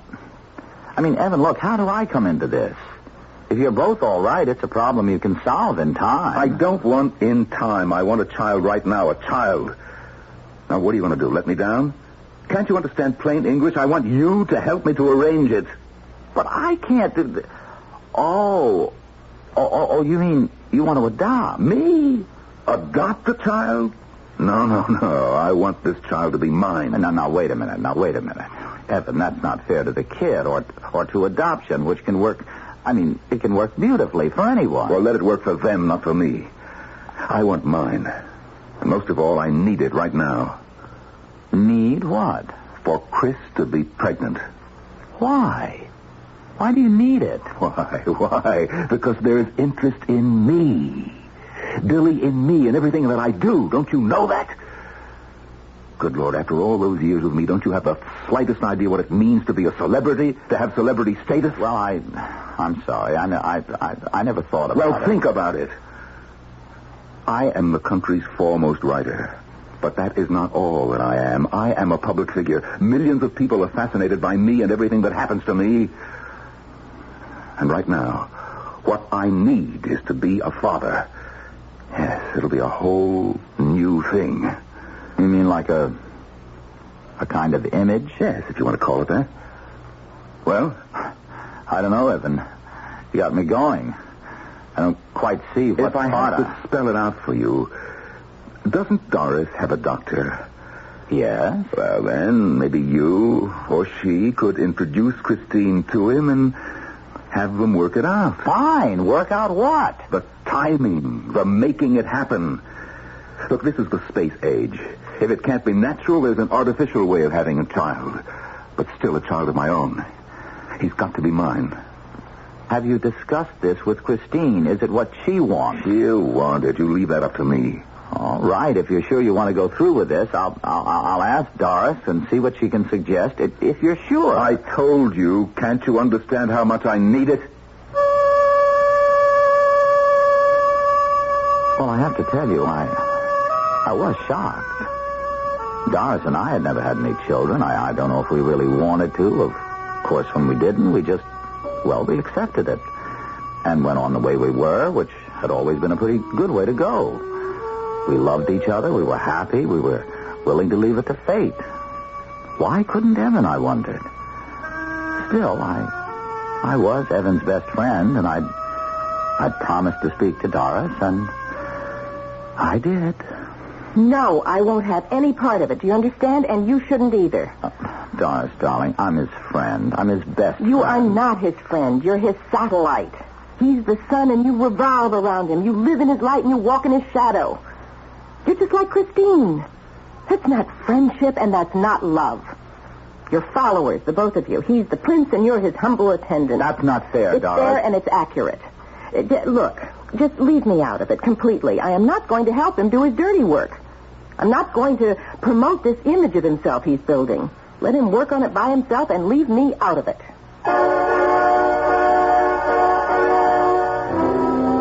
What is an image? Offhand, we should describe it as the appearance we would like to present to others, the way we would like to be perceived, having little or nothing to do with what we are. The dictionary puts it more concisely when it says, image is an imitation of a person. I'll be back shortly with Act 2.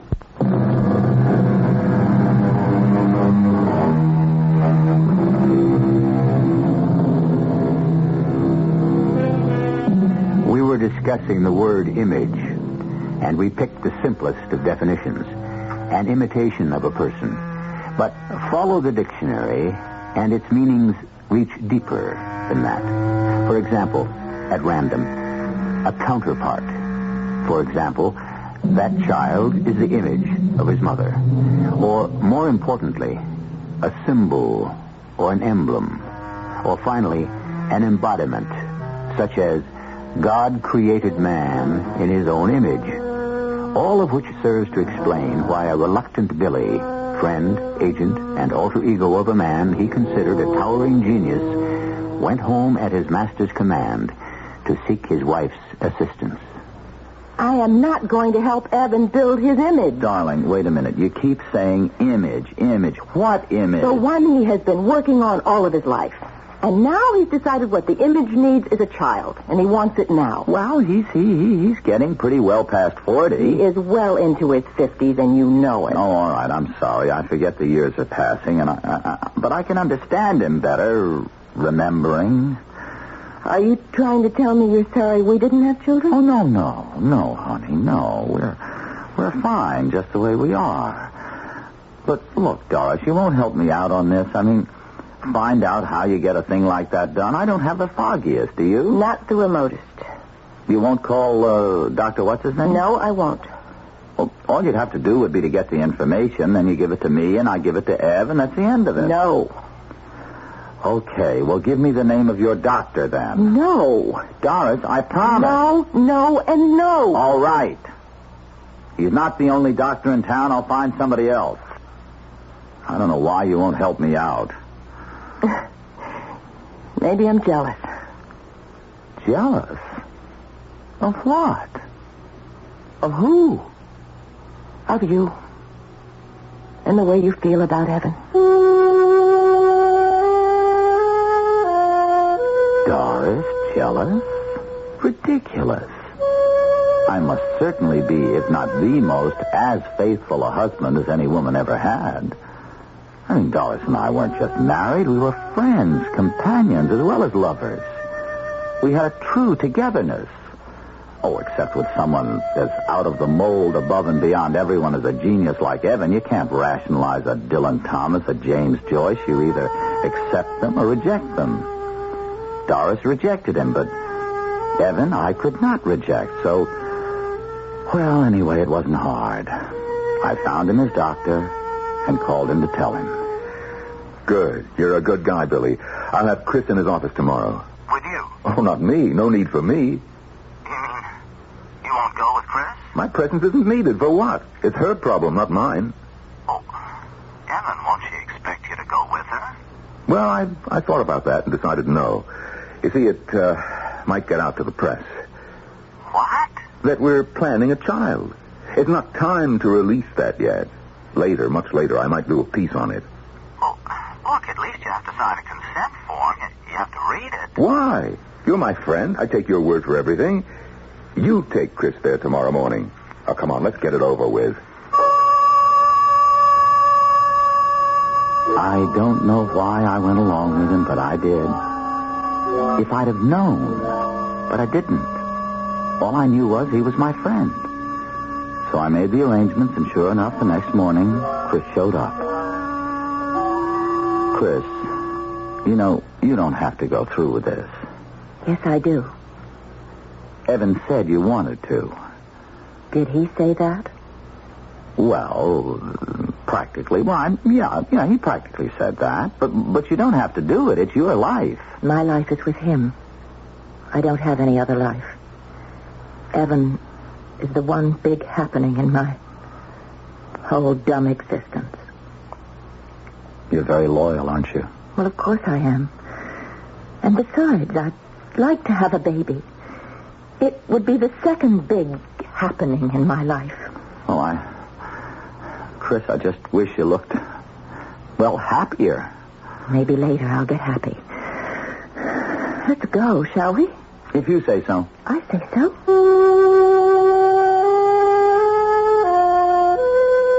The baby was born 9 months later, and they named him William after me. Well, that pleased me, because I'd gone through a lot with Evan. Doris was kind of difficult about the whole thing. She was getting to really hate Ev, calling him a fake, a phony, but she'd always liked Christine. And we used to babysit with William now and then, and Doris got really fond of the boy. And then came the bombshell. Doris and I were sitting at home one evening. Ev! Well, hello. Who is it, honey? It's Evan. Come on in, Ev. I'm not disturbing you, am I? No. We were just sitting around. Well, what brings you out on... Hello, Doris. Hello, Evan. You want a drink or anything? No, thanks. Well, sit down, why don't you? I've got something to tell you. Want me to clear out? You better stay. I don't mind. No, stay. What's up, Ev? Christine told me something tonight. She said she never went to the doctor with you, Billy. But she did. I drove her there myself. She never went through with it. She said that? That's what she said. Maybe you better tell us the whole thing, Evan. We were sitting around after dinner, and I got curious all of a sudden about the whole procedure. You mean you'd never asked you before? I never wanted to know before. You'd think she'd want to tell you. Well, she brought it up once or twice, but I wasn't ready to hear it. But if she wanted to tell you...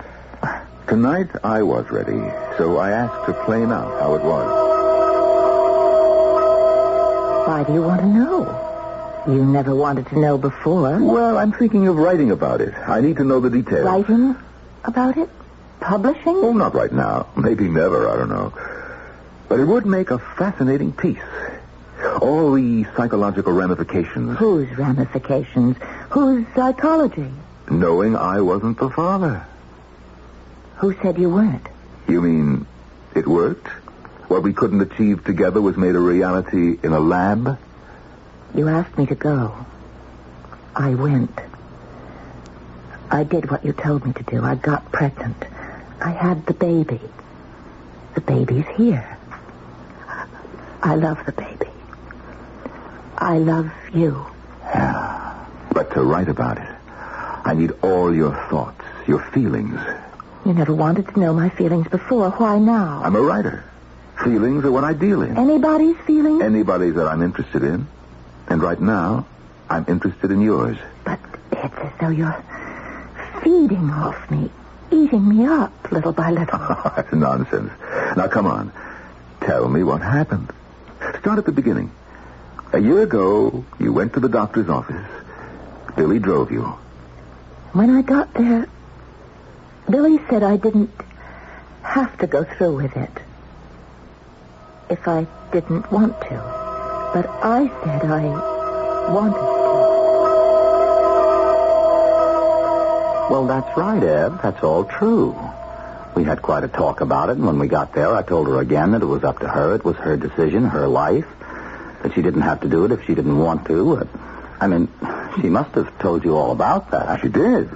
And she said she wouldn't let you go inside the building with her. She didn't even want me to wait for her. She said she'd take a taxi home, but I knew she wouldn't really want that, so I waited. And then what happened? When I got inside, what I did first was to buy some cigarettes. Cigarettes? You don't smoke. I was nervous. Oh, yes, sure. Naturally. I lit a cigarette and I started to smoke it, but it made me feel sick. And somebody came over and asked me, was I all right? And I said, yes, but could I go to the ladies' room and where was it? And they told me, and I went there, but I never smoked the cigarette. I just stood for a long time and looked at myself in the mirror. And you know what I thought? What did you think? I thought, I'm married to the greatest writer in the world, the most wonderful man, and I'm not worthy of him. But I'll never let him down. I know every curve of his body and the warmth and the drive of him. And I cannot accept anything programmed by a machine. If I cannot produce a baby for him, I'll die. And I should die. Because it's the only thing I have to offer as a woman. To make him immortal. And I was ashamed, and I ran out. I ran to the nearest bar. A drink was more important than what you had to do? It gave me courage for what I had to do. Not one drink. Quite a few. I brought you a child, as you asked for. You mean? I mean, there was a man at the bar. I suppose there's always a man at the bar. And I used him far more than he ever dreamed he was using me. How could you? He was a human being. At least he was a human being. Do you mind telling me who he was? I would mind very much. One of your society boyfriends, huh? You don't know anybody else. Yes, that's who it must have been. All right, which one? Come on. Tell me. Christine, tell me who it was. No, I won't. I'll never tell.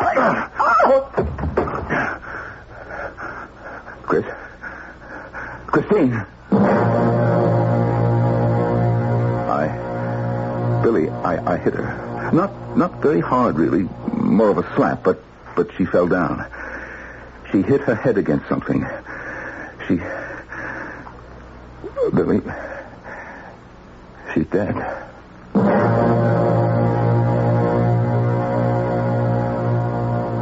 Of course, they convicted him. He didn't put up any defense. He really didn't have any. He didn't seem to want any. He said his wife had told him the child wasn't his and he'd hit her. Nobody blamed him. Everybody sympathized. His books sold like crazy, even the early ones. They gave him 2 to 5 years for involuntary manslaughter. The last time I saw him before they let him away, he said, "They tell me I can have a tape recorder, Billy, in my cell."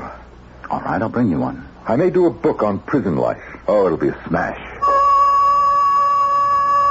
He was still my friend. I felt sorry for him, even though he didn't act like he needed my sympathy. All Doris said was, his whole problem, he couldn't produce a child. That sure didn't fit into the image.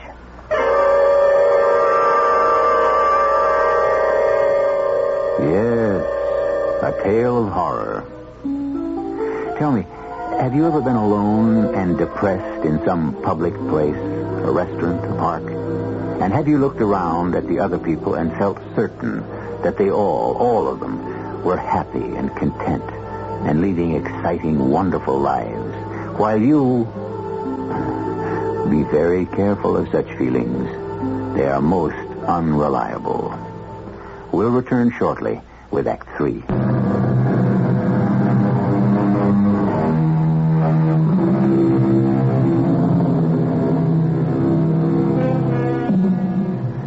Evan Elliott has gone to jail for 2 to 5 years. Involuntary manslaughter. He struck his wife when she refused to name the father of her child. We continue our story as Evan is visited in his cell by his agent and closest friend. Hi, Ev. Hi, Billy. You look great. I do, don't I? Yeah. You know, I was just looking at myself in the mirror when you showed up. I look better than I've looked in years. It's amazing. You feel good? Marvelous. You? Oh, fine. Doris? Great. The baby's fine, too. Good. Christine's folks were perfectly willing to have the boy live with us. Why shouldn't they be? Filthy snobs. No. They were really concerned. About the baby, I mean. Snobs just the same. I know him. You don't. Oh. Have you tried out the tape recorder? No, not yet. Let me know if it works okay. If not, I'll get you another one. Well, I haven't had anything to write about. I thought you were going to do a book on prison life. Well, you see, this is a minimum security prison. Nobody wants to read about model prisoners and all that. They want vicious convicts, rotten food, foul language. Here you mind your manners, and they mind theirs, and everybody gets along. Might be interesting at that. I doubt it. Ev, can I ask you something? Sure, ask away. Doris was wondering, and not that it's any of her business or mine either. Wondering what? Well, at your trial, you left out the part about the possibility that the child could have been produced medically by artificial means. Huh? Did I? Well, what difference? Well, without that, it looked as though Christine was a girl who played around. Huh. You know, I never thought of that. And we all know she wasn't. Well, why didn't you mention it at the time? Well, tell you the truth, I didn't think about it till Doris brought it up. Pity she didn't bring it up sooner. By that time, the trial was over. Yeah, well, just as well. It wouldn't have fitted into the scenario. It would have been a false note, all wrong. I guess so. What you just said, making it look like Chris was some kind of a tramp. You know, that didn't occur to me. You may be right. I might do something about that, yeah. Yeah. Thanks, old buddy. Well, I just thought I'd mention it. Doris thought I should. I'll tell you what. I'll do a book. A book about what? About Christine, dummy. Her whole story, start to finish. She told me the story of her life practically from the day she was born. And some miserable life it was, too. Talk about your poor little rich girls. She never had a moment that wasn't dull until she met me, yeah. And I put in all her problems about having a child and how she was incapable with me. She had to go to a doctor to have it done. Oh, Billy, it'll play. I know it will. Now, look, clear out, will you, kid? I got to get this on tape. I watched him get out the tape recorder, set the cartridge, and turn the thing on. He'd already forgotten I'd ever been there. All the way home, I wondered if I should tell Doris what had gone on in the cell. I hadn't even told her I was going to visit Ev, because, frankly, it was very hard for me to talk to her about him. By now, she really hated him. Not for any one specific thing he'd done. She just hated him for what he was. She called him the image maker. I'm home, Doris. I'll be right there. Baby all right? Mm-hmm. Fine. Still had a hard day? No, not really. What'd you do? I saw Ev today. How is he? Well, Doris, you wouldn't believe it, but he looks great. When I walked in, he was looking at himself in the mirror, and he said so himself. He never looked better. Not bragging or anything. He just... he really did. He just looked great. Yeah? So? Well, we got to talking. He asked for you. That's nice. I said, how's the tape recorder working? And he said he hadn't tried it out yet. Then I brought up, what you said about his leaving out everything about trying to have a child artificially. I'll bet he never even told his lawyer. Well, I don't know that, but he said he hadn't brought it up at the trial because it didn't seem like the right place for it, or the right time. But then I said maybe people would get the idea that Chris was that she played around, and that got him interested. Oh, well, of course. He's not going to have anybody thinking any woman would be unfaithful to him. No, darling, no. I think he was really concerned. Is he going to mention anywhere the name of the child's father? Well, he doesn't know who the real father is, so he can't very well put it in the book. I guess not. He thinks it was some old beau of hers. But we know better. Don't we, Billy? What? We know better, you and I. Doris, what are you talking about? We know who the real father is. We do? Who? You. What makes you say a thing like that? Oh, we've been married almost 20 years. Doris, please, I never. Do you want me to tell you what happened? If you think you know. When Christine came out of that building, she got into your car, didn't she? And she was crying, right? Go on. She cried all the way home. And you tried to tell her Evan would understand she couldn't go through with it. Am I right? I said that, yeah. But she said no. He expected a child from her. He'd make her go back to that place. Am I still right? Yeah. That's about what she said. And when you got to her house, she begged you to come inside with her. Didn't she? Doris, she... Did she? Yes. And at first you said no. Well, I didn't really want to. No? I swear. Doris, I swear to you.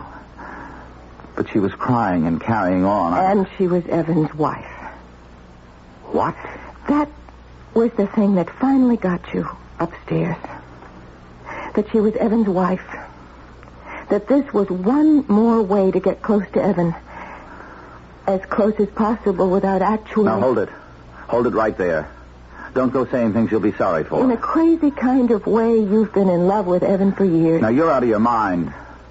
I mean, I admire him, sure, you but admire him. You'd like to be like him. You'd like to have his talent, his money, his fame. You couldn't have any of those things. But you could have his wife. And you did.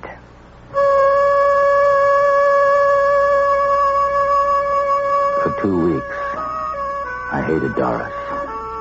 I didn't talk to her. And then one day... Doris. Yes, Billy? You know, with Christine, that one time, that was the only time since we got married. I know that. I don't think I could go on living without you. I don't think you'll have to. Next day, I went to see Evan in his cell. I didn't know what I was going to say to him or how I was going to say it. Hello, Ev. Oh. Hi there, Billy. I was just looking to see if I need a shave. Looks like I do. I've been working so hard, I forgot to take time out. Working on the book about Christine? Yeah. Oh, it's a winner, I know it. Look, I want to play you the opening. Wait till I rewind this thing. Evan, I've got something to tell you. Yeah? I'm the father of Christine's child. You? I waited and drove her away from the doctors. She was upset, shaky, shattered, really, because she felt she'd failed you. She wanted a drink. I wasn't averse myself. We went to a bar. We had our drinks. Too many. We commiserated with each other in a way you could never understand, and then I drove her home. And that's all? No. There was a moment of... Now, look, laugh if you want. There was a moment of truth when we got there.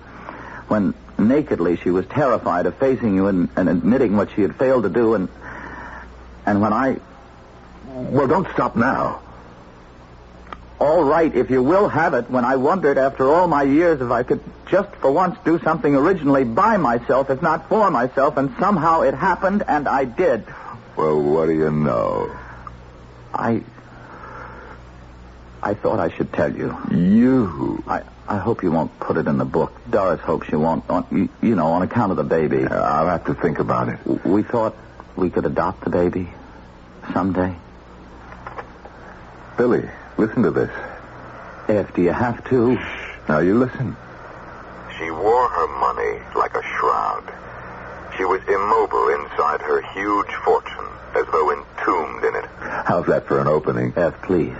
Well, it gets better. She looked helpless and quiescent, like a chrysalis within a cocoon, taking no nourishment, and seeming to need none. Ev, really, I wish Listen, will you? She'd been born into this pupil state of opulence.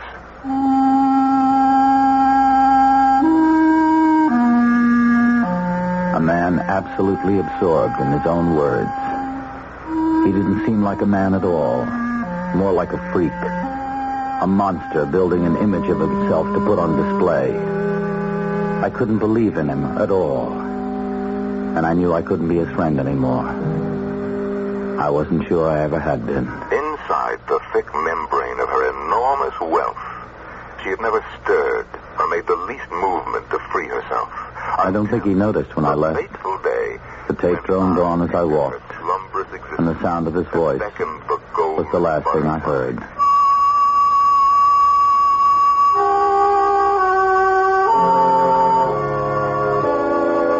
On the way home, I thought about him, looking at his own face, listening to his own voice, absolutely indifferent to other faces, other voices, other lives.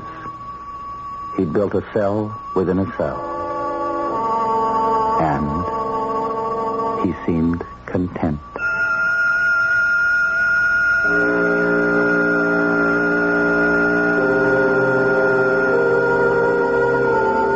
Yes, a tale of horror. For who is more horrible than the man who has no thought or feeling for anyone but himself? Who lives in a world of his own devising, where he manipulates people and events solely to aggrandize himself.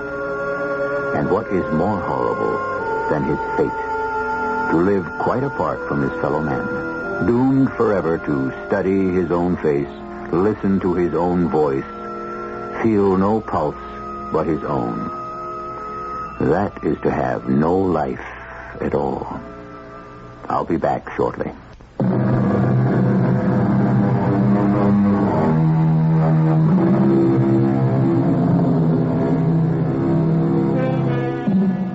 I leave you with this warning. Beware the image makers, those who carefully construct imitations of themselves for you to admire and adore. The Bible says, "Thou shalt have no other gods before me. Thou shalt not make unto thee any graven image." Yes, and most particularly, when the image you make is the image of yourself. Our cast included Norman Rose, William Redfield, Terry Keane, and Marion Seldes. The entire production was under the direction of Hyman Brown. Radio Mystery Theater was sponsored in part by Listerine Lozenges and Buick Motor Division. This is E.G. Marshall inviting you to return to our Mystery Theater for another adventure in the macabre. Until next time, pleasant dreams.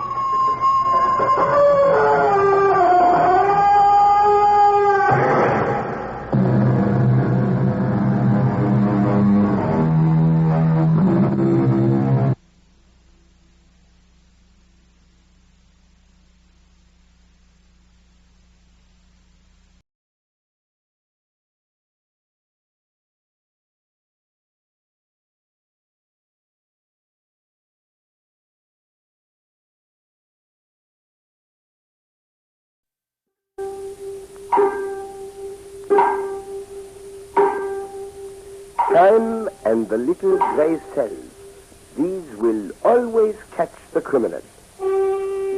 Hercule Poirot, Detective Extraordinary.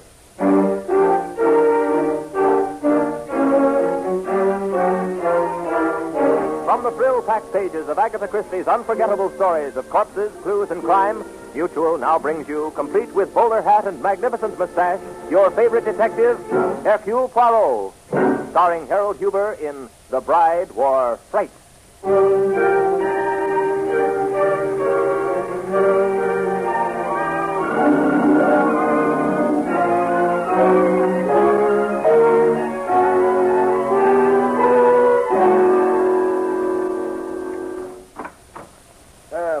It is good to get home.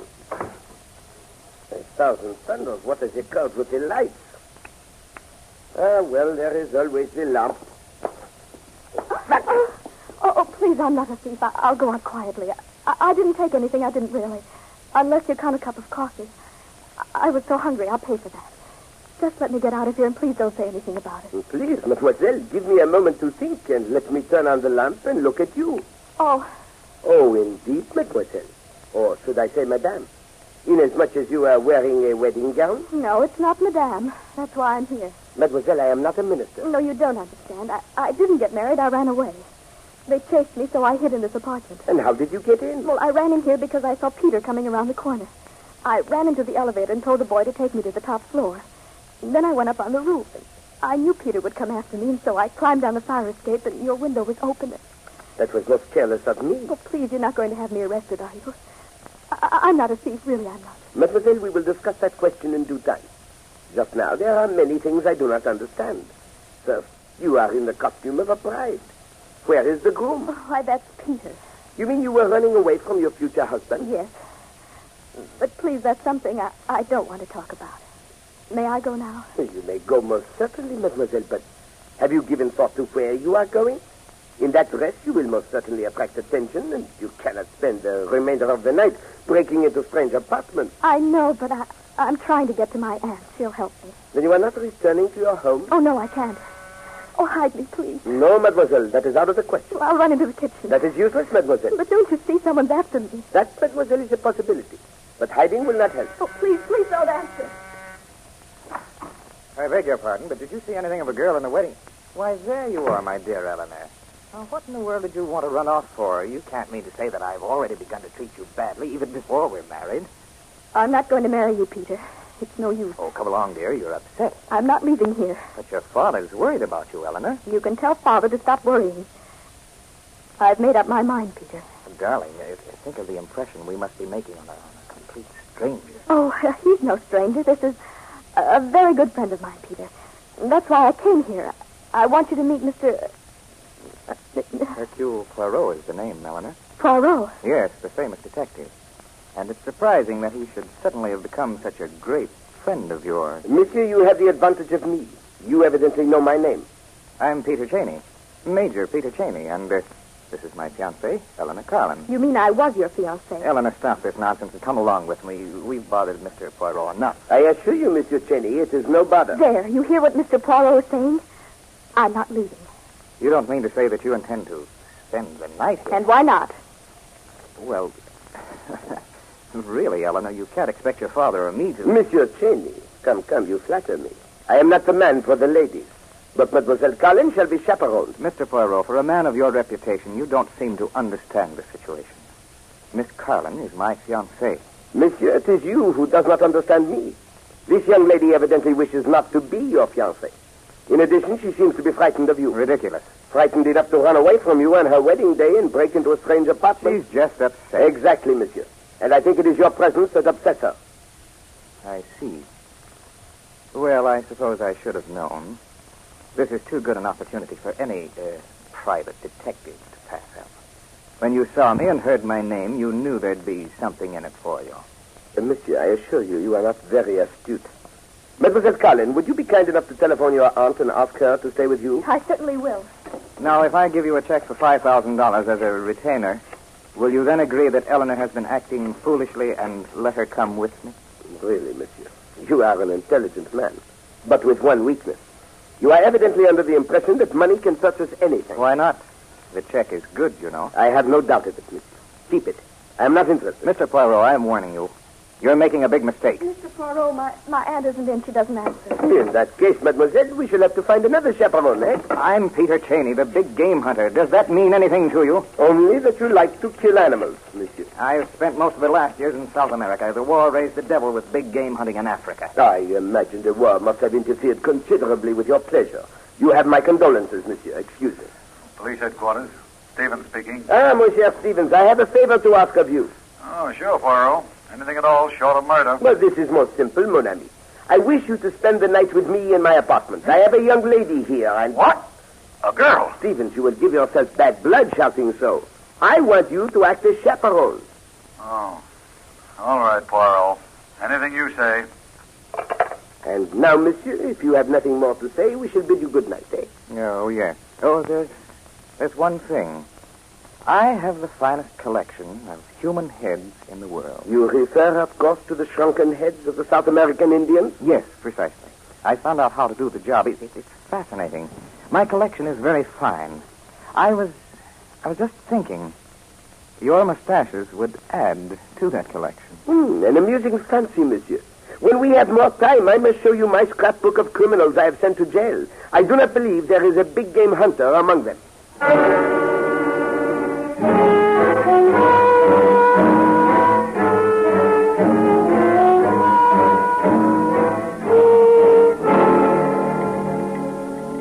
Well, at least I'm getting a good breakfast out of this, Poirot. What's the matter? You're not eating. I am worried, mon ami. Now, look, Poirot, you've done enough for Miss Carlin already. She's going over to her aunt's this morning, and that's all there is to it. I only wish you were right, mon vieux. Monsieur Cheney will not let go so easily. Well, I still don't see what you can do about it. After all, it isn't a crime to want to marry a girl. Good morning, Mr. Poirot. Oh, Inspector Stevens. Good morning. I want to thank you for being so kind to me. That smells good. And it is good, mademoiselle. Come, sit down. And this time you can drink coffee and not worry about being taken for a thief, eh? Yes, monsieur? Eleanor, I'm surprised at you. To think that my daughter would disgrace me by running away from her wedding and making a public exhibition of herself is shameful. Good morning, Eleanor. Oh, Peter, you too? Well, young lady. Father, I'm sorry. I know that what I did was pretty bad. I should have refused to go through the wedding in the first place. But why? What possible objection can you have to Major Cheney? Only that I'm not in love with him, Father. And I should think that would be enough reason for any father not to force his marriage into any marriage. I'm sure you'll learn to love me, Eleanor. Oh, nonsense. The girl doesn't know her own mind. She's much too young. I'm old enough to be able to make up my own mind as to whom I want to marry. I'm over 21, and you can't make me marry anyone I don't want to. Eleanor, I want you to come home and talk this over with me reasonably. I'm sorry, Father. I know that Peter can ruin you financially, and probably will if I don't marry him, which ought to be reason enough why you shouldn't insist that I do. Eleanor, I want you to come home with me now. I'm sorry, Father. I'm going to live with Aunt Susan. Let Eleanor do what she wants, Roger. I like a girl with a mind of her own. Don't worry. I'll change it. Well, that's very decent of you, Peter. And as for you, gentlemen, you meddling, interfering French busybody... Monsieur Sigalin, that I will not tolerate. I'm not French. I'm Belgian. And you! Since when do the members of the New York police force interfere between a father and a daughter? Huh? Well, I Mr. Carlin, Inspector Stevens spent the evening with me as my invited guest, which is a good deal more than I can say for either yourself or Monsieur Cheney.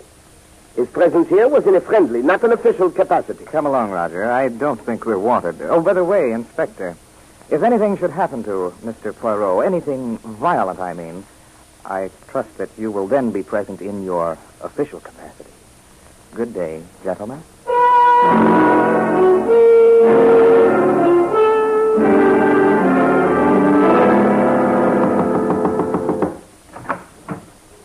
Good afternoon, Pancho. Is Peter in? I will see if the major is in. You may as well tell him, Pancho, that I'm going to sit right here until he sees me. I hear you, Donna. I'll be right with you. Oh, darling, take your time. As long as I know you're here, I'm happy. Donna, darling, I'd never keep you waiting. You know that. Oh, Peter, I knew it wasn't true. And if you think that was a mistake, here. All right, Pancho. Down, Murphy. Down, I say. Oh, you've brought Muerte with you. Where I go, he goes. He's well named, Donna. Muerte. You know. I know. Death. Right. I told you not to come here. Peter, I just had to. I couldn't believe that you were going to marry that girl. I am. And now that you know it, you can go right back to South America. Oh, Peter, why? Why? Why do you want to marry her? I assume you asked me that because I never wanted to marry you. You're just like all stupid women. Donna, I'm through with you. You shan't marry her, Peter, because I'm not through with you. Donna, you don't know what you're saying. No, yes, I do. You're not going to marry her, do you hear? Because if you do, I'll go to the police. I'll tell them about Juan. Remember Juan, Peter? He was tied to a tree and torn to pieces by a dog. That dog might have been Muerte. Poor Muerte. You get the blame for everything. And what about that Englishman? What was his name? Gibson, that's it. He died of a broken neck. You're very good with a bullwhip, Peter. An expert, aren't you? You'd actually go to the police and tell them, Donna? I will. I swear I will if you kick me out. Donna, you you really love me. Well, we'll have to be careful, but we can arrange something. Anything, Peter, anything you say. I'll tell you what. Tonight I have something urgent to attend to. You meet me in Central Park late, about, say, 2:30, near the reservoir. Why so late? Are you... Because I won't be through until then. Peter, if this is one of your tricks, I'll tell the police everything I know. Oh, don't be foolish, Donna. If you'll just meet me, I assure you that won't be necessary.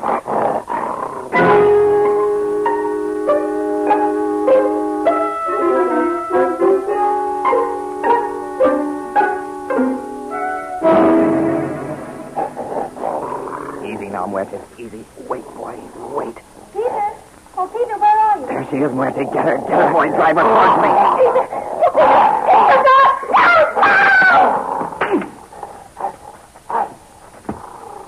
Muerte. Quiet. Heel, boy. Heel. Good dog. That's a fine dog. Come on, boy. Now we can go home.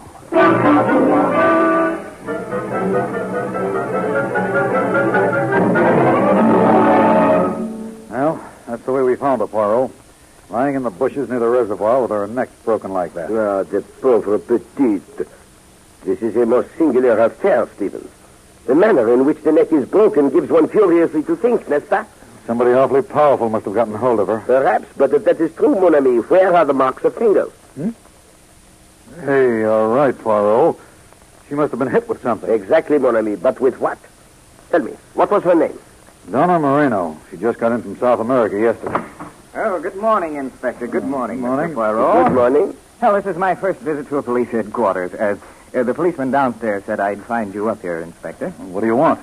Well, I read the papers this morning. I think I may know this girl who was so unfortunately killed last night. And so you came down here to give your knowledge to the police? That's right, monsieur. That was most kind of you, Monsieur Cheney. Oh, not at all. I knew that sooner or later the police would find out that Don and I had been very good friends, and so I thought I'd better trot right over here and tell everything I know. Do you know anything about this killing? Oh, nothing about the killing, of course, Inspector. Donna had a lot of friends in South America, and a few enemies, too. Did you know that Mademoiselle Donna was coming to New York? I hadn't the slightest idea of that. We said goodbye in Rio. Did you see Mademoiselle Donna before last night? As a matter of fact, I did. She called on me yesterday afternoon. And you had a quarrel? Oh, nothing could be further from the truth. She'd heard about my unfortunate experience at my wedding, and she came to sympathize with me. It is terrible, Lestat, that such a fine, sympathetic young lady should have met death in such a horrible manner. It's awful that she died at all, but tell me, how did poor Donna die? Her neck was broken by some instrument, snapped like a matchstick. Monsieur Cheney, do you know anything about the bullwhips used by some of the gauchos in South America? Oh, I should say I do. Why, I'm an expert with a whip myself. That is most interesting, monsieur. I'll say it is. Now, this girl died about 2:30 this morning. Just where were you last night, Major Cheney? I thought you might ask me that, so I took the liberty of bringing my servant, Pancho, with me. Pancho? Si, Major. Pancho, tell these gentlemen where I was last night. Major Cheney had dinner at home and never left the house. I sat with him in the library until midnight. I don't care about midnight. Where was he at 2:30? Major Cheney was in bed, asleep. You have no way of knowing that. You can tell me he went into his room, but you can't swear that he stayed there. It is permitted to contradict the inspector. Go right ahead, Pancho. Tell the truth. I sleep in the same room with the Major. I am a very light sleeper. I would have noticed if the Major had left during the night. He did not. You're willing to swear to that? I do not make these statements which are not the truth. Oh, well, gentlemen, I think that's all. Take care of yourself, Mr. Poirot. Evidently, there are some dangerous people loose in this town. For the first time, Monsieur Cheney, I find myself in complete agreement with you. Do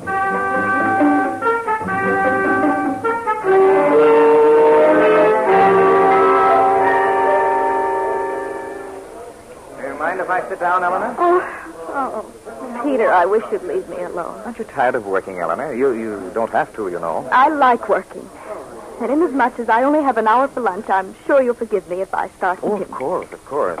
By the way, I wouldn't bother about hurrying back to the office if I were you. I certainly don't intend to be late. Well, it doesn't really matter. You work for the Lee Construction Company, don't you? Why, yes, I do, but... I have an idea that they're not going to require your services after today. So you managed to get them to fire me. Yes, Eleanor. And I'm telling you that I'll do the same with every job you get or try to get. I like a woman who fights, but I like to show them I can fight, too. Oh, Peter, I don't want to fight. I just want you to leave me alone. You know this is going to be fun. When I was in South America, I think I enjoyed the thrill of tracking an animal more than the actual kill. Peter, this isn't a game with me. I'm not going to marry you, and I'm not going to be tracked like any animal. No? Well, what are you going to do? I'll see that you don't get a job, you have no money, and you're too proud to take any from your aunt. You see, Eleanor, I have the advantage of knowing your weakness. I know what I'll do. I'll... You'll marry me. Eventually.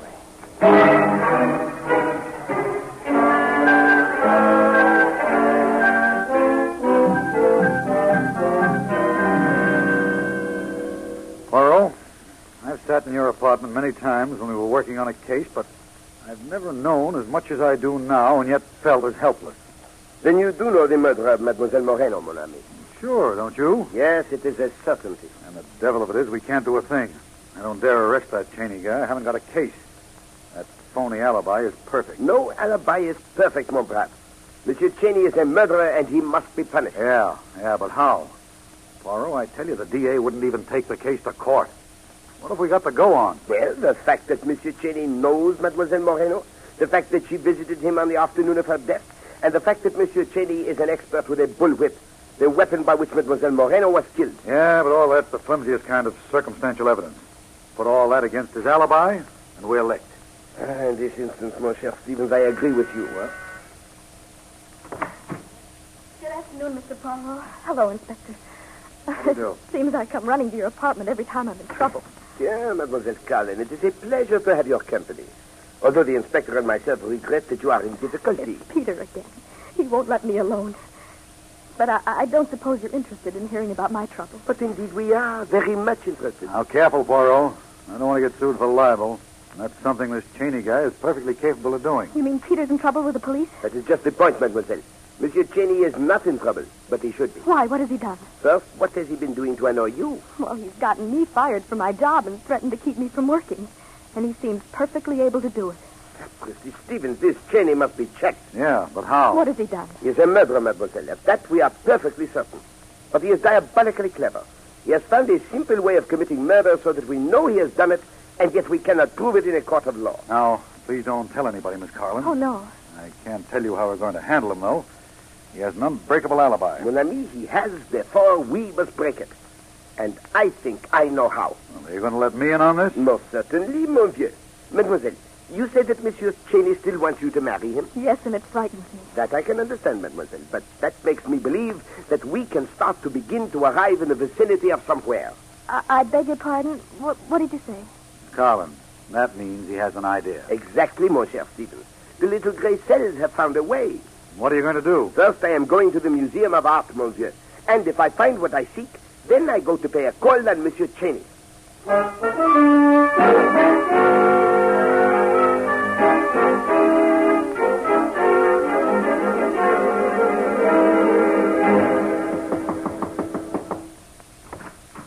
May I see Monsieur Cheney? Oh, this way, senor. Ah, Mr. Poirot, this is a surprise. I'm glad to see you. Monsieur Cheney, you have been a great deal in my thoughts. I'm sure I have, and you in mine.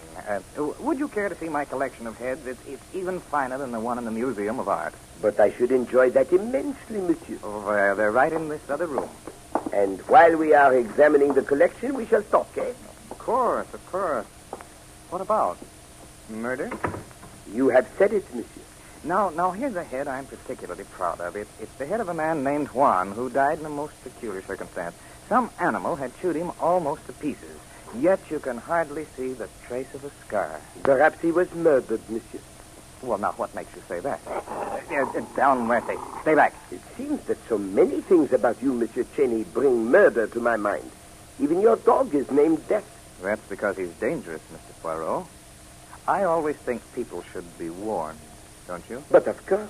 And did you warn poor Mademoiselle Donna, monsieur? Well, now, why should you think I had anything to do with Donna's death? I do admire the way it was done, though, quickly and efficiently. I understand you have been annoying Mademoiselle Carlin. I thought we were going to talk about murder. Oh, now, here's another fine example of the art of shrinking human heads. Murder and marriage, monsieur. I just thought it fair to warn you that I will not allow Mademoiselle Colin to marry a murderer. Good for you, good for you. I wouldn't want Eleanor to marry someone like that either. Monsieur, I am saying that I know you are a murderer. I am also saying that I will not permit Mademoiselle Colin to marry you even if she wants to. And I'm telling you that it's none of your business. And, Monsieur Cheney, I shall do everything in my power to help Mademoiselle Colin, financially and otherwise. You will persist in sticking your neck out. And you break necks that are in your way, n'est-ce pas? Sometimes. But listen, Mr. Poirot, I have too much respect for you to want to quarrel. I'd like to get together when I've had time to think this over, and maybe we can talk more reasonably. Anytime you say, monsieur. Well, frankly, I'm too upset now to be able to think clearly. Shall we say, tonight at 11? Consider it said, monsieur. Shall we meet here? No, I'd rather not. Oh, come. Surely you are not going to ask me to meet you in the park. Oh, no, of course not. I don't think you would anyway. Not without being followed by a good number of police. And you would not like that, monsieur? I think our meeting place should be private, don't you? By all means, monsieur. And I have it. There's an old hot dog stand out on Long Island, been abandoned for quite a while, just a few miles east of Bayville on Route 19. It's in the middle of a vacant lot. Nothing around for miles. You can see anyone coming miles away. How about meeting me there? Monsieur Cheney, you have an appointment.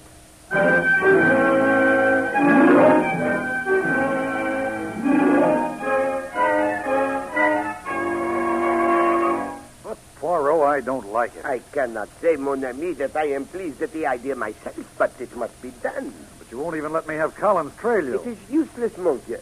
This must be done this way or not at all. Okay. Tell me what you want me to do. It is simple but vital. You must go to the house of Monsieur Cheney and tell his servant Pancho that Monsieur Cheney has been hurt, badly hurt. But will he believe me? It is essential that he must. If he needs convincing, tell him that he was hurt because of his appointment with me, that Pancho must come with you immediately, that Monsieur Cheney needs him. Yeah, but suppose he won't come. He must, or you will be in the terrible situation of having to solve murders without the assistance of Hercule Poirot.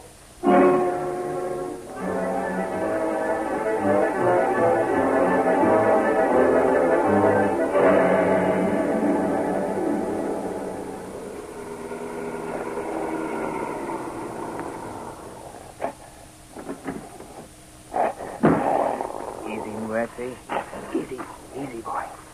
Just wait a minute. Bonsoir, Monsieur Cheney. Is that you? Down, Murphy. Down. Good evening, Mr. Poirot. I'm glad to see you came alone. Don't stay so far away. Come up a little closer. I do not like the actions of your dog, monsieur. No? Well, I don't think he likes you either. Get him, Murphy. Get him. Come, Monsieur Cheney. That was stupid of you, eh? Did you think I would come unarmed to meet you? I'm glad to see the pistol in your hand. Oh, suck. May I congratulate you, monsieur? You are most expert with that whip. Thanks. Start running, Mr. Poirot. I always like to give the ones I hunt an even break. In this case, monsieur, you are doomed to disappointment. I shall not run. If you think you can break my neck with that whip, I am unable to stop you. But I warn you, Monsieur Cheney, you will die for it. And that takes care of you, Mr. Poirot.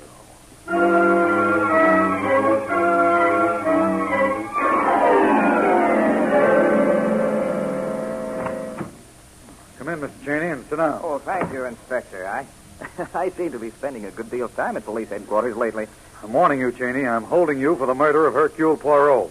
Anything you say may be used in evidence against you. Oh, don't be ridiculous, my dear Inspector. Oh, what is this, a joke or something? If it is, it's in very bad taste. Stop stalling, Cheney. I've got you dead to rights. I begin to see. This is evidently a trap of some kind. Mr. Poirot pretends to be dead Cheney, while you... I've arrested a lot of cold-blooded killers in my time.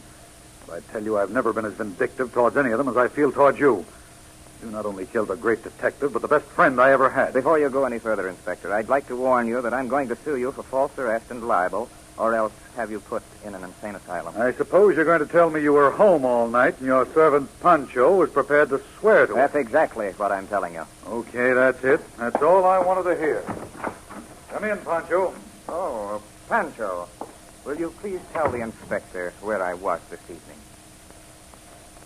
Well? Pancho, what's the matter with you? Tell the inspector where I was. Please do forgive Pancho, Major. I cannot. Have you lost your mind? Tell him, Pancho. No, it's not Pancho's fault, Cheney.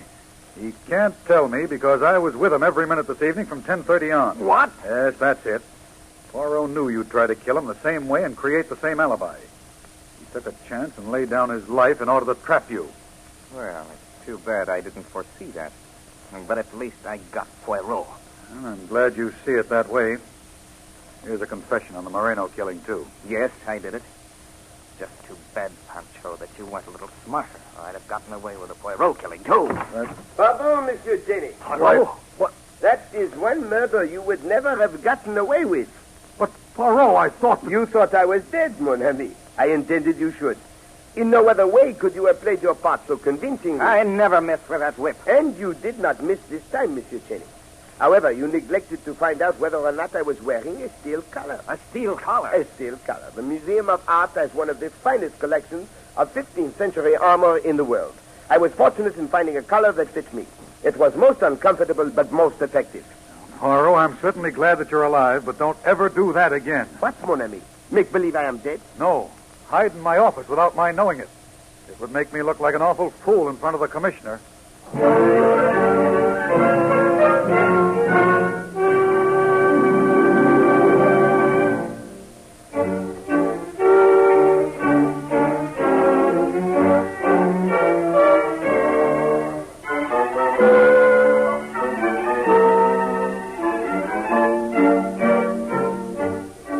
To listen next week when Agatha Christie, America's favorite mystery writer, brings you her favorite detective, Hercule Poirot, starring Harold Huber in The Letter and the Mad Woman.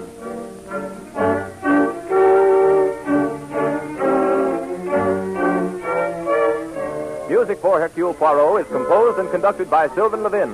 The program is directed by Carl Eastman. This is the Mutual Broadcasting System.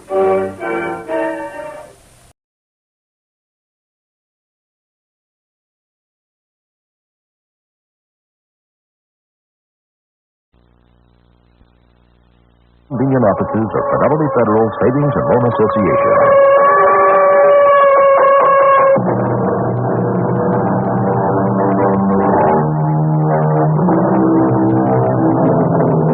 Come in. Welcome. I'm E.G. Marshall. The story we shall bring you in a few minutes is titled The Man Who Ran Away. The wish to run away is a common one. Usually it is an impulse not too hard to resist, but often it is a compulsion, and there is no time to think what it is we are running away from, and what it is we are running to. How dare you? How dare you enter this house? I knocked two, 3 times. I could shoot you, you know. Please. And no one would blame me. You're trespassing. I know, and this is my house. And no one can come in here unless invited by me. But I invite no one.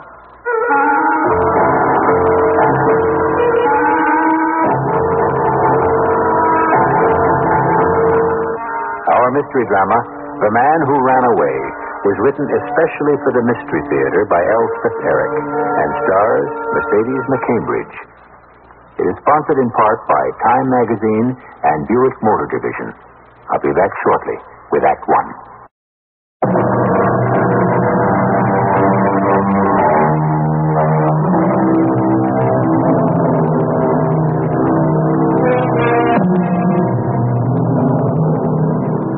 It is not only children who run away.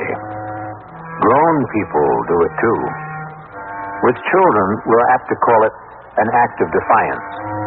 With a grown man, we're at a loss to say what it is. But I strongly suspect it is a cry of pain. Listen now to the story of David, the man who ran away. David, let me explain. Never mind, Mother. There are things you should know. I know enough. Where are you going? I have no idea. But we should talk about it. No, we shouldn't. Don't you want to hear what I have to say? You've said it all, Mona, my dear wife. You're taking the car. Yes, I am.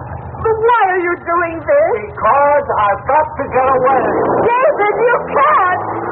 David, come back.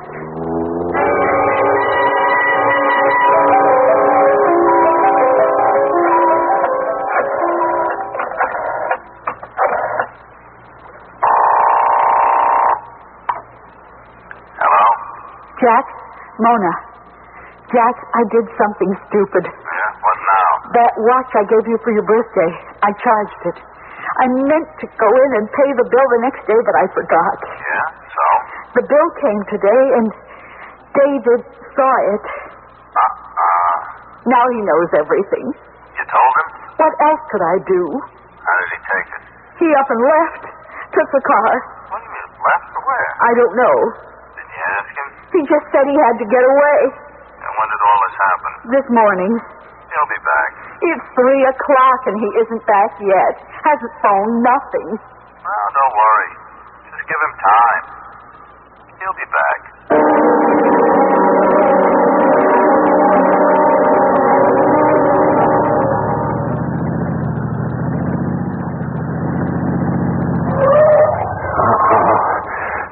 Gas.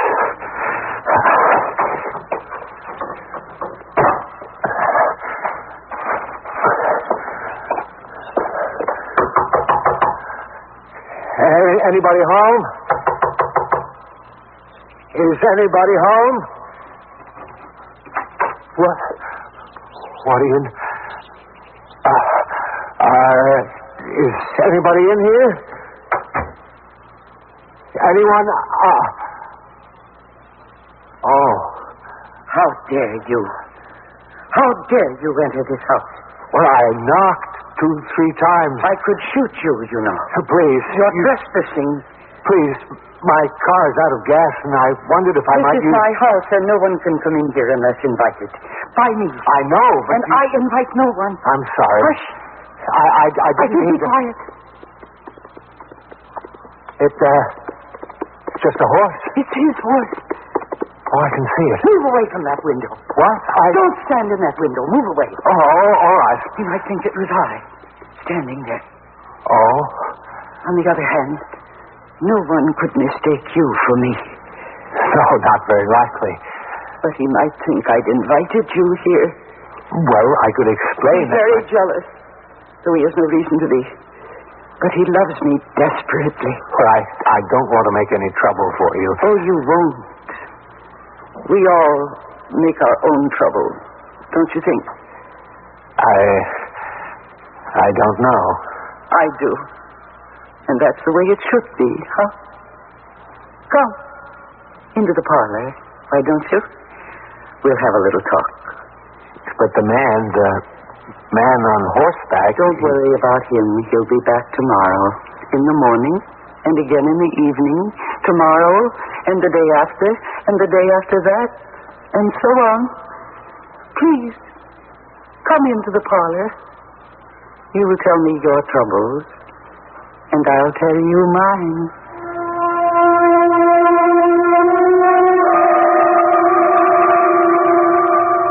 Yeah? Hello? This is Mona, Jack. Oh, has he come home? No, and it's after 10 o'clock. Oh, give him time. How much time? Look, he's probably out somewhere getting drunk. I doubt that. With some woman. Oh, no. You want to get in touch with the police? Oh, no. No, not that. Yeah, it's too soon. David would hate that. Well, hang in there. He'll come back. You'll see.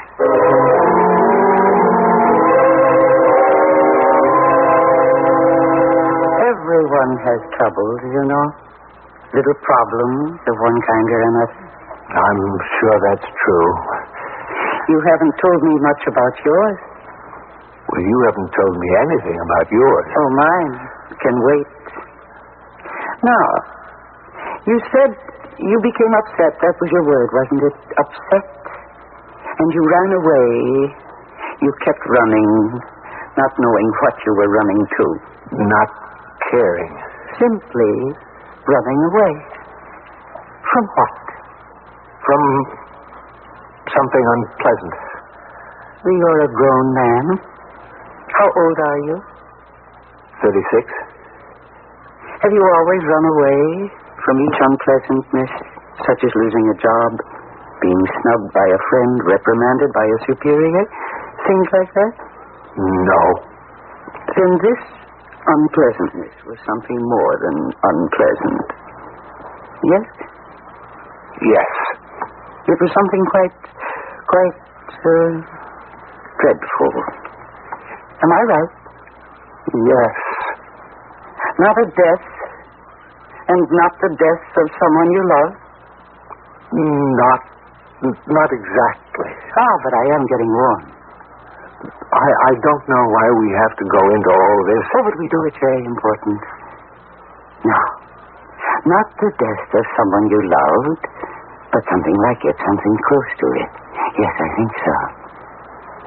All right, then. The beloved one did not die, no. But something did happen, something that distressed you terribly, made it impossible to go on living as before, made it imperative for you to run away. Now, what could that be? Really, I don't... If she did not die, then perhaps her love died. Her love for you. I really don't want to talk about it. What a sensitive nerve I've touched. Dear man, I'm so sorry for the pain you're feeling. So very sorry. I think I'd better leave. Thank you for everything. Don't go. This door... What about the door? It won't open. Of course it will open. Well, it's locked or something. Who ever heard of a door locked from the inside? Did you lock it? My dear man, I like your company, but not so much as to lock you in. Well, then, why won't the door open? Because you don't want it to open. But I do. Do you really? I'd like to leave, if you don't mind. I don't mind. But you only half-heartedly want to leave. The other half of your heart wants to stay. You know I'm right. So say it. Right. You may be right. No, I am right. Now, come back and sit down and talk to me. I don't really feel like talking. Then let me talk. Huh? Her love for you died, not little by little, for the shock wouldn't have been so great. Am I right so far? You're right about the shock. Then the love may have been dying for some time, but you only just now discovered the truth. Yes. I'm not so naive as to think you found them locked in an embrace in bed. No, nothing like that. I believe you found out in some foolish, fatuous way. It was something really inane that led to the truth, was it not? She gave him a watch. An expensive watch. Yes? And she charged it to our account. I saw the bill. Oh, how very idiotic of her. Is she an idiot? No. Then she must be very inexperienced. I suppose. This is probably her first infidelity. Perhaps. Oh, certainly, without doubt. Well, that's very small comfort. Oh, my dear, I know. Believe me, I know. Because it is not the infidelity itself that plagues you so. But it is. No. It's the shock of discovering that you are not all you thought you were. Not to her. Not to the one you entrusted with your pride, your confidence, your manhood. Oh, no. It is not the infidelity which matters. It is the crushing of self-respect. That's what does the damage. A little love affair on the side. What is that? It's a little love affair on the side, no more. But it has made you feel that for her, you were not enough. That you did not suffice to keep her happy and content. That she needed a little love affair. That is what hurts. Are you crying a little? I guess I am. Well, good. It's only right and proper that you should. I'm sorry. If one does not weep for one's lost innocence, then for what should one weep? I didn't know that I was quite so innocent. No. You thought you were grown up and sophisticated and immune to shock. Well, we all think that until the blow falls. Now, what to do with you? You want me to leave? Not at all. I want you to stay. Let me give you some wine. Oh, no, thanks. No? Some men would run away in the wine or whiskey. Oh, not me. I only get sleepy. I have some cocaine. Would you like some of that? Cocaine? Oh, no. I don't use any kind of drug. I don't even like to take aspirin. There are those who run away to drugs to help the pain. Well, I'm not one of them. So, what are we to do with you? I guess what I really want to do is to go to sleep. Aha, sleep. The safest place to run. Would you like to sleep here? There are plenty of beds. Well, if you don't mind. Come. I'll show you the way. You're very kind. I can be even kinder.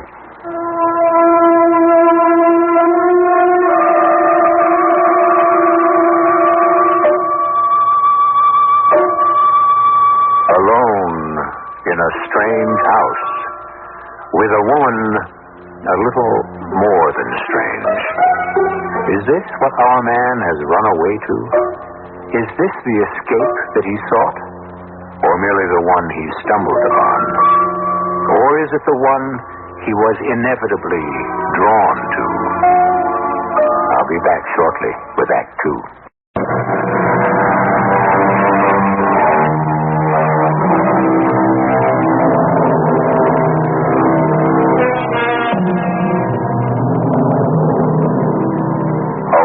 Has passed since a desperate man stumbled upon, sought refuge in, or was inexorably drawn to a strange house many miles from his home. And in this house was a woman who, while she did not precisely welcome him, still urged him to stay, offering him every consolation, including herself.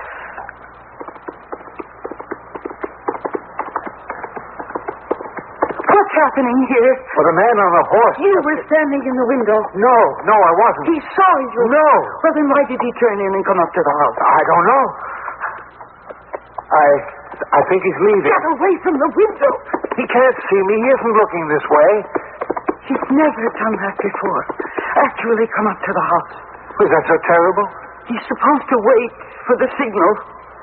He rides past each day, in the morning and again just before it grows dark, waiting for the signal that I have forgiven him. Who is he? He is my husband, of course. Who did you think he is? I didn't know.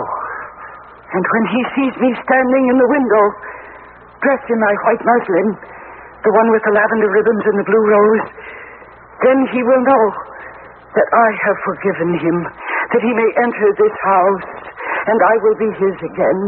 I see. At least I think He's getting impatient, wouldn't you say? Else he'd never have turned in and come up so close to the house. Poor darling.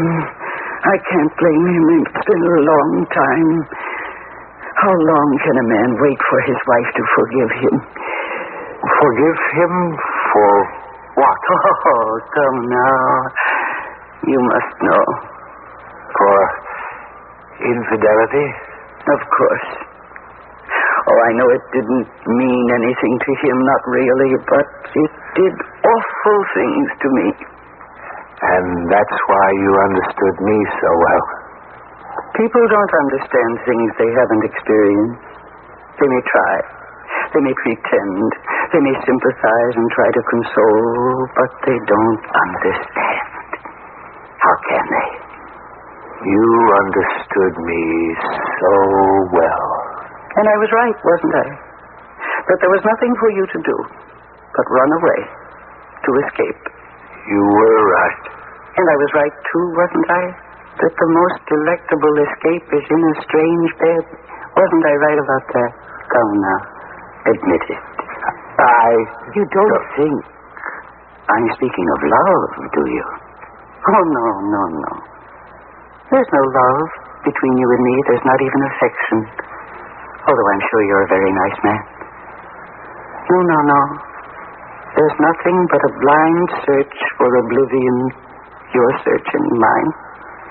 We are two aching, passionate people, asking only to ease the ache and expend the passion in a wild and blind embrace. Oh, no. There's no love here. My love is with the man on the horse. Yours is with the woman you left back wherever you came from. No love. Love would only get in the way.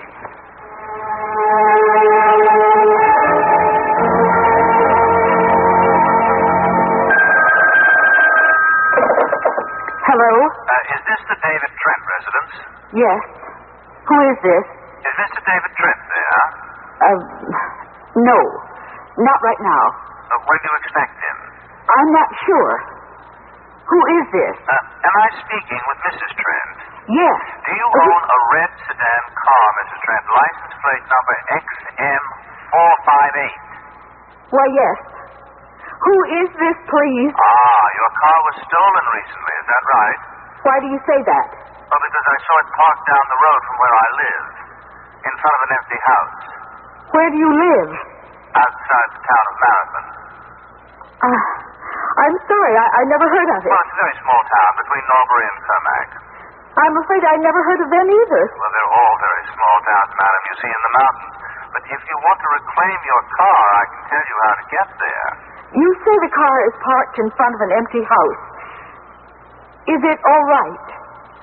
I mean, there wasn't an accident or anything. Well, it looked all right. Are you sure the house is empty? Oh, yes. How do you know? I own it.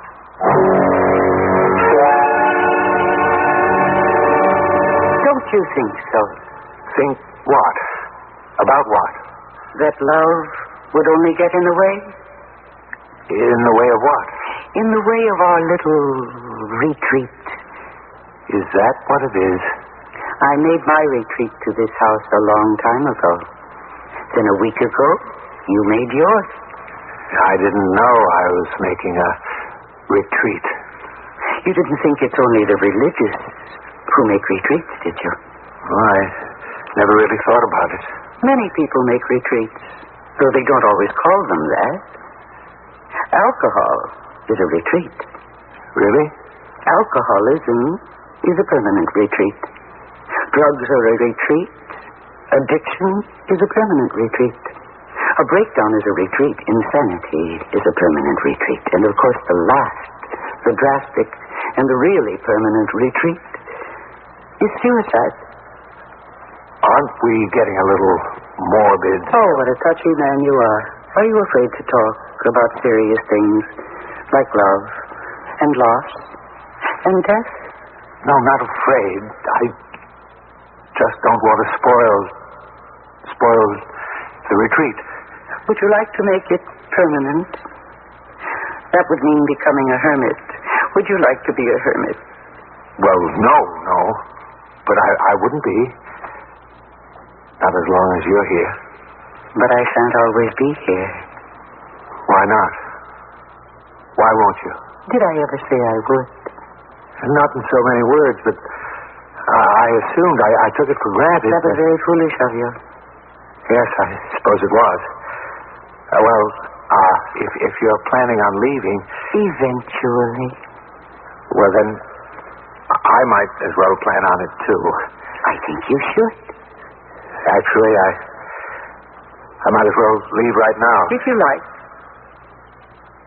You don't care? I don't care. No. It doesn't open. Try harder. It's no good. I can't. Let me open it for you. If you don't mind. Not in the least. Well, think of that. Imagine. I can't open it either. And that means? That means that I don't want to leave any more than you do. And you'll stay?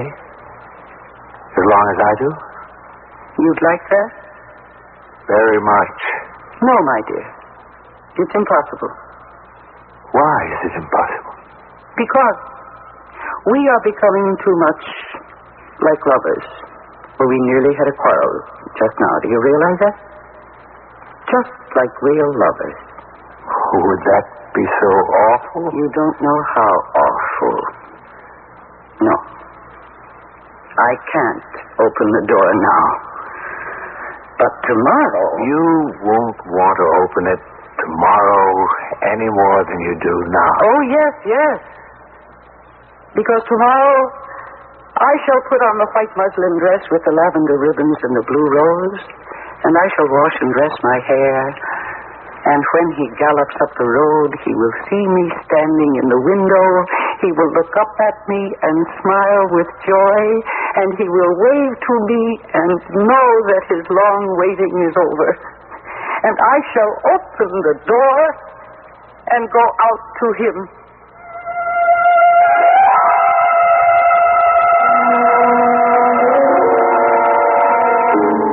Yeah, hello? Jack, this is Mona. Any word from Dave? Not from him, no. But a man named Gregory Tate called me.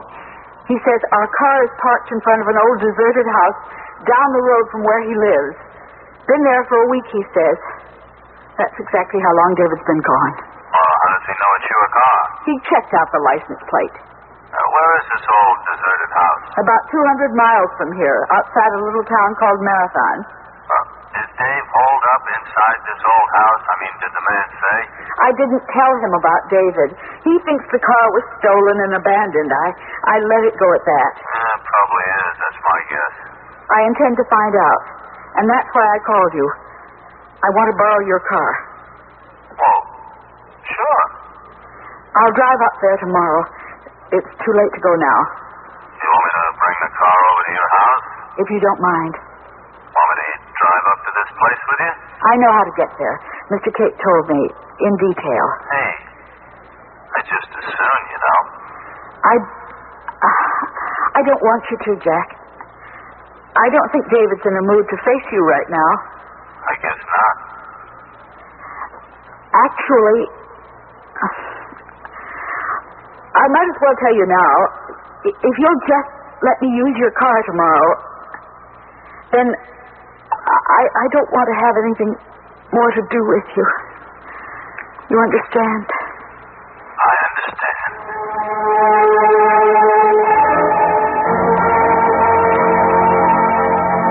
Aren't you coming downstairs? Soon. Yes, soon. I'm so afraid of losing you. Sometimes I think I have, or that I never really found you. Can you hear me? I'm busy.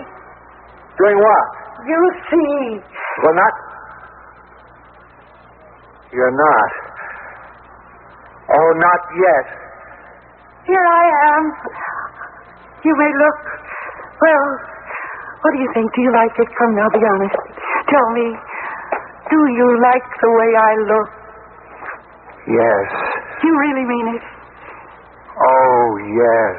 I'm sorry it took so long. But this is a very elaborate dress. And my hair is so difficult to handle. That's the dress, the white muslin with the lavender ribbons. Where's the blue rose? It was so faded and a little crushed. I don't think he'll notice that it's missing if he remembers that it was ever there. No man could ever forget you in that dress. It is pretty, isn't it?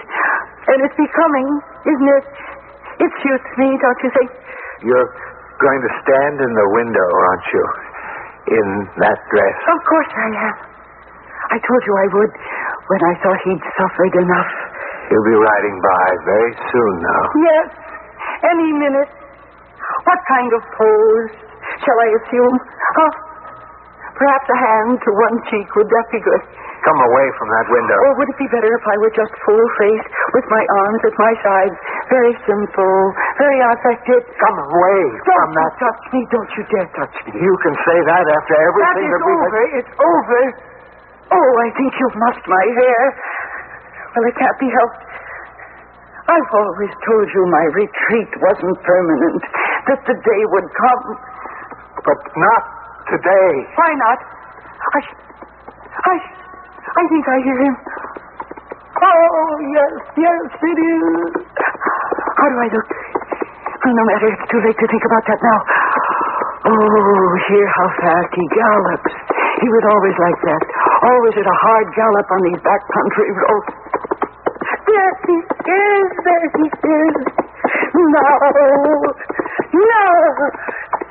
No, wait. Didn't he see me? Oh, that's impossible. He must have seen me. Why did he go on past? He didn't even look up. He never slowed his horse.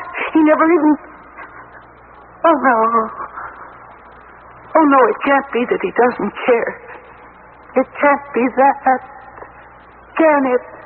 Tell me. Can it be that? Can it be that he doesn't care?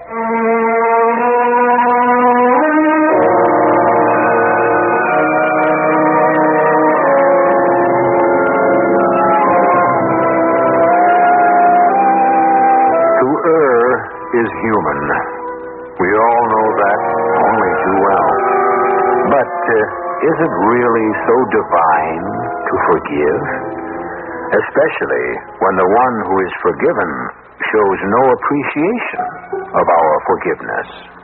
Perhaps never wanted it, never needed it, and is in no mood to accept it. I'll be back shortly with Act 3.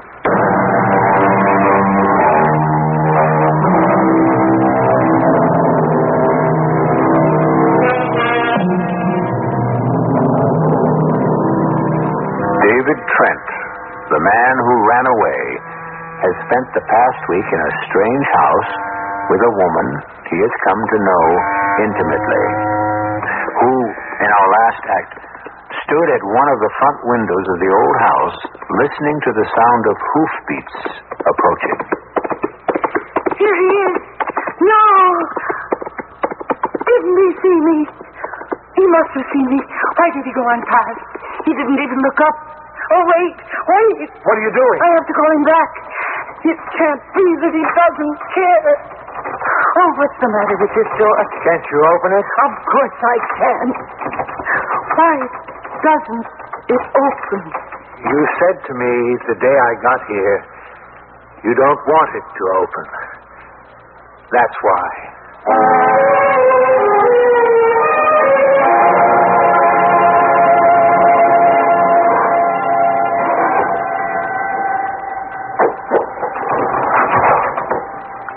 Oh, yes, Mrs. Trent?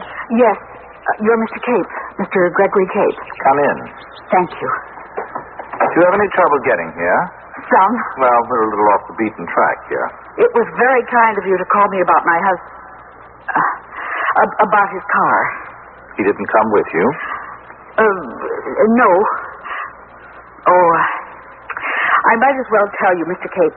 My husband left home a week ago. I haven't heard from him since. I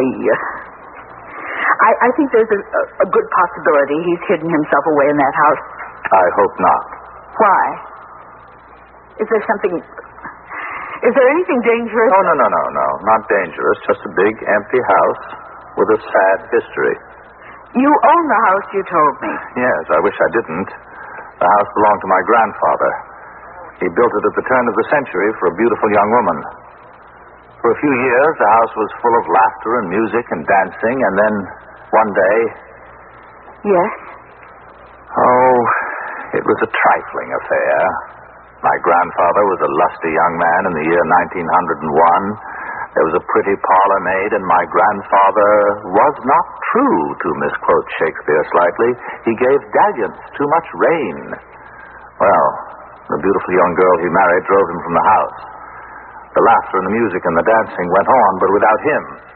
It went on for a long time. It became wilder and more abandoned. The neighbors protested. They took steps to force her out of the house. When that happened, the music and the dancing stopped quite suddenly. There were not more guests. But she stayed on? She stayed on. First of every month, cases of liquor were delivered to the house. The laughter within was no longer merry or gay. It was hysterical and spiteful. And then that stopped, too. She died? Oh, no. Oh, no. It was about that time that cocaine was discovered. By Freud, actually. Though few people remember that. As an anesthetic for operations on the eye. Freud himself was addicted, I believe, for a short time. And the lovely lady in the house was also addicted for a very long time. Oh, how unhappy she must have been, your grandmother. My grandmother? Oh, no, Mrs. Trent. I am the grandson of the parlor maid.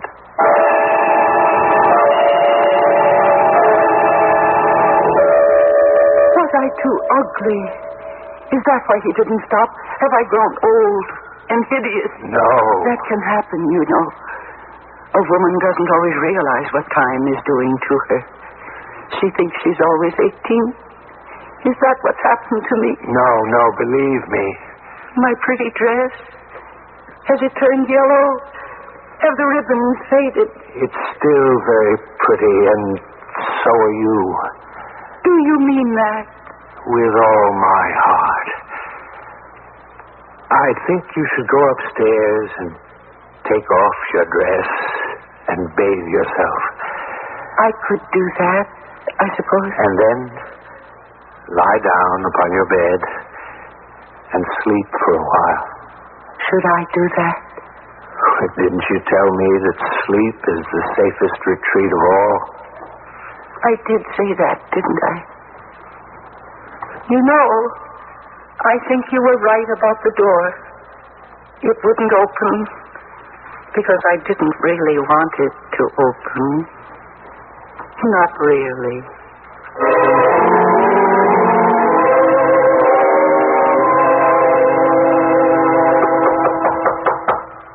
Come in if you want to. I can't open the door, but come in if you like.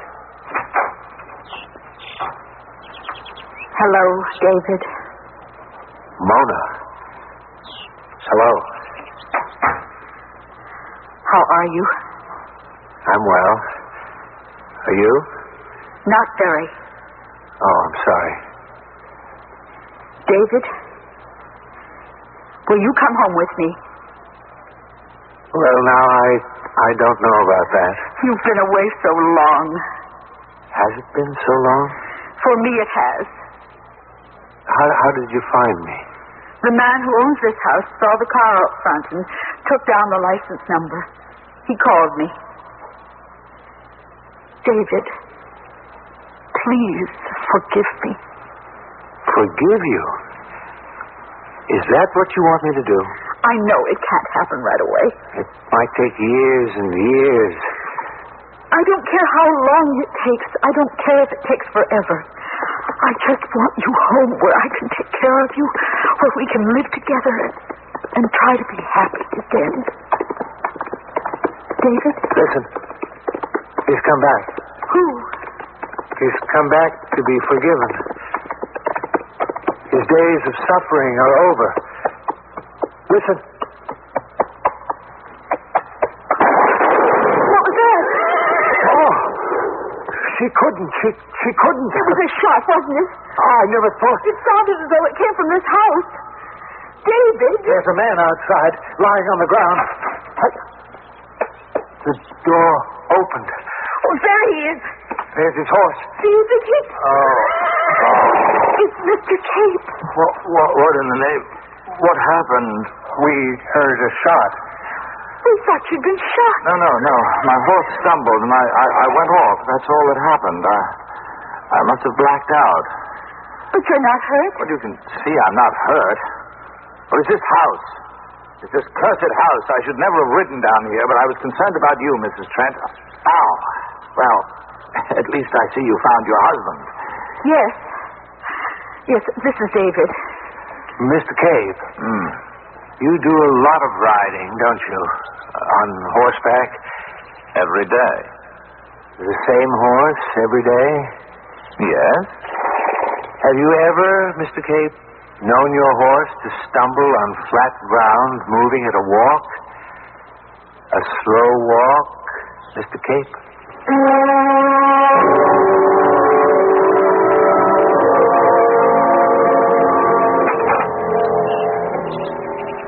Are you here? It's only me. Don't be afraid. Are you here? Is that you? Yes. I'll come down. I'll wait.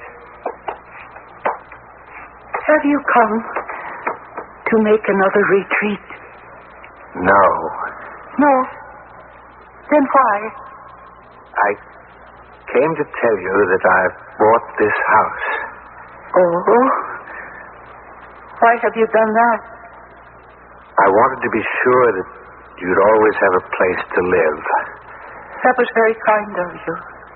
Well, there was another reason. You've gone back to the woman who betrayed you. Am I right? You're right. And you've forgiven her. I'm getting back my self-respect. You told me, that a little affair is, well, just a little affair.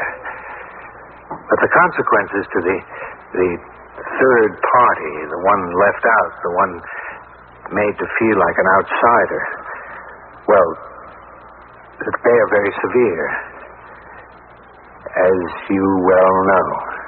As I well know. You did shoot him, didn't you? Oh, yes. I thought so. I saw him fall, and a great burden was lifted from my heart. But you stay on here? Where would I go? Oh, I can't say I don't miss him. Miss the sound of his horse's hoofbeats pounding up the road. Yes, I miss that. The days seem long without that. Still, what else could I do? What could I do but kill him? It must have seemed like the only thing. You were going to tell me the other reason why you bought this house. You said you bought it for me. But there was another reason. Yes. I bought it for myself. To live here? No. At least, not all the time. I see. Just for the times when I need to run away. To make a retreat? That was very wise of you. And you know, don't you, that whenever you decide to run away, I shall always be here. I know. Thank you for coming. Oh, thank you for being here. I wonder if the door will open for me. Try it. You see? Yes. Come back. Soon.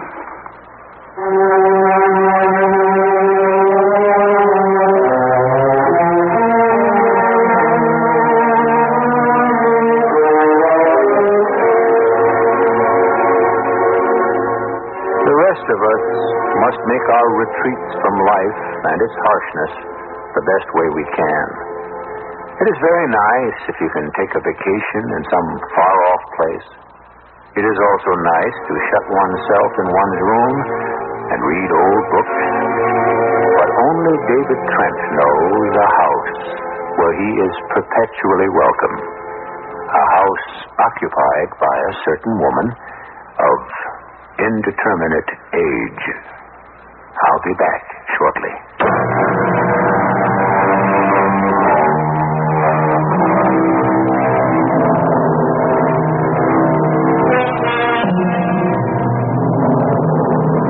There's a great deal of talk about facing reality, and I myself endorse all of it. Reality is the safest place to live in. But we have to admit that not all of us are strong enough to live with reality day in, day out. We all must run away from time to time to build up our strength. The thing is, we must always know the way back. For us, the door must always open. Our cast included Mercedes McCambridge, Robert Dryden, Martha Greenhouse, and William Redfield.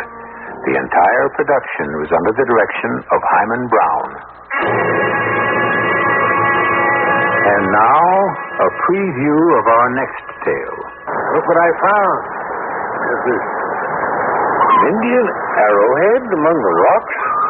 Well, that's unusual. There's a design on it. Here, let me rub off more of the moss. It's heavily encrusted. Must have been here for hundreds of years. Good. Drums. Beg your pardon? Drums. Indian drums. Hear them?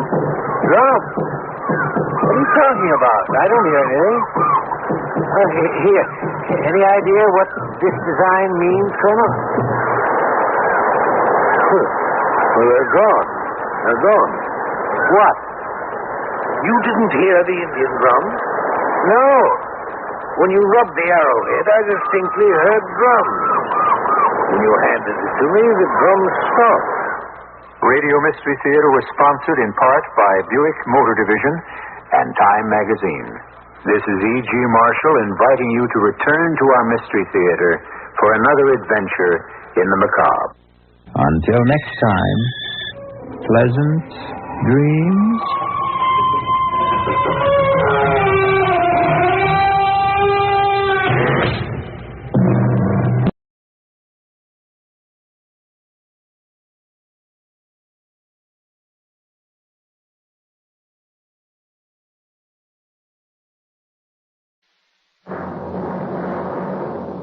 The National Broadcasting Company presents Radio City Playhouse, Attraction 25.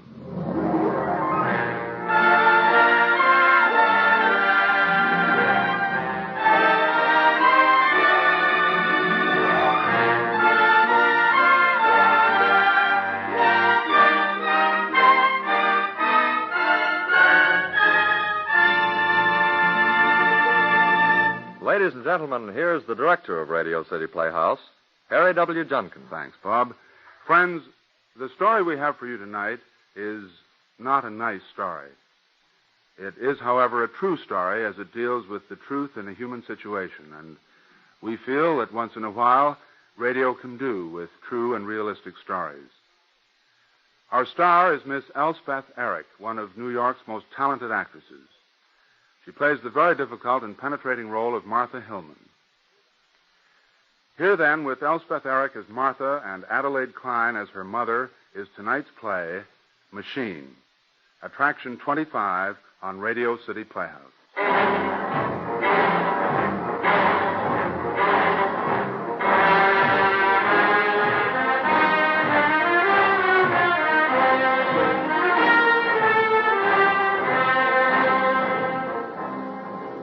Martha Hillman works in a factory. It's a good factory, good pay, good working conditions. Martha's job consists of soldering together two copper wires, which protrude from an aluminum ring. The ring, after several additional operations, may end up in any one of a dozen electrical devices. All Martha knows is this one job. She is a human machine, efficient, quiet, dependable. A big, overweight, 24-year-old, bad-complexioned machine. She is also generous and kind and the hardest worker in her department. Okay, girls, loud. That's it. Martha goes on working for a few minutes, then turns off her soldering iron, puts down her work gloves, and finds herself at the end of a line of girls checking out their worksheets before going to lunch. She waits patiently, her turn at the supervisor's window. Mary Bishop, 432, 16 defective. Bishop, 432, 16, okay. Martha Hillman, 645, 4 defective. Hi, Martha. You the last one? Yeah. 6454 defective. Well, I don't know how you do it. That Bishop kid took all morning to do 432. She's new, isn't she? Yeah, here she's leaving, getting married. Well, be seeing you, Jean. Hey, just a second, Martha. Mrs. Forrest up in personnel wants to see you.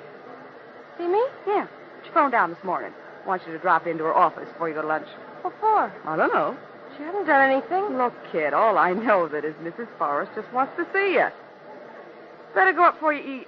It's on the 4th floor, room 428. Okay? Okay. Sure can't understand why she wants to see me.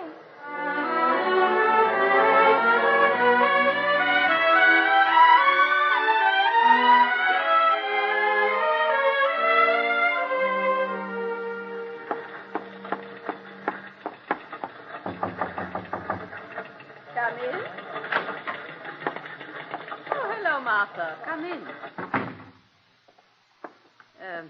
Sit down, Martha. Thanks, Mrs. Forrest. Martha, we've some news for you. Some good news. Good news? We're going to promote you. Promote me? Don't you think it's about time? Well, I don't know. We're planning to send you up to the 34th Street warehouse. You'll be working under Mr. Ralph up there, traffic and shipping. We'll have 5 girls under you, and there's an increase of $7 a week. 34th Street? Yes. Well, don't look so sad, Martha. It's a promotion. Would that mean I'd never get down here at all? Not unless you visit the night shift. I can't go, Mrs. Forrest. What did you say, Martha? I'd rather not take the other job, the promotion. My dear girl, you're not serious. Yes, I'd rather not. But I don't understand. This is a promotion, a raise of $7 a week. We've liked your work here. You've been steady and reliable and punctual. Just don't want to go up to 34th Street, that's all. But, Martha, it's closer to where you live. It's a shorter ride in the subway, better pay, nicer work. It's a promotion, Martha. Don't you understand that? A raise of $7 a week. I don't need the money. But, Martha, why? I thought you'd be delighted. I thought you'd be thrilled. You've always been very nice to me, Miss Forrest, but I don't want to go. Is it some personal reason? Yes. At home, perhaps? Is there some trouble at home? I don't mean to intrude, Martha, but it's so, well, it's such a good chance. I hate to see you just turn it down. Do I have to go? You don't have to, no. But I'll be very disappointed in you if you let me down. You wouldn't fire me if I didn't go. Well, of course not. Martha, how can you talk that way? Nobody wants to fire you. And I'll just stay where I am. Martha, I wish you'd be frank with me. I don't want to go, that's all. Oh, now, Martha, you mustn't cry about it. If you don't want to go, well, that's all there is to it. Look, supposing you think it over till tomorrow at noon. I'll keep the job open till then. I won't change my mind. But you'd meet new people, make new friends. It's a wise step in your career. I don't want to meet any new people. But, my dear I don't want to make girl, any new friends. I want to stay here. I like it here. All right, Martha. That's the way you want it. I'll keep the job open till tomorrow noon. To change your mind, come in and let me know. That's all, Martha.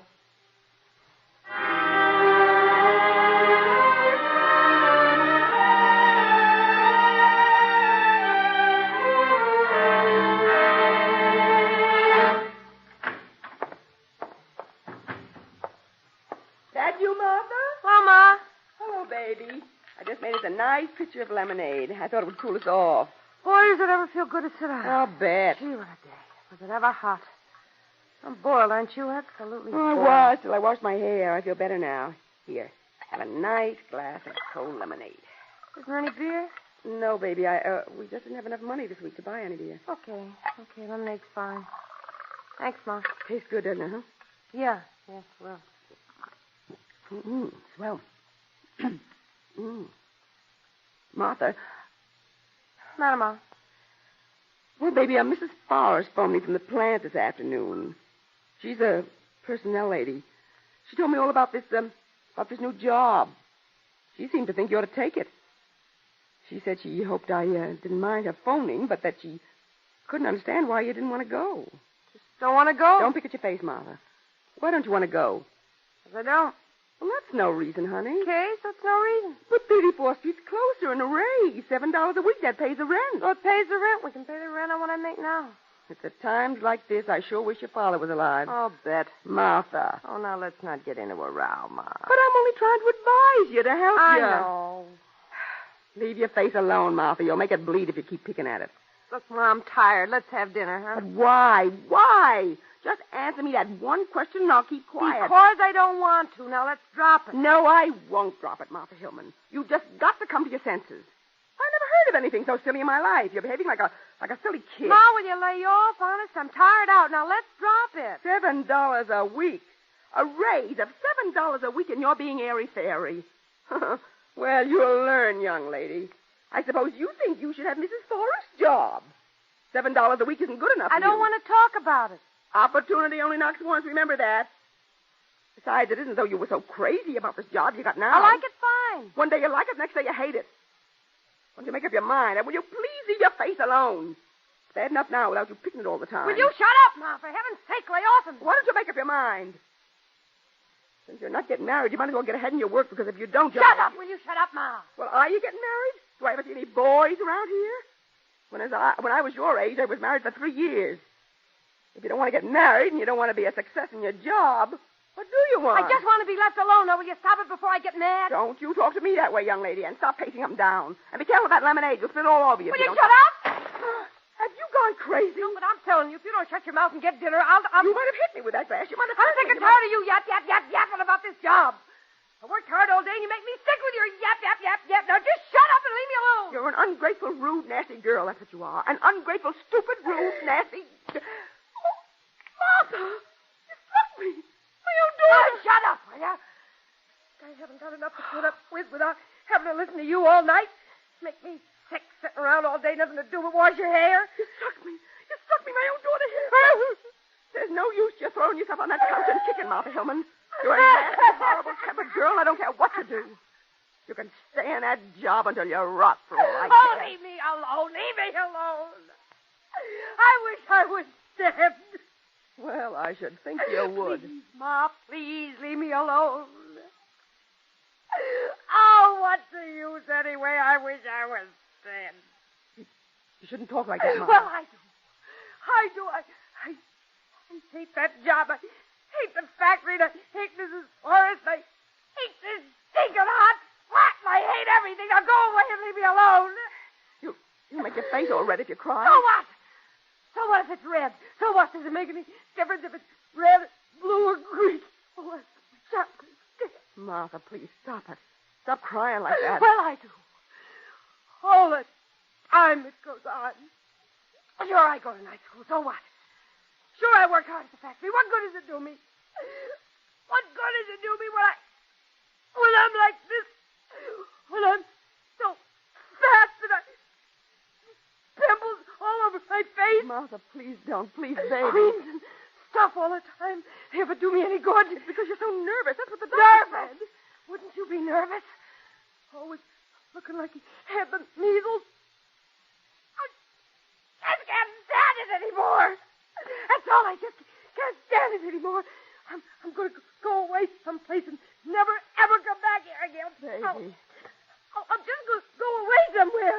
I'm not going to go on working with never anything to show for it, never. And I never get any thinner. If I stop eating altogether, I never get any thinner. Baby, please don't go on so it's bad for you. Dates, never go to dances, never do anything. I want to go out. I want to have dates. Why can't it be like June Macaulay? Baby. Why can't I? Because I'm fat and I've got pimples and I'm too tall and too big. Martha, baby, please stop crying, please. Well, you just don't know what it's like. So one time, I went to the company dance. I sat all night. All night long, I just sat there and had to be good-natured and pretend like I was enjoying it. Baby. Sure, they think I'm good-natured, just like an old cow. And nobody danced with me. Nobody. Not one of those dirty, mean, nasty, stuck-up guys would ask me even once. Not one of them except Bob. Bob? He's a guy in shipping. Oh. Just because he lives on the same street and he's sorry for me. Oh. He was the only one with enough decency and enough common ordinary. Oh, dear God, I wish I was dead. My poor baby. Oh, Go and make supper, Ma. Leave me alone. Baby, it's not as bad as that, please. You're not so fat. You're big boned. You're just a big girl. Will you stop it? I can't stand it. Will you stop it, Ma, please? Honey, this Bob fella, you like him? Well, of course I like him. Uh-huh. Oh, I don't like him that way, if that's what you mean. I don't care if he... Ma, please get supper and lay off of me. You got nice hair, baby. Yeah. So naturally curly. And you're a good girl, Martha. You're kind and good and smart. Yeah. Don't you care about those dances and everything? You're just the kind that if he had any sense at all, he'd pick for a wife. Okay. I'm sorry, Ma. I'm real sorry. I don't know what got into me. That's all right, baby. You're upset. Let's have supper and maybe go to a movie. We'll talk about it in the morning. In the morning, huh?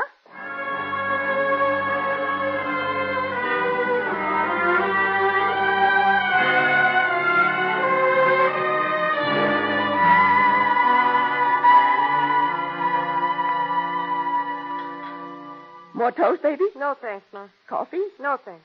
Oh, you should eat more breakfast. Work all morning on one slice of toast and one cup of coffee. I'm fine. Got time for cigarettes? It's a good day.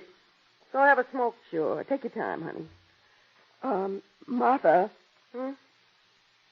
You're my own daughter, Martha, and... Well, honey, I'd do anything that would help to make you feel happy. I know you would, Ma. So would I. Look, Martha, can't we just say everything we're thinking real honest and straight from the shoulder? Can't we? All right. Go ahead. Well, look, honey, have you always felt like this? I mean, have you always felt sort of, well, self-conscious about being, well, about not being as pretty as some girls? Yep. And have you, well, have you wanted... It's awful hard for me to say all this, Martha. It's your idea. Yeah, I know. Well, have you always wanted to have more dates with fellas? Yep. And this Bob fella, well, supposing he asked you to marry him. Drop dead. Now, Martha, you promised we'd be real honest. I'm only trying to help. If he asked you to marry him, what would you say? I'd say yes. You like him, huh? Is he the reason you didn't want this promotion, so that you could stay where you might see him once in a while? Yep. You love him, maybe? Maybe. Well, then you've got to... To what? Well, if you never try, if you just sit around and never try... What do you want me to do, hog tie him? But why make yourself... I mean, well, how do you think I got your father to propose? You didn't weigh 158. But you're big in the bones, baby. You're not fat. You're just a big girl. All over. Big all over. Couldn't you just... You say he lives here on Cremont? That's right. Couldn't you just kind of meet him accidentally some night? Accidentally is right. And maybe ask him in for supper? In here? Oh, why not?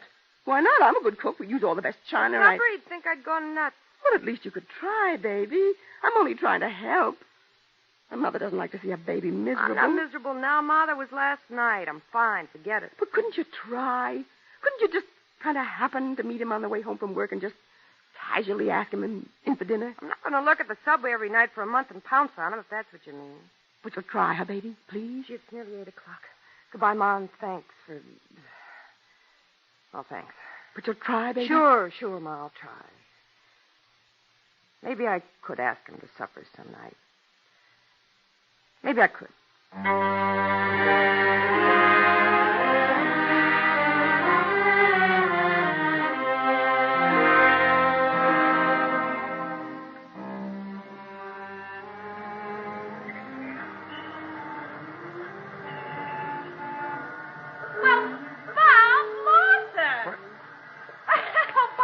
In this neck of the world. Oh, hiya, Martha. How are you? Whatever are you doing way out here? Well, I live here on Tremont.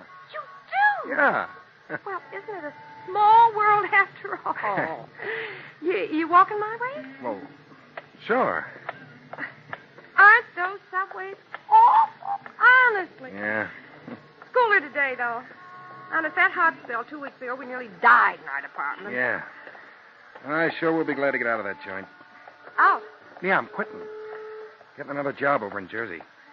Oh, my brother-in-law's got a garage over there. Wants me to go in with him. Jersey? Yeah. Well, isn't that just fine? Well, I figured I wasn't getting anywhere with old Jorgensen. Everybody says you're twice as smart as Jorgensen. Oh, yeah? If they had any sense, they'd fire him, give you his job. Well, it doesn't matter now. I'm leaving the end of this week. This week? Mm-hmm. Gave my notice Monday.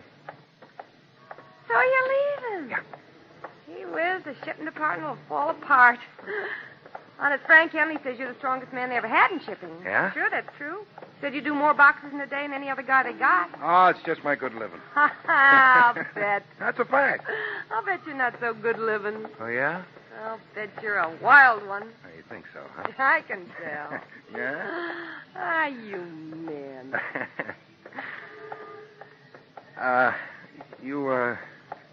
You live around here, Martha? What? Now, doesn't that beat everything? I've walked clean past our place. It's your fascinating conversation. Oh, yeah? Well, the least you can do is walk back with me. It's only half a block. Well, look, I sort of have Come on, it's only a step. Well, okay, Martha. Gee, women sure are queer. Nothing ever make me forget where I live. That's what you get for being so attractive. Well, me? Well, you are. Jean Milton, that's our supervisor. She thinks you're the best-looking guy in the plant. Jean Milton, who's she? She's our supervisor. I don't know her. She's a nice girl. Gosh, I'm hungry. Yeah? Ma always has swell dinners. I always say a good home-cooked meal tastes better than anything you ever get at the Waldorf Astoria. Oh, you go there? Oh, not for weeks and weeks. There's this guy from out of town. He always takes me there, but honestly, he's such a jerk, I nearly died. Yeah? I'd rather have one of Ma's home-cooked meals than anything. You eat out much? Yeah, all the time. Must get tired of it. Oh, I don't mind it. Don't you ever get real anxious for a good old-fashioned home-cooked meal? Oh, I go to my sister's in Jersey's on weekends. Say, Bob, I got a swell idea. What? Why don't you come in and have supper with us? Why don't you? What, tonight? Sure, why not? If you're leaving the plant, I won't ever get a chance to ask you again, and, Gee, Martha, that's nice of you, but I sort of have a previous engagement. I was thinking... Well, I'm busy later myself. What? Not anything I couldn't break, but I did promise a guy that I'd go to a show with him tonight, so you could come in and eat and leave just as soon as you want to. This is our place here. Yeah? What do you say? Well, I guess it'd be all right. I can't stay, though. Well, fine. I mean, not fine that you can't stay, but I've really got to go to the show with this guy anyhow, so it'll be fine, won't it? Come on. Okay, Martha. Ma'll be tickled to death. She never gets tired of me bringing guys home for meals.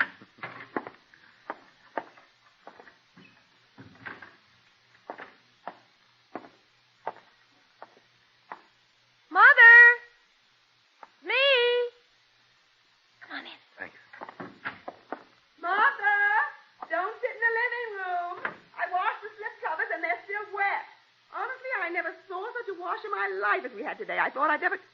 Oh. Ma, this is Bob Lawson. Bob, this is my mother. How do you do, Mrs. Hillman? Well, Mr. Lawson, this is Bob's a surprise. coming for dinner, Ma. I hope you got something wonderful. Oh.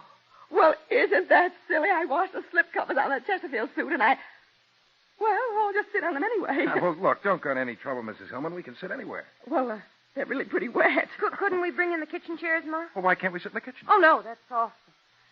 Suppose we bring in the kitchen chairs, Ma. Well, I'll get them. Oh, no, Mr. Lawson, I'll get them. You children go on in the living room and I'll bring the chairs. Wouldn't this be the day Ma would wash everything? Yeah. Honestly, she's the most particular housekeeper I ever saw. Honestly, you could eat off the floor. Well, this is home sweet home. Oh, it's real nice. Gee, those slip covers are still pretty damp. Guess we'll just have to sit on the kitchen chairs. Well, here we are. This is the silliest thing. But those slip covers were so dusty. Well, I'm afraid you'll just have to have a straight back chair, Mr. Oh, Lawson. well, look, that's all right, Mrs. Hillman. Martha, you sit on this No, bucket. no. You sit down. I'll get the other chair. Mother, you keep Bob company for a while. All right, dear. Sit down, Mr. Lawson. Well, what about you, Mrs. Oh, Hillman? no. Sit down. I have to see about dinner anyway in a minute. Sit down. Okay. Martha said just up the street a bit. Oh? Yeah. Oh. Oh, yeah, that's right. Well, I'm real glad you came. Yeah, me too. Well, if you'll excuse me just a moment. Well, sure, Mrs. Hillman. I'll just see about dinner. There's some magazines right there next to you, right there. Okay, Miss Hillman, take your time. I'm okay. What a night you picked, Martha. Wash What have we got for dinner? We've got nothing. Good night, Martha. Couldn't you let me know? Met him at the subway. And those slip covers soaking wet, and I look such a mess. I washed the whole afternoon. Is there any beer? No, I'll go down and get some, and we got no meat either. No meat? No, I thought we just had eggs tonight. Oh, we can't give him eggs. Isn't there a can or something? I'll go right down to the supermarket. Closed. It's nearly 6:30. What about Bernstein's? The Jewish holiday, and they're closed, too. I phoned this morning. Mrs. Leipzig told me. Can't just No. stand here and wonder what we're doing. Well, you go on in, I'll manage. You go and put on your black pumps Yeah, first. all right. And use the good Yeah, I dishes. will. Oh, wouldn't you know you'd wash those slip covers? Honestly, I could die. Get in there. Here, what we're doing. Go on. I'll get dinner. I'll get something.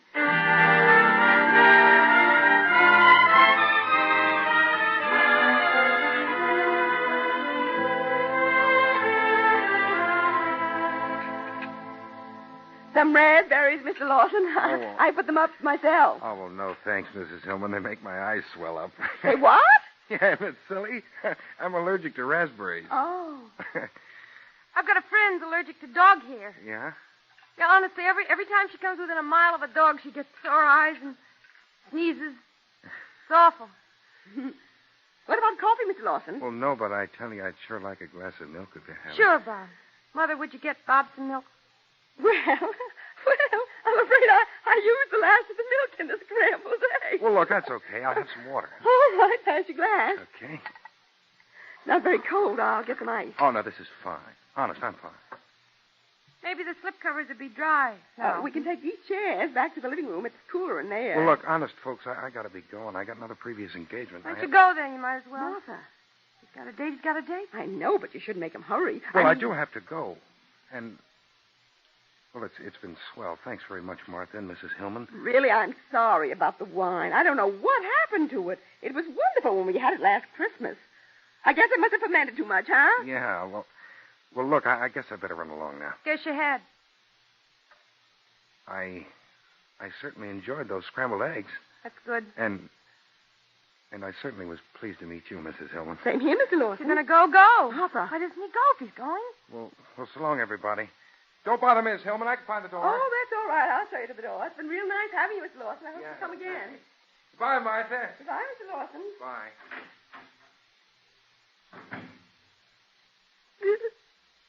He's a real nice fellow, that Bob. Oh, Martha, baby, I'm real sorry about the wine. I never thought to get beer today with Bernstein's closed. Doesn't matter. I'm sorry if everything wasn't just right, but honestly, honey, I washed the whole afternoon. If you'd only let me know. Stop it, I Bob. could... Oh, and those slip covers. If I'd known, I could have washed them any day. Honestly, I nearly died when you both came in because I thought right away about the slip covers and that it would be awful all sitting on straight chairs and everything. Stop it, Ma. Will you stop this? But eggs, honestly, tomato soup and eggs. Some dinner. And no milk and no beer and wet slip covers. Honestly, I'm so ashamed. It doesn't matter. Can't you understand that? If we'd had turkey and pudding, can't you get it through your head? It doesn't matter.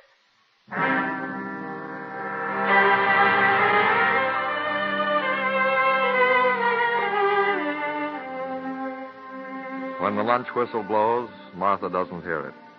The constant noise about her has trained her to shut her ears.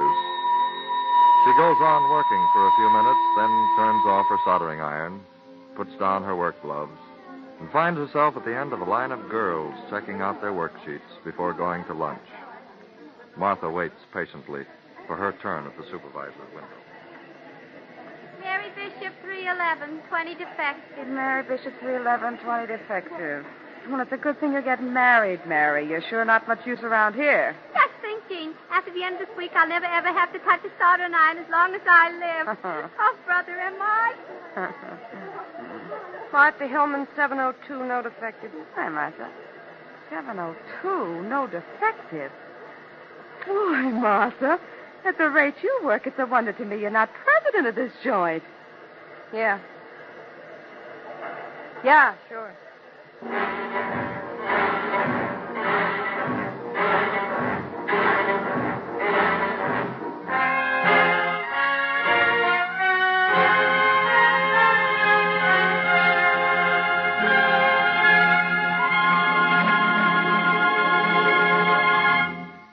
have just heard Machine, as written and directed by Harry W. Junkin.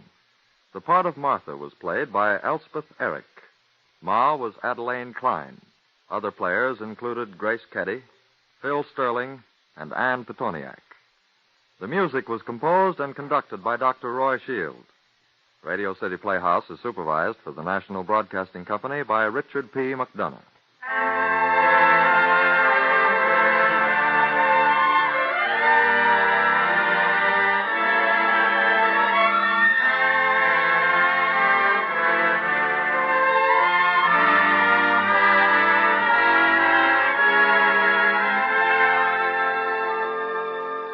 This is Harry Junkin again. Next week on Radio City Playhouse, Stephen Vincent Benet's great story, Elementals. It is the story of a young man who made a bet of $10,000 that love was stronger than hunger. Be with us next week for Elementals, Attraction 26 on Radio City Playhouse. Good night, everybody.